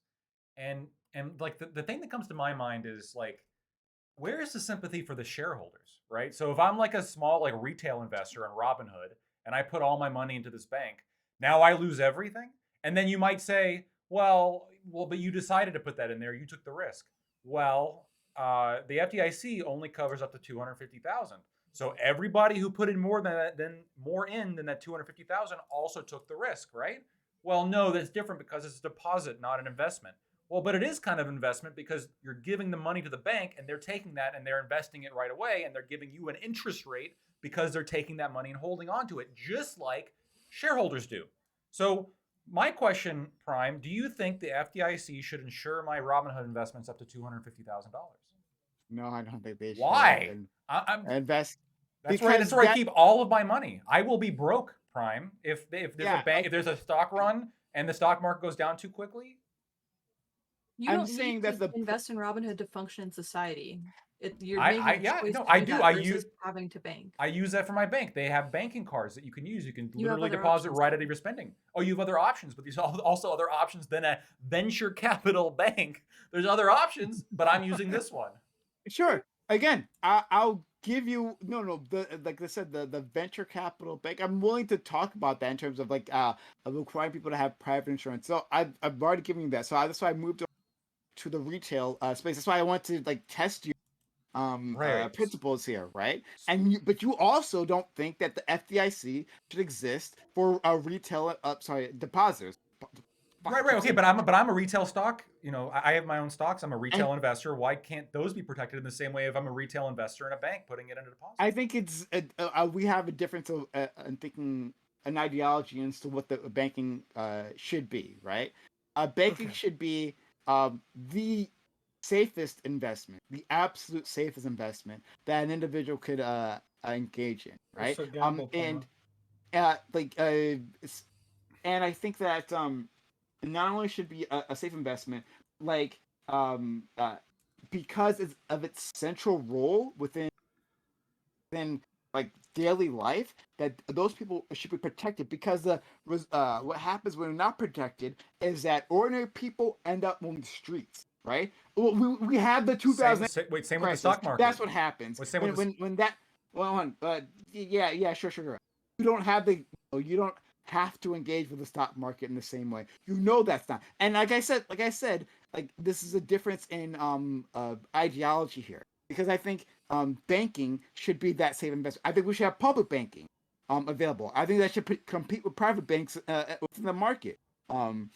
That we have the absolute safest investment where your money isn't being gambled whatsoever, right? That we want our citizens to put their money there, right? To get a little bit of interest rates, right? To be able to get like low interest loans and then invest that and grow the economy that way. That's what that banking should be. The stock market is not the same. It does not have the same purpose, Okay. right? So I said, Yeah, I promised and Scott. to emphasize that point, can I just point out that I looked it up. Robinhood has its own risk disclosure statement saying all investments involve risk, including the loss of principal, past performance of security, cryptocurrency, or financial product does not guarantee future results or returns. Keep in mind that while diversification might help spread risk, it does not assure a profit or protect against loss. Now, that's not the kind of risk disclosure that you will see when you open a checking account at a bank. What you'll see there instead is your deposits are protected by FDIC. Okay. He Hold wants on. that. Wait. Those are wait. two Let me- very no, different. No, Aiko. But he wants So that to be the case. No. So I want Listen. I want it to be the case, but right This is now, so no. silly. But Aiko, here's where you're wrong though. After $250,000, everything that you just described about Robinhood applies equally to all the money you put in your deposit. Yeah, no, I agree. But if you were to deposit So- more than $250,000, then you would get a different disclosure from the bank, like a different set So- of like the bank's not going to tell you that your deposits over $250,000 are insured by FDIC. Like it's not Okay. going to give you that same kind of assurance. Okay, guys, Got seriously. We're talking about what should banking be, right? But let's set that aside from like, what I think banking should be. And talk about this idea of like the individual that invests. And you said, well, see, the FDIC, and we keep talking about this, and they say, but you're against the FDIC. And see, that's the problem. It's so silly. You as an individual making that's not a millionaire, you don't think about any of these things because the FDIC exists, right? The fact of the matter is that because it exists, you don't think about it. If you're a millionaire, you still don't think about it if you only have $1 or $2 million because most of your money is in assets. The only people that actually think about this are people that own businesses, which obviously they should be thinking about where they put their money. That's part of owning a fucking business, or people that are billionaires. Then they put, right? Like you don't put $10 million in a fucking bank account. If you have a couple $1 million, you put it in like 3 or 4 different banks that are all federally insured anyway. So even the millionaires aren't dealing with it. We're talking about a very small cohort of people or people that own businesses. Now, yes, I understand the idea of like, well, what should banking be? I love that you kept saying, well, people are going to have to take a haircut. People are going to have to take a haircut. Well, when I go get a haircut, I should get a haircut. That is basically what it is that I want because it's a service being provided to me. There's an expectation based off of the trust in our relationship that if I give you money, you're going to give me a product or a service in return. The same is true with banking. You go somewhere and say, I have all this cash. I don't want to get robbed by robbers, right? I want to be able to use this new digital age. I want to be able to buy things online. I want to be able to do stuff with it. So you're providing a service to me, just like a hairdresser that's giving you a haircut. They're providing a service to you and you have some form of contract with them. You give them your money. Now that bank has to make a profit in order to take your money. There's only 2 ways to do this. Either one, they charge you money to store your money. That's number one. That's not fractional reserve banking. That's okay. You want to put $1 million in here? It's going to cost you $10,000 for 1 year to put it in there. If you, after the year, it'll only cost you $100 to pull the money out. But if you pull out a certain amount of money, then it's going to charge you a certain amount of money in order to pull your money out because we're holding and protecting your money and allowing you to use our service to pay for things online. So you owe us money. Or we can have fractional reserve banking, where they keep a certain percentage of the money and then they loan out the rest of the money or they buy in investments, right? I cannot, like, the idea that like, but see, we're not talking about individuals that have $10,000 that put $10,000 in the bank. And you're saying, but because you want to get rid of that, right? That makes, then what do these people do? That's an entirely different world. If that money wasn't insured, people would behave very differently and they would go to banks that are highly trusted, that have never had problems. And those would be the banks that people use. And people that want to make more return would put it in a slightly riskier bank. Yeah, I hate that. Yeah, they would behave differently. We'd have a lot more bank runs, like we used to before the FDIC. The whole point of the You don't know FDIC anything about bank runs. The would- reason that we used to have a lot of bank runs, it's You not can't about have insurance. knowledge if you It's about- disagree, Prime. You're No, just it's an about idiot. it's about the fact that up until the early 1900s and even during the early 1900s, the overwhelming majority of our economy was agriculture. And agriculture has sowing seasons and it has harvesting seasons. And so what would end up happening is people would engage in too many long-term investments. And then when the harvesting season came in, people would need to pull money out of the banks in order to hire labor, in order to do things, in order to do a specific amount of work in a specific amount of time. But we didn't used to engage. That's why we had this silent crash of 1921 where the government didn't get involved at all and it fixed itself in 14 months. The problem is the fucking government involvement in the market in the first place. And that's why FDR ruined the fucking economy and elongated the Great Depression. Right. Okay, that's sorry. I can't go down another tangent with you. Like we're a few tangents deep. Like Fuck FDR. like yes, people would engage differently if they didn't have a bank stop. Like and by people, I mean regular people, regular depositors would engage differently. I think again, this is a different idea. like the whole point is that we want this to be like 100% safe investment, because from there Agreed. we get No, I agree. When I go to a haircut, I don't want them to fuck up my hair. okay. So 100% of the time, I don't want them to fuck up my hair. okay, yeah, sure. So because we get advantages within our economy when we do have that, right? When people say they can rely because money is the bank, right? Build an economy, which we have, around that banking system, in which people can make actual risky investments, right? Like starting a business or like buying a house, right? That they don't have all the money. Do all that stuff because we have that banking system at the center. Now, if private banks can't do the job, and it seems like they can't, well, then let's have They more can. public banking options. Great. So let's. Why would you nationalize then- the then- banks? Like, is this I didn't fucking say Nazi national, but Germany? I didn't say. Did I Like- say nationalize the banks? I didn't say nationalize the banks. I love to nationalize the banks, but I'm not talking about nationalizing. They're already I'm nationalized. whatever. I'm talking about having a public option, right? Like a postal service banking or something like that, right? Like so let's have like places that are absolutely safe that don't need to invest your money, that don't need to make a profit, that can hold that money and provide some sort of interest rate for the public or something like that, or however that works. We could have that through a public option. Let's do that, whatever. But we need to have this central cornerstone of our economy, the banking system, right? And it needs to be safe. However we do that, however that's done, it needs to be safe. And to build up from there, or instead you'll have catastrophic effects throughout the whole system.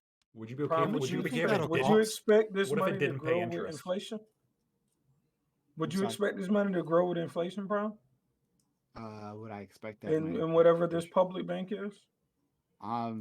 Because if that's- it's gonna have to move with the overall economy that is using investments, it's unlikely that you're gonna be able to keep up not using investments, right? Well, yeah, current private banks can't match the inflation rate. I'm just pointing Well, out that like to well, it create depends this on- to create a vehicle that could pay out that could store your money and not invest it and also pay to keep up with inflation becomes, I think, mathematically impossible at some point. It's mathematically impossible unless you invest in the stock market to beat inflation. Or you could just charge the taxpayer for this public bank, and we could You just could. cripple our economy. Hold on, but we had public banking before and it cripple our economy. Like, and other countries have public banking and it doesn't cripple their economy. So, like, I don't They don't buy pay that 4% interest, at though. all, right? Like, They don't Sorry, pay. They what- don't pay the interest to keep up. They don't pay the interest to keep up with We don't- inflation, though. They can't. sorry, say it again, please. Go ahead. I didn't hear you. You can't. I mean, the bank. The reason the banks don't pay enough interest to cover inflation because it's just not financially like feasible. Like the only way. Yeah. Right. So Yeah, that would be- this public bank could also, I'm guessing, couldn't really pay interest rates that would be able to beat inflation either, right? Well, of course. it They could. should just print more money. Well, hold on. Prime, How could the real quick. public bank give the interest enough like to beat inflation? How could they do that? So, like, the invest. I'm sorry. What are you laughing at? Like, you got It's something just to say? Then the fucking say public it. banking option is so funny because it's like, look, if you're not investing this money anywhere, right? Then you can't actually give anybody any additional funds for keeping money in your bank, right? If you were to do that, then you would have to charge the taxpayers to fund people with large amounts of money getting more money, right? Like it would be a reverse wealth redistribution, right? Or you would have a bank where your banking is 100% safe, but if you put money in it, you will get zero money, you will get zero growth in your money. So everyone would just use private banks anyways, because the FDIC and the Fed have already proven that if you put your money in private banks, you're going to get to keep your money because it's not actually an investment. They're just going to insure it. No, and they'll Scott. cause inflation anyways. Well, Scott, the one thing you're Okay. missing though is what Prime is saying. There's a lot of No. benefits that come with banking that like is not interest. So like being able to like get your paychecks, being able to like make payments online. Like Yeah, but you can do all that with private banks now. Well, you can, but what Prime is saying, like let's imagine we had a public bank that didn't pay any interest, but it also like was 100% safe because it's public and it provided those services, right? You could do that. Yeah, and if you stopped bailing out private banks and you had a public option, what would occur is that without a doubt, private banks would just they would just have credit default swaps and they would be profitable, and public banks wouldn't make any money, and no one would be stupid enough to put their money in a public bank, and then the public banks would go away, and then we'd return to this fucking cycle with solving no problems. I have a question. This may be a stupid question. Like I said, this is all kind of out of my realm of expertise, but how would a public bank differ from a credit union, and how are credit unions functional but a public bank wouldn't be? So a credit union is essentially like a bank, but instead of and this is the same thing. It's basically like the word escaping me, but essentially the shareholders are the people who invest in the bank. So it's basically restricting the group of people who could be the shareholders to just people who put money in the bank. Kind of, it's like a workers cooperative sort of, but for like a bank. So they can still be profitable because they still charge interest, and they still charge interest on loans, and they still invest the money. But just like the ownership structure is a little bit different, right? If you want to, They're just not selling shares. Yeah, they're not selling shares to anybody who doesn't invest in the bank. Got it. Okay. And also, to be clear, like banks can be a hedge against inflation. I mean, I think I know I'm the only person old enough on this panel to remember the last time we had an inflation problem, which was in the early 80s, late 70s, early 80s. And I remember certificates of deposit, 5-year CDs with going at about 11, 12% interest rate that you could lock in. And people were, that was the only time I've ever seen it. It's a very strange period in history, because now, up until like right now, you'd get like 1% on a CD if you were to try to do it. But there are times when, like now and like then, when there are some sort of banking hedges against inflation. It doesn't have to just be the stock market. And it's, of course, it's less risky because it's a guaranteed rate. I mean, to be fair, fractional reserve banking causes inflation. Yeah, I'm just saying there are you can use bank, like if you were to have a public bank, I can imagine them paying interest rates that go up or down with inflation. Yeah, no, I was just saying, like, unless you pay to put your money in the bank, right, and that's how they make their funds, banks will cause inflation. It's impossible for them not to if they're loaning it out. And it's good. Well, that's okay. So that segues into another question I wanted to make, because nobody's really been talking about this, because everyone's been talking about, I'm talking about out in the media, talking about the loss of, or the watering down of Dodd-Frank in 2018.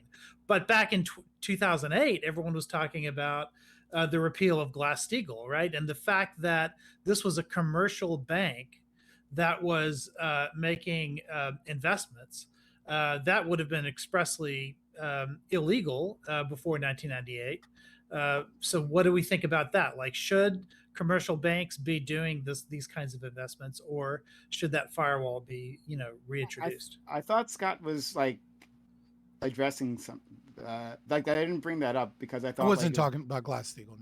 And I know you weren't specifically talking about Glass-Steagall, but just that, like, you were talking about there were two options there for the bank to make. Maybe I misunderstood. That's fine. No. I'm talking about the difference between fractional reserve banking and traditional banking, right? Traditional banking that we had, before we came up with the brilliant idea of intentionally causing inflation and increasing the money supply and having a house of cards based off of fiat currency. Right, What do but you you mean also by said before there we were wanted two to ways for a bank to expand make money, and one of them economy? was to make these investments. And before Glass-Steagall, they couldn't make those kind of investments. So Yeah, but they were still making investments by making loans, like mortgages and things like that. Right. Right. I wasn't making a distinction between investing in the stock market and investing in mortgages, for example, right? Like I was just saying that you either make investments or you charge money to store your money. So with public banks, right? Like the difference is where the investments that they make, right? So the investments have to go to the community that they serve, right? And whatever the size of that community is, right? So whether it's the local community, the state, right, or otherwise, right? So we want banks that the purpose of their investments is to grow that local economy, wherever that local economy happens to be. That's a completely different sort of investment than how like large banks operate, right? Like, Yeah, okay, great. So right. we But agree it's on no that. difference in terms of fractional reserve banking and the fact that it causes. Okay, so you're Well, oh, what I'm okay. talking about is So like, so yeah, if you have a bank, right, that loans out money, right, and yeah, like I put $1,000 into the bank, and then they only It keep creates more 10%, money. right? It creates more money because they take $900 and they loan it to yeah, yeah. someone else, and then they make a purchase, and then that person puts like 810 in. It increases money supply, which increases inflation, which devalues the dollar, Oh, which mostly hurts the poor and helps the uber wealthy. sure. I I that's another conversation. But Well, like the wealthy don't hold on to money; they hold on to assets. That's the thing. Because they own sure. property. So and then they also take loans that are the and the loan is different than the interest rate. So they don't even use their own money really, using So banking loans. I know, but this I'm sorry, this is not like this is less towards you, more into towards lactoid and GSU, right? Talking about like how you make money there, right? Like the investments go into the local economy, right? The point of these private banks is to make money for their share. That's their number one concern. Mhm. And it's to make a profit beyond like the operating of the bank, right? Correct? Mhm. Right. So we lose as individuals who are, if you take away that incentive, right? That profit incentive and or that profit margin, and then invest it within the community. That's where you have like your ability to make up the difference here, right? So you're getting rid of that, and then it changes the type of investments you are doing. Am I going to invest some sort of far away like diamond conglomerate on the other side, or I'm going to invest into property in my and Yeah, I then mean, you keep cutting out. oh, Yeah. I'm real It's sorry, coming guys. out I don't So know really I why don't. that's I think happening. it's like a Discord setting might have It like might be a reset from an Discord. update. Yeah, it might be something like that. I don't know why that's happening.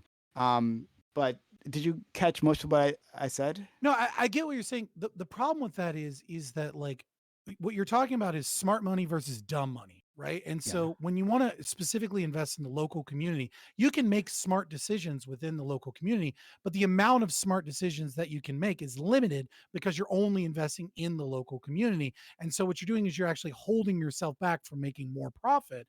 And you make, well, I don't care about making more profit because I want the local community to be the one doing better, not some rich fat cat somewhere else. But the problem is that like when you incentivize the smart money, right, to go to to go to the best place possible, that actually helps out. That helps out everybody. Now, if you prefer a bank, right, and you have a certain value, right, I as an individual value my local community, and I want my bank to value, then I might take like a 0.1% less, growth on the money that I keep in the bank because I know that it's affecting my local community, and that means I'm going to live in a better place with better things, and that's just a difference of value, right? And so you can allow that to compete in the open market, but like in terms of like a public bank, right? The problem is that it's not really functioning as like the way that you're saying, right? What it's really doing is that the state is setting up like a bureaucracy of like the ways that people can invest and get loans from said bank under the assumption that it would be that they would gain some profit from that, right? um and then so the bank is still invested in making investments and hoping for a return on investment, and they can still fail just the same way another bank is. The only difference is that the state is the one that is making those decisions as opposed to the private entity. And if that's competing in a market, like it's usually going to lose in terms of the market. But if you want that, that's fine. I mean, other than the fact that the government's the one doing it. Okay, I'll have to address that in a second. But Lactoid, I gotta I use the said restroom. I'll be right back. sure. Oh, and guys, we were like way into bonus time, right? Like, Pep, like we end at 11:30, like, but like sometimes we just keep talking. So we're like in that moment. So if you have to leave, like no worries. Like I don't want Yeah, I you have to might stay have to here. leave. I might have to God. leave Okay. soon for sure. Okay. Yeah. All right. Yeah. But Thanks just for like having me shout out on. to This just Pep. was good stuff. Yeah. Okay. Sure. Yeah. Yeah. This is your first time here, so I don't want you to to think that like expect to say after 11:30 you can just like fuck off, right? So it's okay. Okay, Um. awesome. Thank you so much. Yeah. It was good Sure. times. I'll hopefully see you guys around.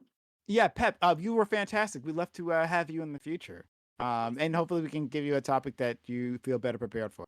Yeah, definitely. Yeah. Thanks. All right. Have a good one. See y'all. So you can go Lacto and then GSU if you want to respond to me or anything. Yeah. Oh, I'm sorry. I thought you were. Did you have a question for me, or just we can go right? No, to it. I said stuff about like what the purpose of a bank and how a bank should work and all that stuff, and because you were questioning me on banking, so I responded Right. So I thought a lot about of that was. banking. I thought a lot of that was to Scott, but he also said That was that he's going to leave. you mostly. Okay. I mean, shit. I understand like your desire for like the purpose of banking, right? This idea of 'cause you mentioned multiple times the like the kind of convenience aspect of it. I you know if maybe this is something we can come halfway on as well. Um, if there was like a zero interest like public deposit box that you could put money into and that like you could take your paycheck to and you could like spend money on a card from and like it was safe like it was in the public deposit box but you didn't get interest on it, right? You have to risk your money if you want it to multiply, but Okay. everybody has access to like that tool that's sort of necessary, just like they have access to money, right? This is like the new money. It's like the public deposit box that you get money to and then you get the card. I wouldn't actually be all that opposed to that. That wouldn't be a bit. That wouldn't be a bad deal. Is You know that that something costs money, right? it would cost? It would cost money, but It if you costs the didn't, taxpayer. It would cost taxes in order to maintain the money.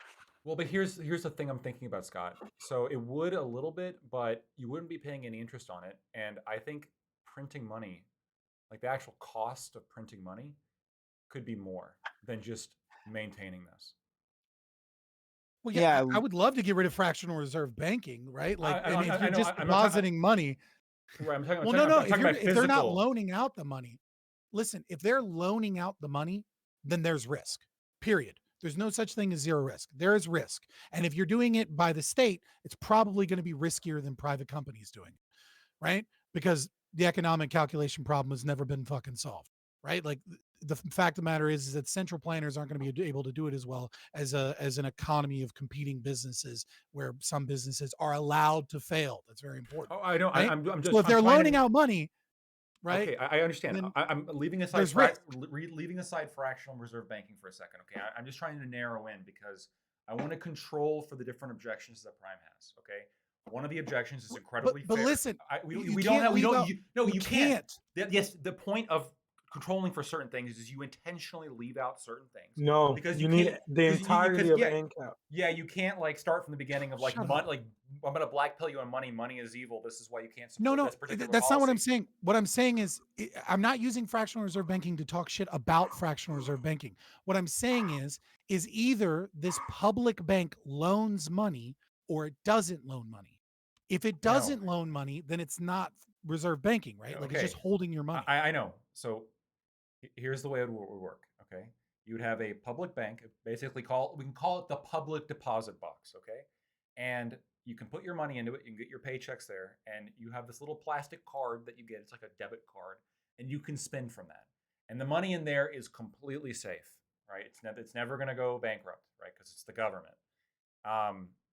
It pays no interest.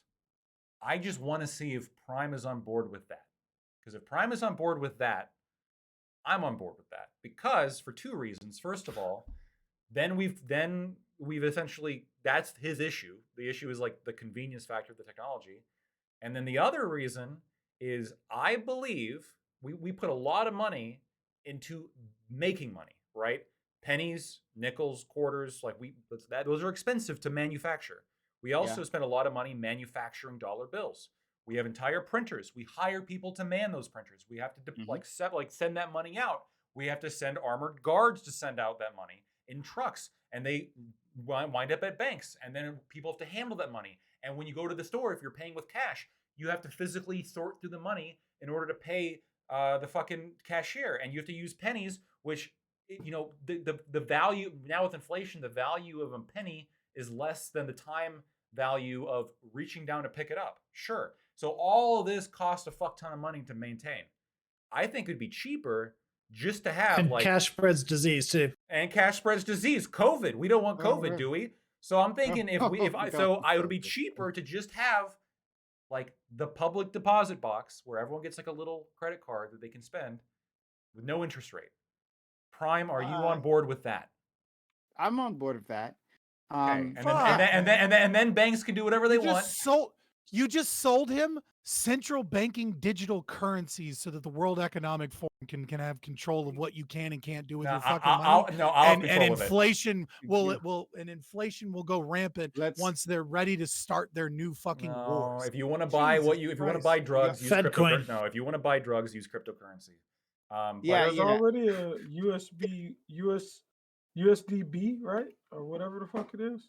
I can't remember. Sure, but now that we have this established, Prime, you are fully on board now with eliminating FDIC because we have the public deposit box. Let's get rid of FDIC. No. Whoa, You asked me if I why could go to a not? halfway You point. can put it in the FDIC. No. You asked me to go a halfway point, right? And then That you was the included a bunch of- compromise. No. First of all, you went okay. So the compromise When you go originally just- full fascism to get a small W like in like, economics, like geez. and I agree with Scott here because Jesus. once you make things all I know it hurts, right? But like once you make things like all digital, then you lose a whole like an incredible amount of control, and you cut people out of the economy in itself, right? You put another barrier to people to access like the money economy. So there was that. Also, I just wanted to say, I had to like refresh myself on public banking, right? Like, because I talked about this for like many years ago, right? And I've been really interested. So I like looked on this website. I'm not gonna tell you which one, but this is website, and it shows a meeting. It shows a meeting of people like discussing this stuff, and I think I'm in the picture. I think I'm in the picture. This is from fucking. I think I'm in the from your picture. MySpace. Yeah, it's from my MySpace. Yeah, This is exactly. a recent panel. And like because it's like someone's giving a seminar, and I think I'm in the picture because remember there's like a really cute girl there, and I think I see her in the picture as well. Anyway, whatever. Now I understand why you're behind a wait, public wait, banking wait. system. As long There was as- a cute wait, girl wait, there, as and he long didn't as- pay attention to anything There that was a was cute going girl. on. Uh, He was just so like, when you got a when honey Doobie potted. wants He cute was girls, supporting it's a problem. CBDCs, man. No, when Doobie wants cute girls, it's a problem, but when Prime wants it, it's okay. No, I didn't say I want cute girls. I just said Nah, one existed You in my said, general this area. panel wouldn't have been I the same said if this girl one was existed No, within my you general said- area, and there. What you said was if that girl wasn't cute, the panel wouldn't have been the same. That's what you said. That's exactly. We all heard it.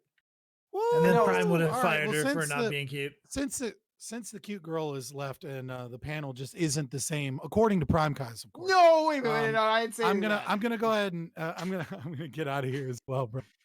Hey. Okay, well, I'll let you go. But Scott, thanks for coming through. Been having a really good discussion. I thought it was a lot of fun. I'm not sure. I'm not sure if you agree. Start it off. But I had a lot of fun. Talking with you about this, and I think this is just like it's a difference of pop in a few things, but I think a different ideology like banking should be for, and like that like creates a divide that's difficult for us to. Because I think if we were on the same page there, then I think the rest of this I would be just don't pretty want easy to solve. really, I just don't want the poor and the middle class to suffer as a corrupt banking system constantly awards and rewards via inflation and bailouts and all of agree. these things, and the FDIC, and allowing these people to make riskier investments instead of actually insuring themselves, and actually and fraud. And honestly, if you don't want that, I swear to God, you'd be on my side if you just understood how this banking system works. Okay. Hold on. Let me. Okay, so if and maybe you've already said this, and maybe I didn't catch it, and so you can make fun of me. It's fine. But No, like, it's fine. if the banks, right, did get the private insurance, right, they were privately insured for their deposits, and you cut the government out of it, right, uh, in the situation where a bank failed, and they were again had this private insurance that had to cover all depositors, would you be okay with that? Like 100% of all depositors, at least That's the plan. Like if below a bank fails, right? The plan is literally every fucking asset that they own must go to the depositors. I agree. Hold on, but well, the difference here and the difference we were having Okay. previously, this I thought, was that you were saying that ordinary retail depositors would have to take a loss, right? If the scheme you're pushing, right, in terms of a public, or sorry, a private insurance, completely covers 100% covers retail depositors. Like, I think we can, at the very least, like agree on something on Look, that. in the transition to my wonderful anarcho-capitalist utopia, if we want a law that says that these people have to maintain insurance so that even when they go down, they will they will cover up to $250,000, maybe, right? Yeah, I don't like that's a great transition to getting away from the state doing it, because the problem is where does that money actually come from? When you look at where that money's actually coming from, what you recognize is it's not necessarily coming from taxes. And so when people think that something's not coming from taxes, they make it seem like the poor and the middle class aren't the one being harmed. But what's actually happening is that the money is coming from the banks, right? Mhm. And then and it's also coming from the Federal Reserve that's pumping money in to stop this. Except the Federal Reserve is also controlling our money. And so when they print money, that causes inflation. And what that is that's a tax on everybody. The only people it's not a tax on, right, is loans, and it doesn't affect people that have assets. So if you have a lot of student loans, that part of that isn't affected, to be fair, and a lot of people do have student loans, right? So inflation can be good, I guess, for student loans, but the people that it overwhelmingly helps, right, when you have inflation, is millionaires, billionaires that own land, that own Yeah. assets, and all the money that they have comes from other banking loans. It's you and me and like the single moms and all those people that when a bank or when these things happen and they get paid out, those are the people that pay at the grocery store, at the pump, at in their rent. That's what happens when we have this inflation. And so yeah, I don't fucking want that. Instead, I I don't want want it either. billionaires to be responsible when they make shitty investments to pay for the Can you say the customers word that they said they billionaire had to pay. again? Then Well, hold on. yeah, I like we're how he Billionaires. enunciates. Yeah, I like how he enunciates. Say that. Say yeah. that. But then I think we agree on lots of it. I think we just mechanics of like I think we agree on the basic concept of if you want to protect retail depositors, right? Then that's what I want to do too, and I don't want to protect the rich bankers who made those bad investments. I agree with you. I said that from the beginning when I was talking back to it, right? Like fuck those guys. I'd put a lot of them in jail for what they did, especially. So maybe we disagree on the mechanism, but if we agree on that part, which is why I asked about like retail depositors in the first place, well then I think we can make some bridges. So thank you, Scott. Bridges built. I'm Scott from Fabian Liberty. Fabian, much everywhere. Check me out on Rumble, YouTube, Twitter. I love you guys. Bye, friend. God could be so good, man, but he doesn't want to be. If he wasn't a villain, he'd be so good if he wasn't pure evil. He refuses to be. So, what about the rest of you guys? Do you guys anyone yell at this some more, or I think you we done? solved the world's problems already. I mean, I think we- It's I just want to say, I think the status quo, like what's happening right now with SVB, I don't think we've been clear enough on saying what you were just talking about with Scott. Like, yeah, you're right, except for the mechanism of it, and also except for some of the other details. Like, we're part way there. Like, if you're comparing this to what we did in 2008, Yeah. the fact that the shareholders are not getting bailed out, the fact that the employees are all being fired, that everything's being liquidated, and that's exactly what Scott's talking about: is liquidating the assets and giving it to the depositors. That's what's happening. The only difference being the shortfall between whatever that's worth and what making them entirely whole is made up for by Being picked FDIC. up But from everything, me. I am but the everything Shareholders else, got bailed out. well, The no, shareholders got you're not bailed a out a few bank. I mean, weeks ago. FDIC well, I is pay made taxes, up. yeah. You don't pay It's big- premiums. You don't No, pay insurance premiums to the FDIC, which is where that money's coming from. Hold on, Like, no, none of it's coming from taxpayer dollars. So all goes it into comes one out of pot. bank fees, but like, and maybe you can clear this up, maybe you know, right? But like, those bank fees come from like the banks charging us whatever, right? Like Yeah, sure. so Right. so it is. So we are paying for it, but not through our No, taxes. not unless you. But their potted plants also come out of come out of the fees that they pay their customers. Are you going to say that there's a potted plant tax? What That he's that's saying the is same that thing as they taxpayers paying created money. a That's way why to- It's I not the don't. same That's thing. why I He's don't saying is own they any created a way potted to plants. I also transition kill it. them. Yeah, very well, frequently. yeah, sure. No, Prime, what you're saying is they created a way to transition it to you, right? Through mechanization, it's being transferred to you. Well, it's being directly charged you as a line item that says FDIC is a different concern, right? Yeah, Yes. exactly. Yeah. Yeah. So like we're Right, but that's not tax. That's a fee. Like, that's a fee Well, that the bank It's is a charging you. it's a No, hold on, mandated wait, wait, fee wait. from the government. Yeah, What let do me we ask call you a that? different Well, question. no, it's Iko. not. No one's No, forcing Iko, you to wait, bank wait, at that Iko, bank. They're forcing Iko, them wait. all at banks. any though. bank, at all At any banks. You bank. can you can do that. You can do Prime's sack of money from Amazon and put it, under your mattress if you want. Like, you have that option. No, But I if you don't. wanna- I have to get my Michael, paycheck. Prime was talking about it. You're too reasonable to go down the Fabian path. Come on, man, Yeah. don't hurt me. Yeah, If I transfer a fee to you as a line item that doesn't Dogecoin, read just FDIC, use Dogecoin. Like, yeah. So avoid the whole- but you gotta understand this. no one man. ever got burnt by cryptocurrency. Iko, If- you know, but you know this, right? You know what GSU is saying. No, right, do but we I'm have- saying it's not the same as gotta taxpayer disagree money. just to FDIC Because is we just don't call it a tax, though. Like because it's not a tax. Okay. Okay, wait. Unless what you're saying is, I mean, I'll say that I'll concede this much. Like, most of SVB was not FDIC insured, right? So either they opted out of it or they didn't qualify for it. I don't exactly know why, but 97% They of all had more money than 250K. Yeah. They were rich.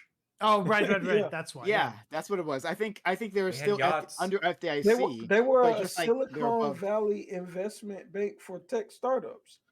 Of tech startups that I know of, these are people that had payrolls and had more than 250K in their accounts, I probably promise because you. of payroll and other things. I promise you, the yacht ownership of the people who had deposits in that bank is significantly higher than the yacht ownership of your average American, and Let's much do a higher yacht than my exemption. yacht ownership.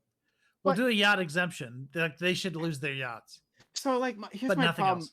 with that though. Like, is that okay? I Fuck get the you. rich, right? And fuck anyone who's richer than me, unless Wait, fuck it's the something rich. If they're good looking enough, Wait, yeah. hold on, Unless wait, they- let's unless- slow- That let's was slow such a down leftist thing language. to Let's say. calm down. Fuck Let's everyone calm who's down. richer than me, specifically. unless they sub Yes, to my you're right. channel, Like, right? $1 give- higher than my or give annual income. subs. You can be Listen, I you know a can be rich guy that forgiven. gives subs to you religiously, and Uh-huh. like y'all have So- a great friendship. Like all And, rich people aren't bad. First of all, no one gives subs to me religiously. I can assure you that. I Think of the give Twitter subs. business readers. But like Doobie does.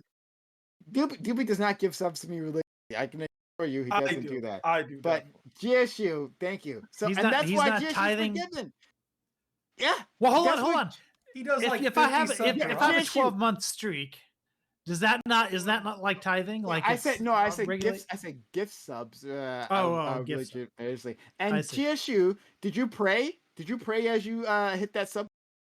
Okay, well then you're You're forgiven We have for to being protect more the successful rich. than I am. Oh shit. Um, I mean, given his Uh, position on the camera, he might be kneeling. You know. he might be. Listen, Prime, if you don't care about the rich, then you'll have less subs because we'll all be thrown No, into no, the I'm gulags. saying that the rich They'll can be throw me into the forgiven gulags. by what'll happen. subbing to the channel. And so thank you. Prime for is selling 10 indulgences right 10 here subs on to me. the. That's right here on exactly the- what I'm doing, right? I'm taking Yes. Okay, I go. I thought you were Free Catholic. tickets to I didn't- heaven. Yeah. I didn't know Prime was a Catholic one. Yeah, he's a more traditional can- Catholic in this sense. Prime is 100% religious. It's a medieval Catholic. He doesn't I admit it am to y'all and stuff, but Prime atheist, doesn't stream on Sundays. so religious in the sheets, man. He's a Borgia Pope. Guys, you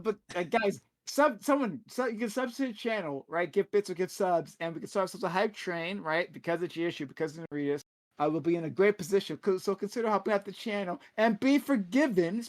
Give us for your transgression. So it's a thing I can do. I think I can. I think I can do that actually, right? The Pope says I can do it. Why can't I do it? So Yeah. subs to give us a give subs. Help us get the hype train started. Electoid. The thing is, right? Like I said, fuck the rich, right? Unless they sub to me or give subs. But it doesn't mean that their banking should be unsafe, right? Like I don't. You Like, want to kill? Sorry. Go ahead. Sorry. I'm the socialist here, right? I think billionaires shouldn't exist, but I'm not looking to punish the rich through the banking system. They shouldn't exist, but they should have safe banking. They should have safe banking. Safe banking Yeah. should be Who universal. will wait? Who will have safe banking? We should all have safe banking. We should all have safe banking. Well, what he's even saying the is- non-existent rich. Listen, I wanted to say this earlier. Billionaires shouldn't exist. I wanted to say this earlier because Prime's argument is that if you let these like high dollar investors like fail, their companies will fail and therefore their employees would fail. So what Prime is advocating for is trickle down. No, I'm not. No. I said specifically the businesses are invested. Like Roku is directly invested, right? Not just Roku's CEO or whatever the fuck, right? No. Nice try, Aiko, at being a debate troll, right? But if These are those pants that fit you. If Yeah, those I know. employees were smart, That was my debate worked board at a moment. co-op Yeah. instead of gambling and working at a gigantic organization, then they would be protected. So I think if they want to participate, then they should be able to lose just like the owner, right? Someone help us the hype train substitution and give subs. I'm sorry. Say it again. So if co-op. you're a person that wants to give your labor to a company, Uh-huh. then if you didn't want to be able to lose in a situation when they go under, then you should start a co-op or something. I think that these people shouldn't be able to be selfish and work for big tech organizations and then not also lose when those owners lose, right? And not Aiko, thank you I think you saved the hype train. Hey, you did. I Thank you just like to wait until we get right close to the end of them. Yeah. that's always great. Thank you so much. And for gifting that sub, that puts us at level 2 hype train. Yay, it's 8% done. 32%. Yeah, 30% left. Let's help us. Yeah, level. See, I could be a banker. I could be a banker. Math. Help us get to level hype train. Subs to the channel, give bits, give subs. Shout out to people. Aiko, your indulgence is registered. Good. The sin of being It's been a while since I got a remission of sins. Yeah. Exactly. So the sin of being a Catholic in the first place has been forgiven. So anyway, Yes. I did get a plenary indulgence about 10 years ago, but I've accumulated a lot of sins since then. So I think that people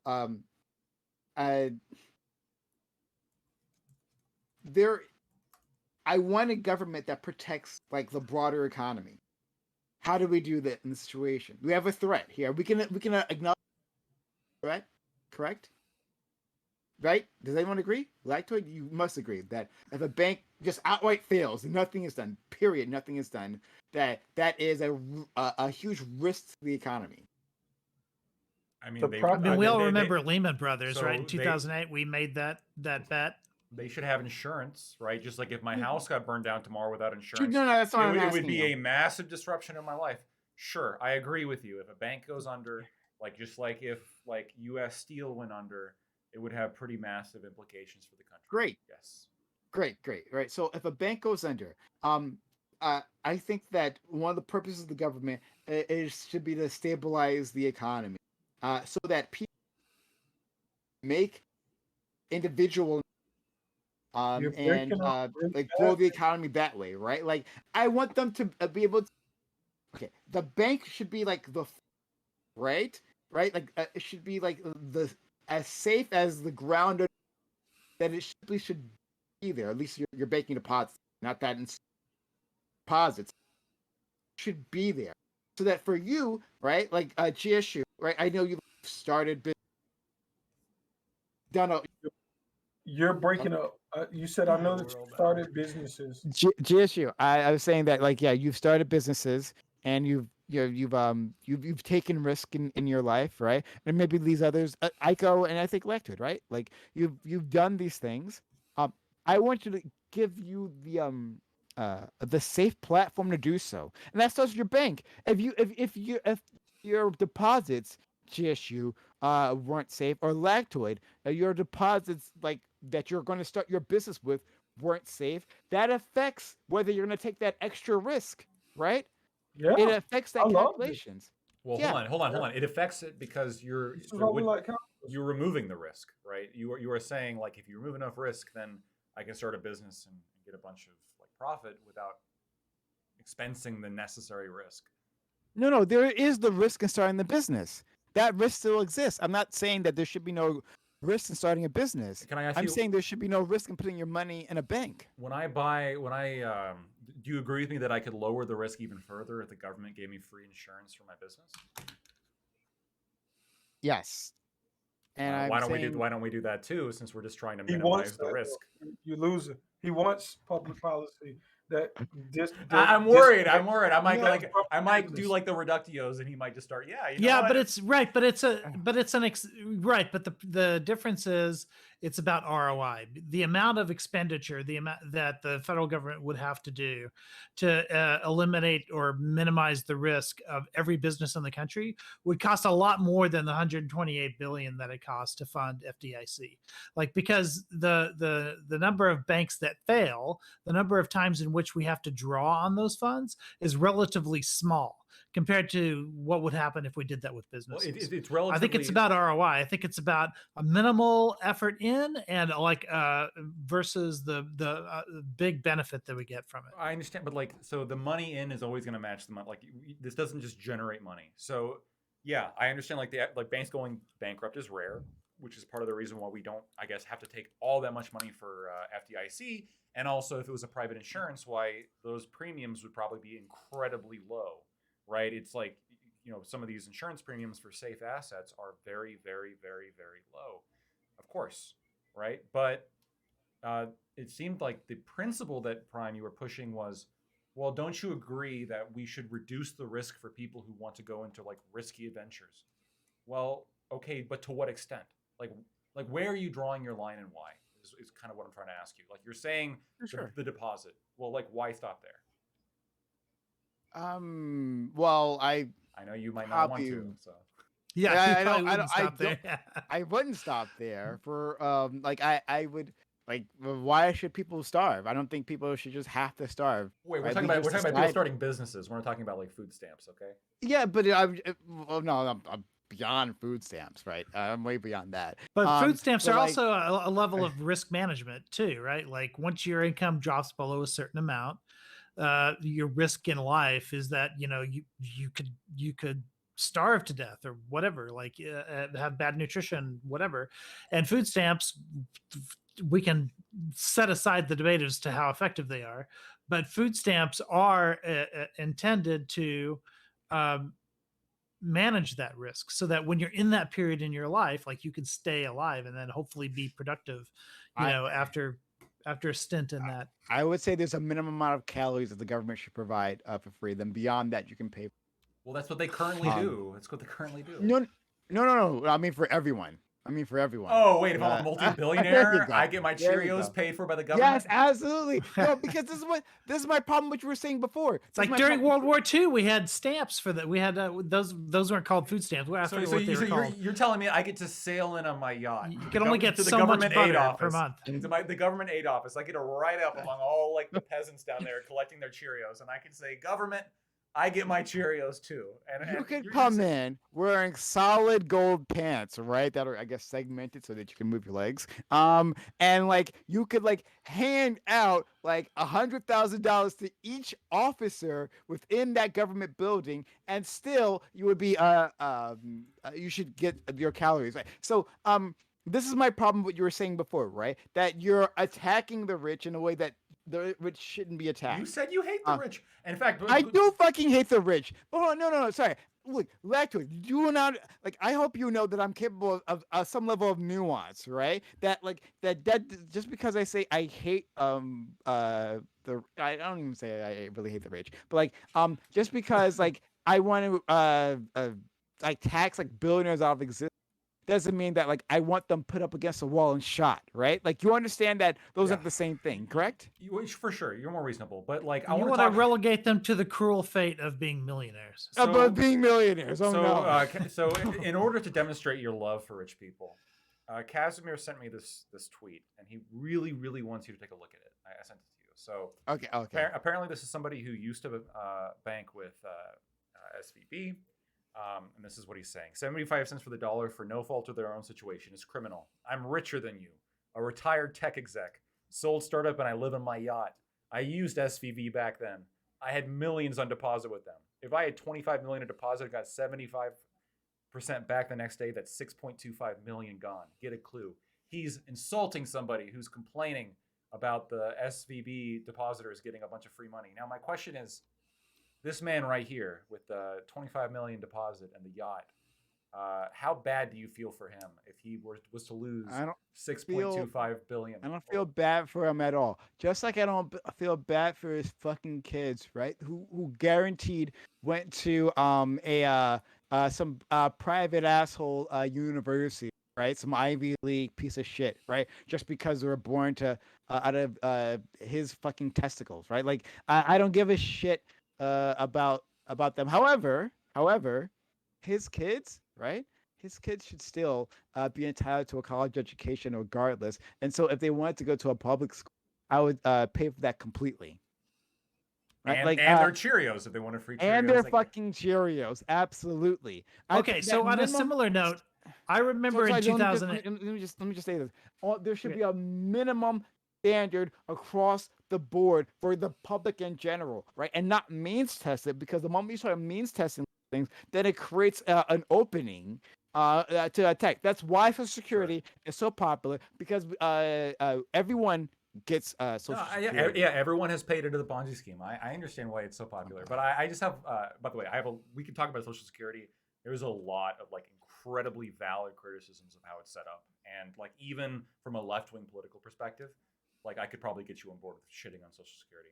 But anyway, I'm very good. It's about to happen. Yeah, well, we're talking about like the minimum. Like, okay, everyone gets Cheerios, everyone gets a college education, everyone gets yacht or whatever. Wouldn't it be easiest? I'm just curious. Like, what if we got rid of all of that? Just got rid of all like the government administrations, all of that, and we just had like a UBI. Everyone gets like 20 grand a year, or 30 grand, or 40 grand. Everyone gets 40 grand a year. Oh my God! Now we're getting based. UBI. All government administration's gone, but there's a UBI because there's several like prominent libertarian philosophers who argue for that. I'm curious what your thoughts are. Yes. There's a lot of bureaucratic inefficiencies that would just go Definitely. away overnight if we did that. For sure. UBI is based. Yeah. And everyone gets it, right? So even the there's no- left and right agrees, but Prime does. It's crazy though. I don't understand it. Oh my God. I'm not saying I agree with it. I actually don't agree with it, but I'm just curious on what Really? times. Yeah, I'm I agree with having a UBI. I don't agree with getting rid of all Every Um, entitlement program shredded up. Yes, and then because we were implement talking UBI. about. Sorry, what? I'm sorry. If you're getting I 40 said, grand from the government every year, like, why I do you said need? we I'm saying, should I don't know if immediately it would be shred political. every other form of social welfare and just implement UBI. Whether that's disability, whether that's TANF, whether that's food But stamps, if all you of want it to just gone. talk about inflation, like, like I don't know, like let's see the way, like when, like the problem with just doing purely UBI and literally nothing else, right? Not a single other government program or regulation. I'm sure you would be against that. Or hold on, regulation. wait. We missed what you said. The other thing, it Oh my kind of God, cut out. I'm so Hey, sorry, guys. let's Would it switch replace rooms and come Medicare back too? in or Is that what you're something. saying? Medicare, Medicaid, So all that I want medical to stuff? replace everything 100%. with UBI. I'm saying that like, Everything. Oh, that wouldn't work. Yes, it yeah, would. It would work. no, You're no, saying but the value would need to be adjusted somewhere, not that it wouldn't work. Well, no, it wouldn't work. I mean, it wouldn't, like, for instance, I have a sister who got more than $1 million in like medical care on her heart, and it was only Oh because wait, of like, wait. I understand what you're saying. You're saying that certain procedures can eclipse a massive amount, so you yeah, have to ensure. Like, I got you. Yeah, $20,000 UBI isn't going to cover chemo. Like, it's yeah, exactly. I agree that's like a public option thing though, and less so UBI. But I kind of agree with having the ability to opt into a public option. So yeah, but that's kind of separate from UBI.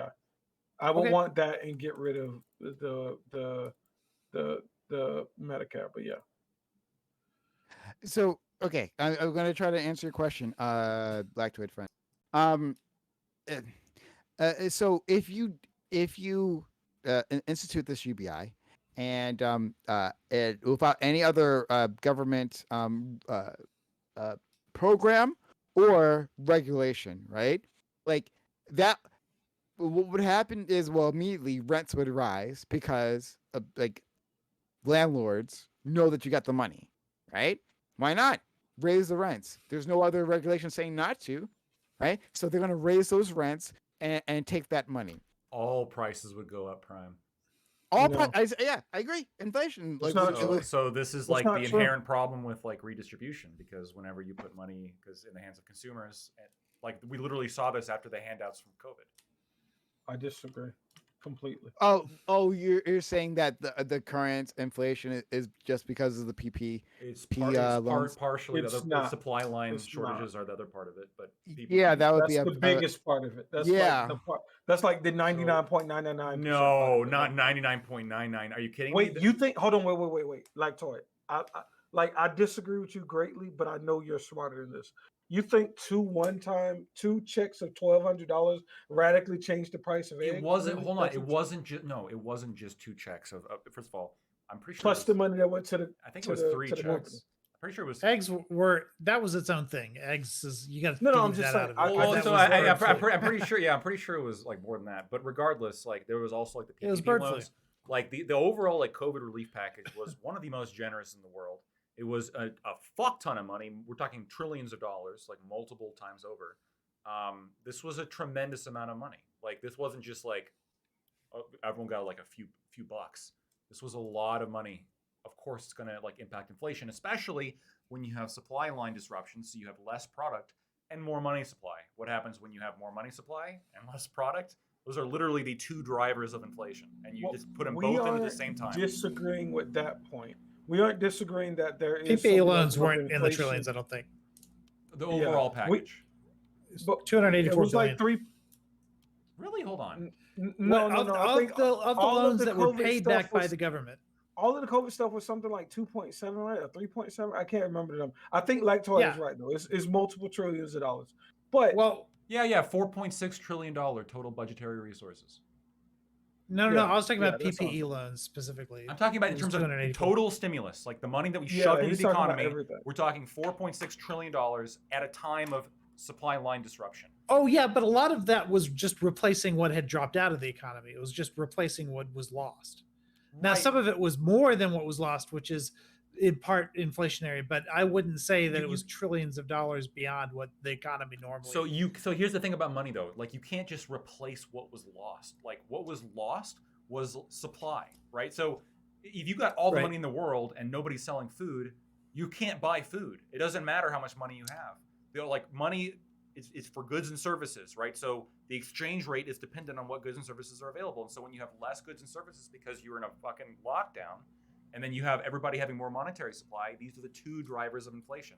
They worked in tandem. It was not 99.999% only. But we weren't totally out of food without stuff for people to buy, right? No, it was an example. I promise. I'm just saying that example significantly doesn't apply. But no, but I agree with Didn't we some have of your toilet logic paper? points. CPI but- report comes but- out Wednesday too. But we have to deal with it. It was realistic that we had to do something, right? You agree that something had to happen, right?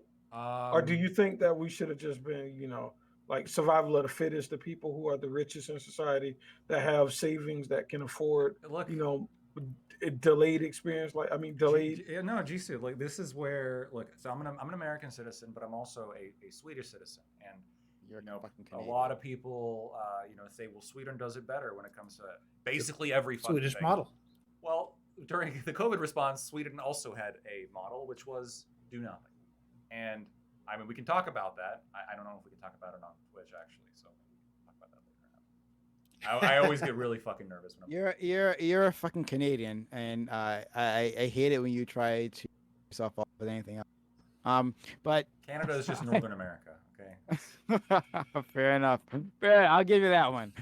There's the but- U.S. and its satellite states. That's exactly. Lactoid in the after Exactly. panel, I'd love to talk about the Swedish model because I have a lot to say about it. Yeah, well, let's do that. But like, I know, I think that like there'll be all kinds of ways that people use their money. Going back to the UBI thing, that money will end up being reabsorbed and not actually benefiting like actual people and keep their lives. And I think we need targeted programs, or else like that money kind of just disappears. Like we need targeted programs to handle specific problems, like mothers who are underprivileged mothers who can't afford diapers, right? Like their money will just diapers. Like, oh, you $20,000 is all you get. Let's say this. Shouldn't they- You're saying you don't trust that they'll take care of their responsibilities. Yeah, That's That's what you're definitely not saying. what I said. I essentially. don't know how you got that. They have. No, they, Alex, But that's what I would Alex, say. Hold on. I'll Yeah, explain, bro. I would They had- bite that You're bullet. saying that if I I don't them think you can 25 always trust people to No, do but- the right thing with the funds that you give them. Hold on. No, Brian, that's I wanna- totally I wanna- fair. Well, hold then on. you take the I wanna kids use away. prime- That's not what I was wanna use saying. prime specific words. You said if you give this person $25,000 or whatever it is, that money will go away. You should give them money specifically for diapers. So you're saying that if you gave that person $25,000, you don't think they'd be responsible enough to buy diapers as well? No. That's not what I said, right? That's not at Okay. all. So I'm saying so I was going to use 25,000, 20,000, whatever, right? It's whatever. But like what I was referring to just then is that you'll like if you're not giving them like money on top of that, right? Like for or No, just they like have giving jobs. them like actual diapers, right? If you're not actually doing that, then that money, that UBI money, gets spent on diapers. I'm saying like when they are responsible, like they get spent on diapers. And the price of diapers may a good rise specifically because of that. But one on the other, like that's a large amount of that UBI they're relying on gone that they can't use for other things. So like That's what we want. We want the UBI to cover universal basic needs, right? And then we want them to have a job on top of that for other things that extend beyond needs. So we want to cover their needs. So if their UBI was paying for diapers and food and rent and those, that's like beautiful. I'm actually happy that she's actually spending it on those necessities. Then she can have a job. Everyone to gets go free above and video beyond. games too, huh? Right? I agree. They do under UBI I would disagree. because you could spend your I money would- on that. No, I would get Yeah. free video games You because I don't could have if 8 you kids. chose. Okay.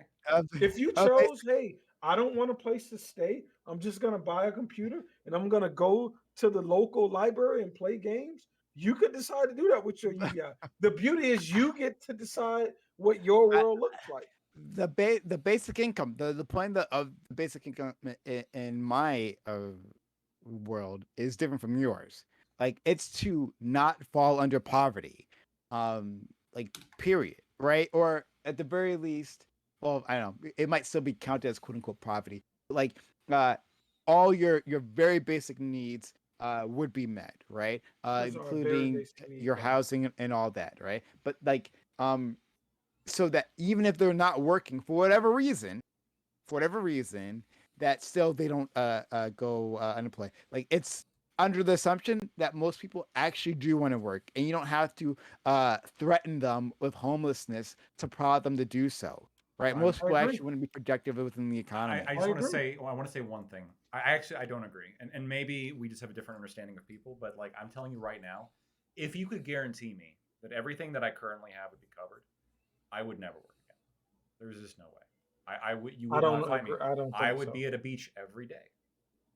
I don't think But so. so and then Fishing, I love fishing. I'd be on a beach. I would if come on Twitch. if you were getting if you're getting $20,000, right, and you were living on $20,000, you would say that you wouldn't work past that, right? Like the point would. to cover your basic income, you wouldn't bother to work past that. So the number is He would. just 20, because 20 is not enough Yeah. to cover all the diapers that we're talking, or are those free as well? Yes, And that's it why is. you wouldn't cover it all the diapers, and that's why we'd have separate programs for that. Well, one of the reasons gotcha. why you have a separate program for that. But yeah, $20,000. You have no ambitions beyond however far they can take you. I'll have to think Yeah, about it. I don't know. I mean, I Not think we can look at programs that exist now and try to figure out how to vamp them, where their funding comes from, all that sort of thing. A lot of people talk about what they're doing in Alaska, the UBI they have up there. I would argue that we have something like that in Texas, where we tax oil at the wellhead or whatever, and it goes to funding education here, and it goes to other things. Sounds like And socialism to me. yeah, no, well, it is, except It's we're very actually clever more like about it, because communism. when you tax oil at the Even wellhead, better. when you tax oil at the wellhead, that oil gets sold around the world, right? So it's a way for Texas to tax the world. It's instead of world taxing communism. Texas. No. It's it is. It's It amazing finally how has we arrived. Texas established Marx's dream. the Oh, whole planet Texas. pays for Texas education. It's amazing how we've gotten away with it. But yeah, that's how we fund it here. And it's not exactly writing a check out to all the people, but the reason why we don't have an income tax here in Texas, in part, is the reason we're able to maintain that is because we're taxing the world for our oil. Love to see it. But like, Yeah. yeah, so but yeah, it would be an amount that like so I guess it's between there's a difference here between what Gambit said and what I'm saying, but maybe it's not that big, right? So Gambit wants to make it so that you for that amount, and you can correct me if I'm wrong, Gambit, but like for the amount that you're getting in UBI, you would have to work. I would say that you don't have to work and you wouldn't be homeless, right? But beyond that, most people have ambitions, right? Like Lactoid, he's like he's trying to get women to sleep with him. It's imperative. Yeah, he is, for that to definitely. happen. Oh. And He's 20 a part of the grand, 33%, but he's working, man. It's cool. and 20 I'm grand joking. I'm joking. ain't gonna make it happen, right? Not all he can't like flash his Rolex with 20 Wait, grand. I was talking about actual fish, by the way. It's not a euphemism. I genuinely would like to go to the beach and just chill out. Yeah, I get you. I believe in UBI because I think a significant amount of most of the USA's poor are homeless people in California that need the ability to pay to live somewhere else. That's why I support UBI because we need to move people away from California and being homeless and integrate them into like society. So here's the unfortunate problem, though, with UBI here, because we have the numbers on this, and especially like the homeless in California, if you start giving them direct cash, for a lot of them, we know where it's going to go. And Oh, it's I'm not gonna- perfectly fine with them blowing it at the local drug dealer. I don't care. For sure. If they use the 20K to kill themselves on overdosing on drugs, oh well, that's their life. but they have that autonomy. Like I don't believe in a lot of the red tape and a lot of the programs that we have now. Well, I but think there's a that you give- complication to that. Even if you don't care about like people's like individual self-harm, a lot of these people have kids. And so now you're talking those it's not their fault that their parents are Lactoid messed doesn't up. give a shit. Yes, and I think Um, if you invest, I think if you invest 20, Not my problem. 20K or whatever it is per year per person in all of these communities, those communities will create some type of help child care programs that are extremely efficient and good for those kids that are unfortunately born to parents that don't have responsibility. But- Because the but you reality gave- is those parents that don't take responsibility and would commit an overdose instantly on drugs are likely not taking care of their kids now. So I still believe in the investment in the community so that child care facilities or blah blah blah can be built to help those kids out. So No, I no, still no. would be for it. You've hit on a perfect example though about this, right? Like, so this let's circle back around. All right, let's circle back around to the homelessness. Mhm. Like I think if you're homeless with UBI, you deserve it. The- To be clear, to be I'm very saying very that- clear. I'm saying that we need targeted responses. So, like, is it that the homeless people just need like more money in the pocket? That would go a long way, right? But a lot of homeless people work, right? And they make like $20,000. Like, is And not that'd be 40K if they got UBI. You don't want to help that guy. You don't want to No, give no, that no, guy 20K, Prime. I'm saying. Also, they hold could, I on. mean, a let me tent, get a that. tent is basically a home. Honestly. But people feel like, right? People feel like that like homeless people, I guess you're just not working, you're not doing anything. No, a lot of them are working and yet they're still homeless, right? So but they need targeted help. So what they need, right, to be not homeless is homes. So we could just put them in homes and then there would be no No, homeless guess people, what? right? That's They kind of could how that get- works. It's No, it's really homeless that people simple. could- So homeless so people could gather together and I- create a homeless hold on, let me shelter finish if you the gave point. them And then 20K. No, go ahead. I'm sorry, I didn't yeah, know I was interrupting that first. Go ahead. Oh no, yeah, no. Was I cutting out? I don't know. But that $20,000 $1,000, like that's not going to help them in the targeted fashion they need. They need that housing, right? You could give them the $20,000 and just say look for housing, but then. Well, still, I need money for food, right? And then if the rates of housing or like apartment, like if those rents go up, right? Well, then I'm still out of luck, and I'll end up homeless once again. So give them housing, give them services that they need. That you could, I'm sure you could attach a cash value to those services, but they still need those services instead, right? Give them either job training services or or I don't know. This is a whole list of things that they need. Maybe drug treatment services, all those things. Give them that, and then give them the $20,000 and watch them flourish. Once they got the services, have the roof over their head, and it's easier to give the homeless people services once they do have a roof over their head, right? And then also giving them a UBI, yeah, they'll go really fucking far. Watch it happen.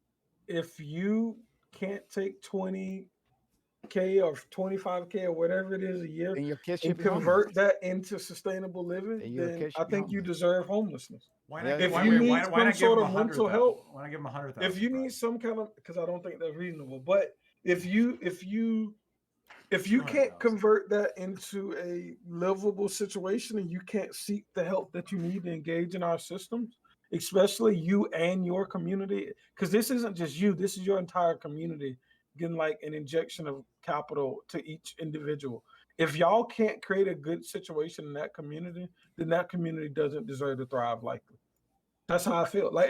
Like I will become very libertarian if we increase our social safety nets. That's not Like because no. I will be very no. libertarian if we move towards a more Yeah, non-libertarian no, system. but understand what I'm saying. Then I'll If be a we libertarian.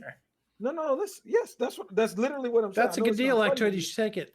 Yeah, it sounds funny to you, but that's what I'm saying. If we take care of people's basic needs, my will to use the system to try to do extra stuff dwindles because that's the inefficiencies I see in our current system. I don't think we're taking care of people adequately. So I want to remove the red tape of the system that exists. I don't want to have to go buy somebody's food stamps for them to be able to make rent. I want them to have the money to do whatever they want to do. So Jeez, I feel like we give people the money. If people are responsible, they'll make better of their lives. If they But aren't responsible, then it's likely okay, that Lacto, that's you an go first irresolvable before issue. I yell at GSU. I mean, I just think that like what you're going to see is the definition of need constantly expand, right? Because need is already kind of like a vague term. Like what's really the difference between a need and a want? I argue there is no difference between a need and a want. There's just very strong preferences and there's very weak preferences. I really want to live, so I want food to continue that purpose. There Do is you no think oxygen is a need? absolutely it's a want. No, it's not. Hold on. Oxygen is a want. Oxygen. Yes, you have a very strong want to Okay. continue breathing because you want I to live. lose if ever. Well, so Okay. you might think that's I agree. extreme. You might think that's extreme, right? But like, let's start from that that kind of like extreme position of everything is a hard want that you would consider to be a need. Well, then let's like move down to where we've gotten. Okay, so like water and food. All right, I would consider that to be like again like a hard want. Well, you guys would consider it to be a need. Well, we already fulfill that, right? Food stamps is highly effective. Nobody in the U.S. starves to death unless It's they means tested, so it's not highly Well, effective. well, no, but it's keep means going. tested. Nobody in the U.S. starves to death unless there is some kind of administrative error, unless somebody doesn't get what they're entitled to, because everybody is entitled to food in this country with food stamps. It's just factually true. And then you start moving down the scale. Well, cell phones, are those in need? Well, some people argue they are. You need cell phones to like function in society. There are government programs to provide free cell phones. Is that a need or is that a want? You're advocating for why I'm against red tape. That's not. I don't think. That's why I don't I'm think that against red binary tape because- classification is very helpful. Like I think more in terms of ROI. And I used to volunteer for a homeless shelter for about 8 years.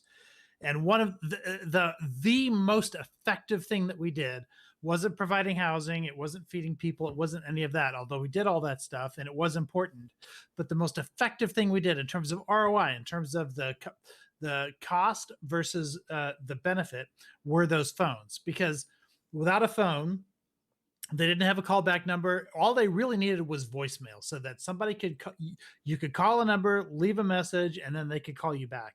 That was the number one barrier to them getting jobs. Yeah, we also like made sure they're reasonably well rested and then we tried to provide them good clothing and things like that so they could show up at the interview. We had a barber, we had a dentist, we had all that stuff to try and make them more presentable for the workplace and everything else. But the number one thing, the best ROI we had for helping those people were the phones. So And just calling it a want or a need doesn't matter to me. I'm talking about bang for your buck in terms of what you can do to help people. right. You're looking at And I think ROI, but that- GSU is saying, gee, that's not GSU's.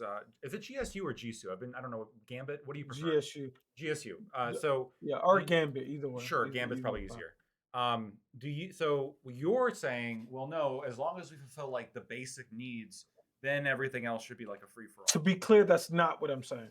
Okay. What I'm then I saying totally is that the misunderstood you. conversation that you're presenting is very valid in some respects. And it's so valid and so complicated that's why I believe in the removal of all red tape. And I think the individual themselves decide what their money goes to. So if a phone is important to you and all you have is your UBI, you decide, do you spend your UBI on phones? I don't believe in having a red tape program where we designate resources aside for phones or for housing or for this or for that or for this.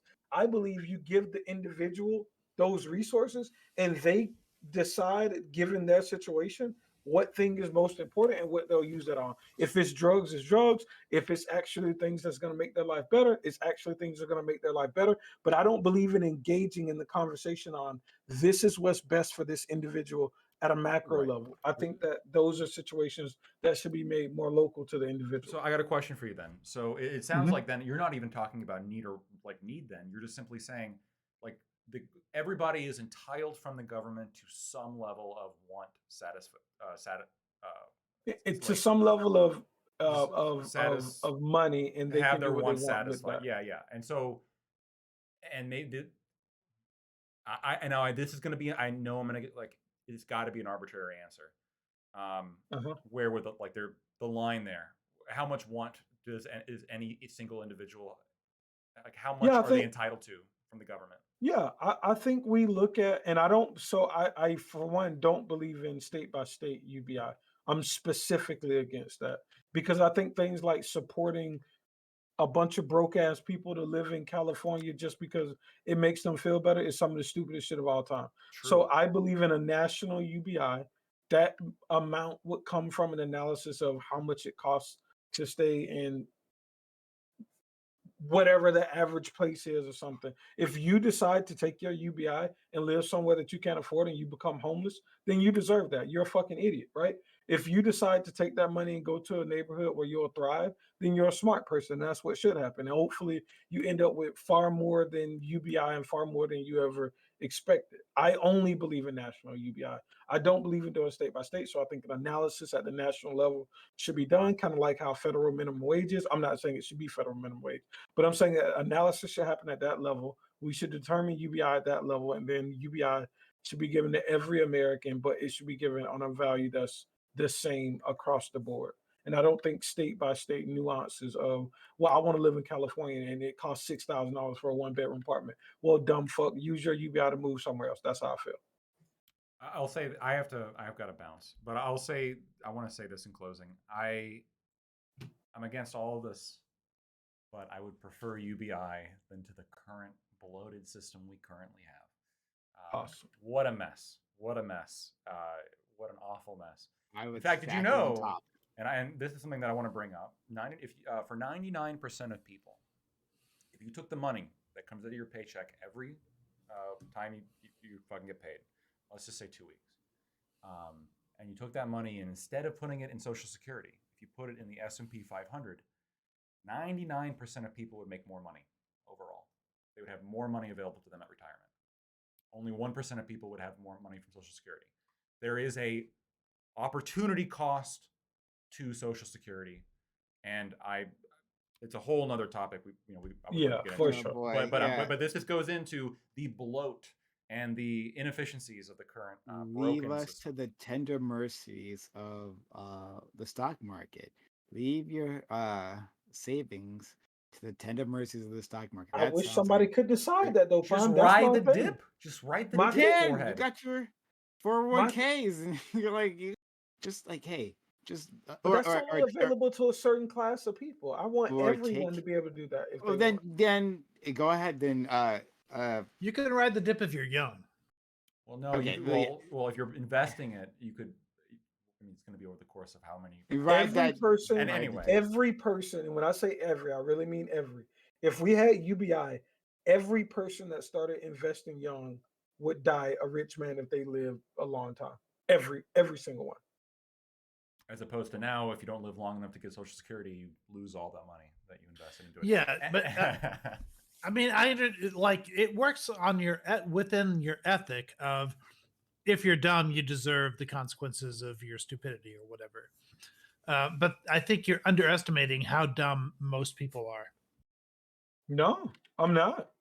I'm just saying that I don't You think might that be. should factor into. Well, if you're I don't- saying I that the don't- dumb will suffer and the smart will be rewarded, and No, you hold agree on. with me that most people are dumb, then what you're Well- you're proposing is a world of suffering.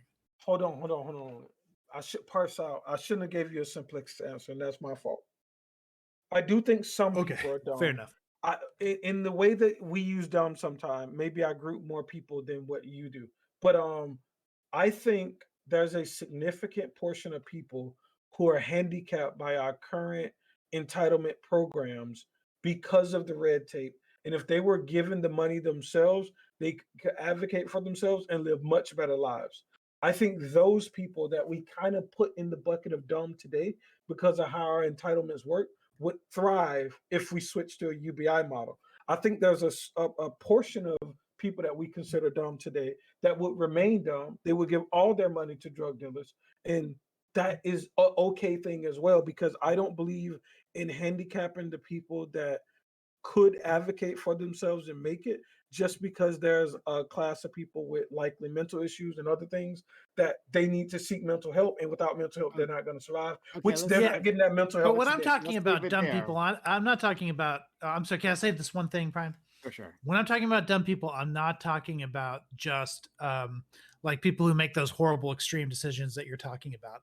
Like go to any HR department and ask them how hard of a time they have convincing people to exercise their 401k options and stuff like that, because a lot of people simply That's won't allow that 5% of their income to be Yep. put into their 401k, That's why I'm okay even with though the new legislation that automatically That's their invests people choice. at 3%. Yeah, Yeah. I love that. Okay. But Let's leave it there. Okay. Yeah. Oh, do you want to say something else, Lactoid? Well, I was just gonna like do a shout out, and then I mean, are we gonna? Oh, go ahead. Go ahead. Yeah, no. Thank you, Prime, for having me on. Good to see you, Aiko. Gambit, really good talking to you. Turns Good out, talk. yeah, no, you went further than I would in some instances, which is pretty cool. I guess maybe you are in some instances pretty libertarian, but we'll try to move the starting point back closer to where we are today. If you like what I had to say, you can find me on Lactoid TV. Thanks. Thanks, Cool. friend. My shout out. GSU. Yeah, go ahead. No, go ahead. What were you about to say? Oh, Go ahead GSU. and no sing my longer praises. anti-communist. Yeah. Nah. GSU. Thanks so much. Cool. Yeah, so I like how this conversation ended because I've often said that most people that are like not far right would support UBI over our current processes. And I think it's a lot of people on the left that hold us up from UBI. I think that it will be a far more free society. I think more people would prosper. I think the worst of people would make worse decisions because they'd be given access to resources. But I don't think we should handicap society because we don't have good solutions for that demographic of people. Now, where possible, we should try to create mental health facilities and blah blah blah. But all in all, I believe in UBI because I believe that the individual is the best person to advocate for the individual, and that's how I leave it. Hi, Kyle. Yeah, I mean, I'm for UBI, but I do think the GSU sort of ironically here like presents the risks of what would happen if we do it. Because if we start to transition things where we have some levers and control over how that money gets like used, and we just put it all into one big pile, I think then it makes it much easier to then to have the political fights being over raising or lowering. That's what all of our fights would be Another over problem. all the time, and it would be so much easier than to go in and like start taking UBI away from people once all those other safety nets, which are very difficult to dismantle, are gone. It'll be much simpler to just lower people's UBI. Exactly. Ah, I It's forgot not. about that one. You're That's not. another. You're not gonna tell Um, 330 million people, yo, we lowering your payments. No, that'd be revolution. You think motherfuckers talk about taking your guns? You take my check after you give it to me, and I'm depending on So, it. No, we I'll going leave- ahead. oh my God, Social Security. Exactly. Okay. So anyway, just to leave, we're gonna go around, guys. And thanks everyone for. Prime, you're join us. you're cutting out really bad. I don't know if you want to get your shout out in. Oh my God. Yeah. Fuck me. Hopefully we can do something about that.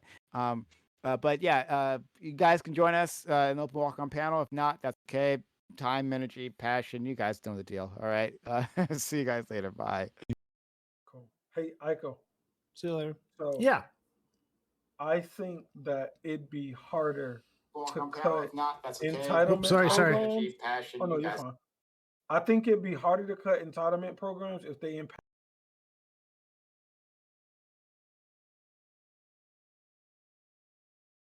All right, everybody.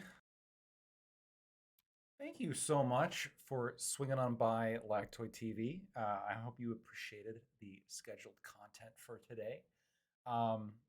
What we are going to do is start off. If you haven't given me a follow, please consider giving me a follow. I judge myself on all the followers I don't have. So hopefully you will all help my self-esteem and give me one of those nice follows. We are then going to raid back into Prime Kai's just because to make sure the content is not interrupted, and he's got some good stuff going on. So yeah, no, don't forget to follow. And if you want to have any questions or conversations, go ahead and join my Discord as well. All right, thanks.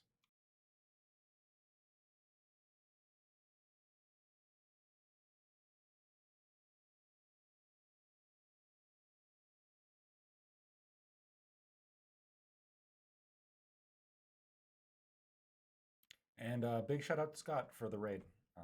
And thank you to everybody who swung by and stayed. Really appreciate it.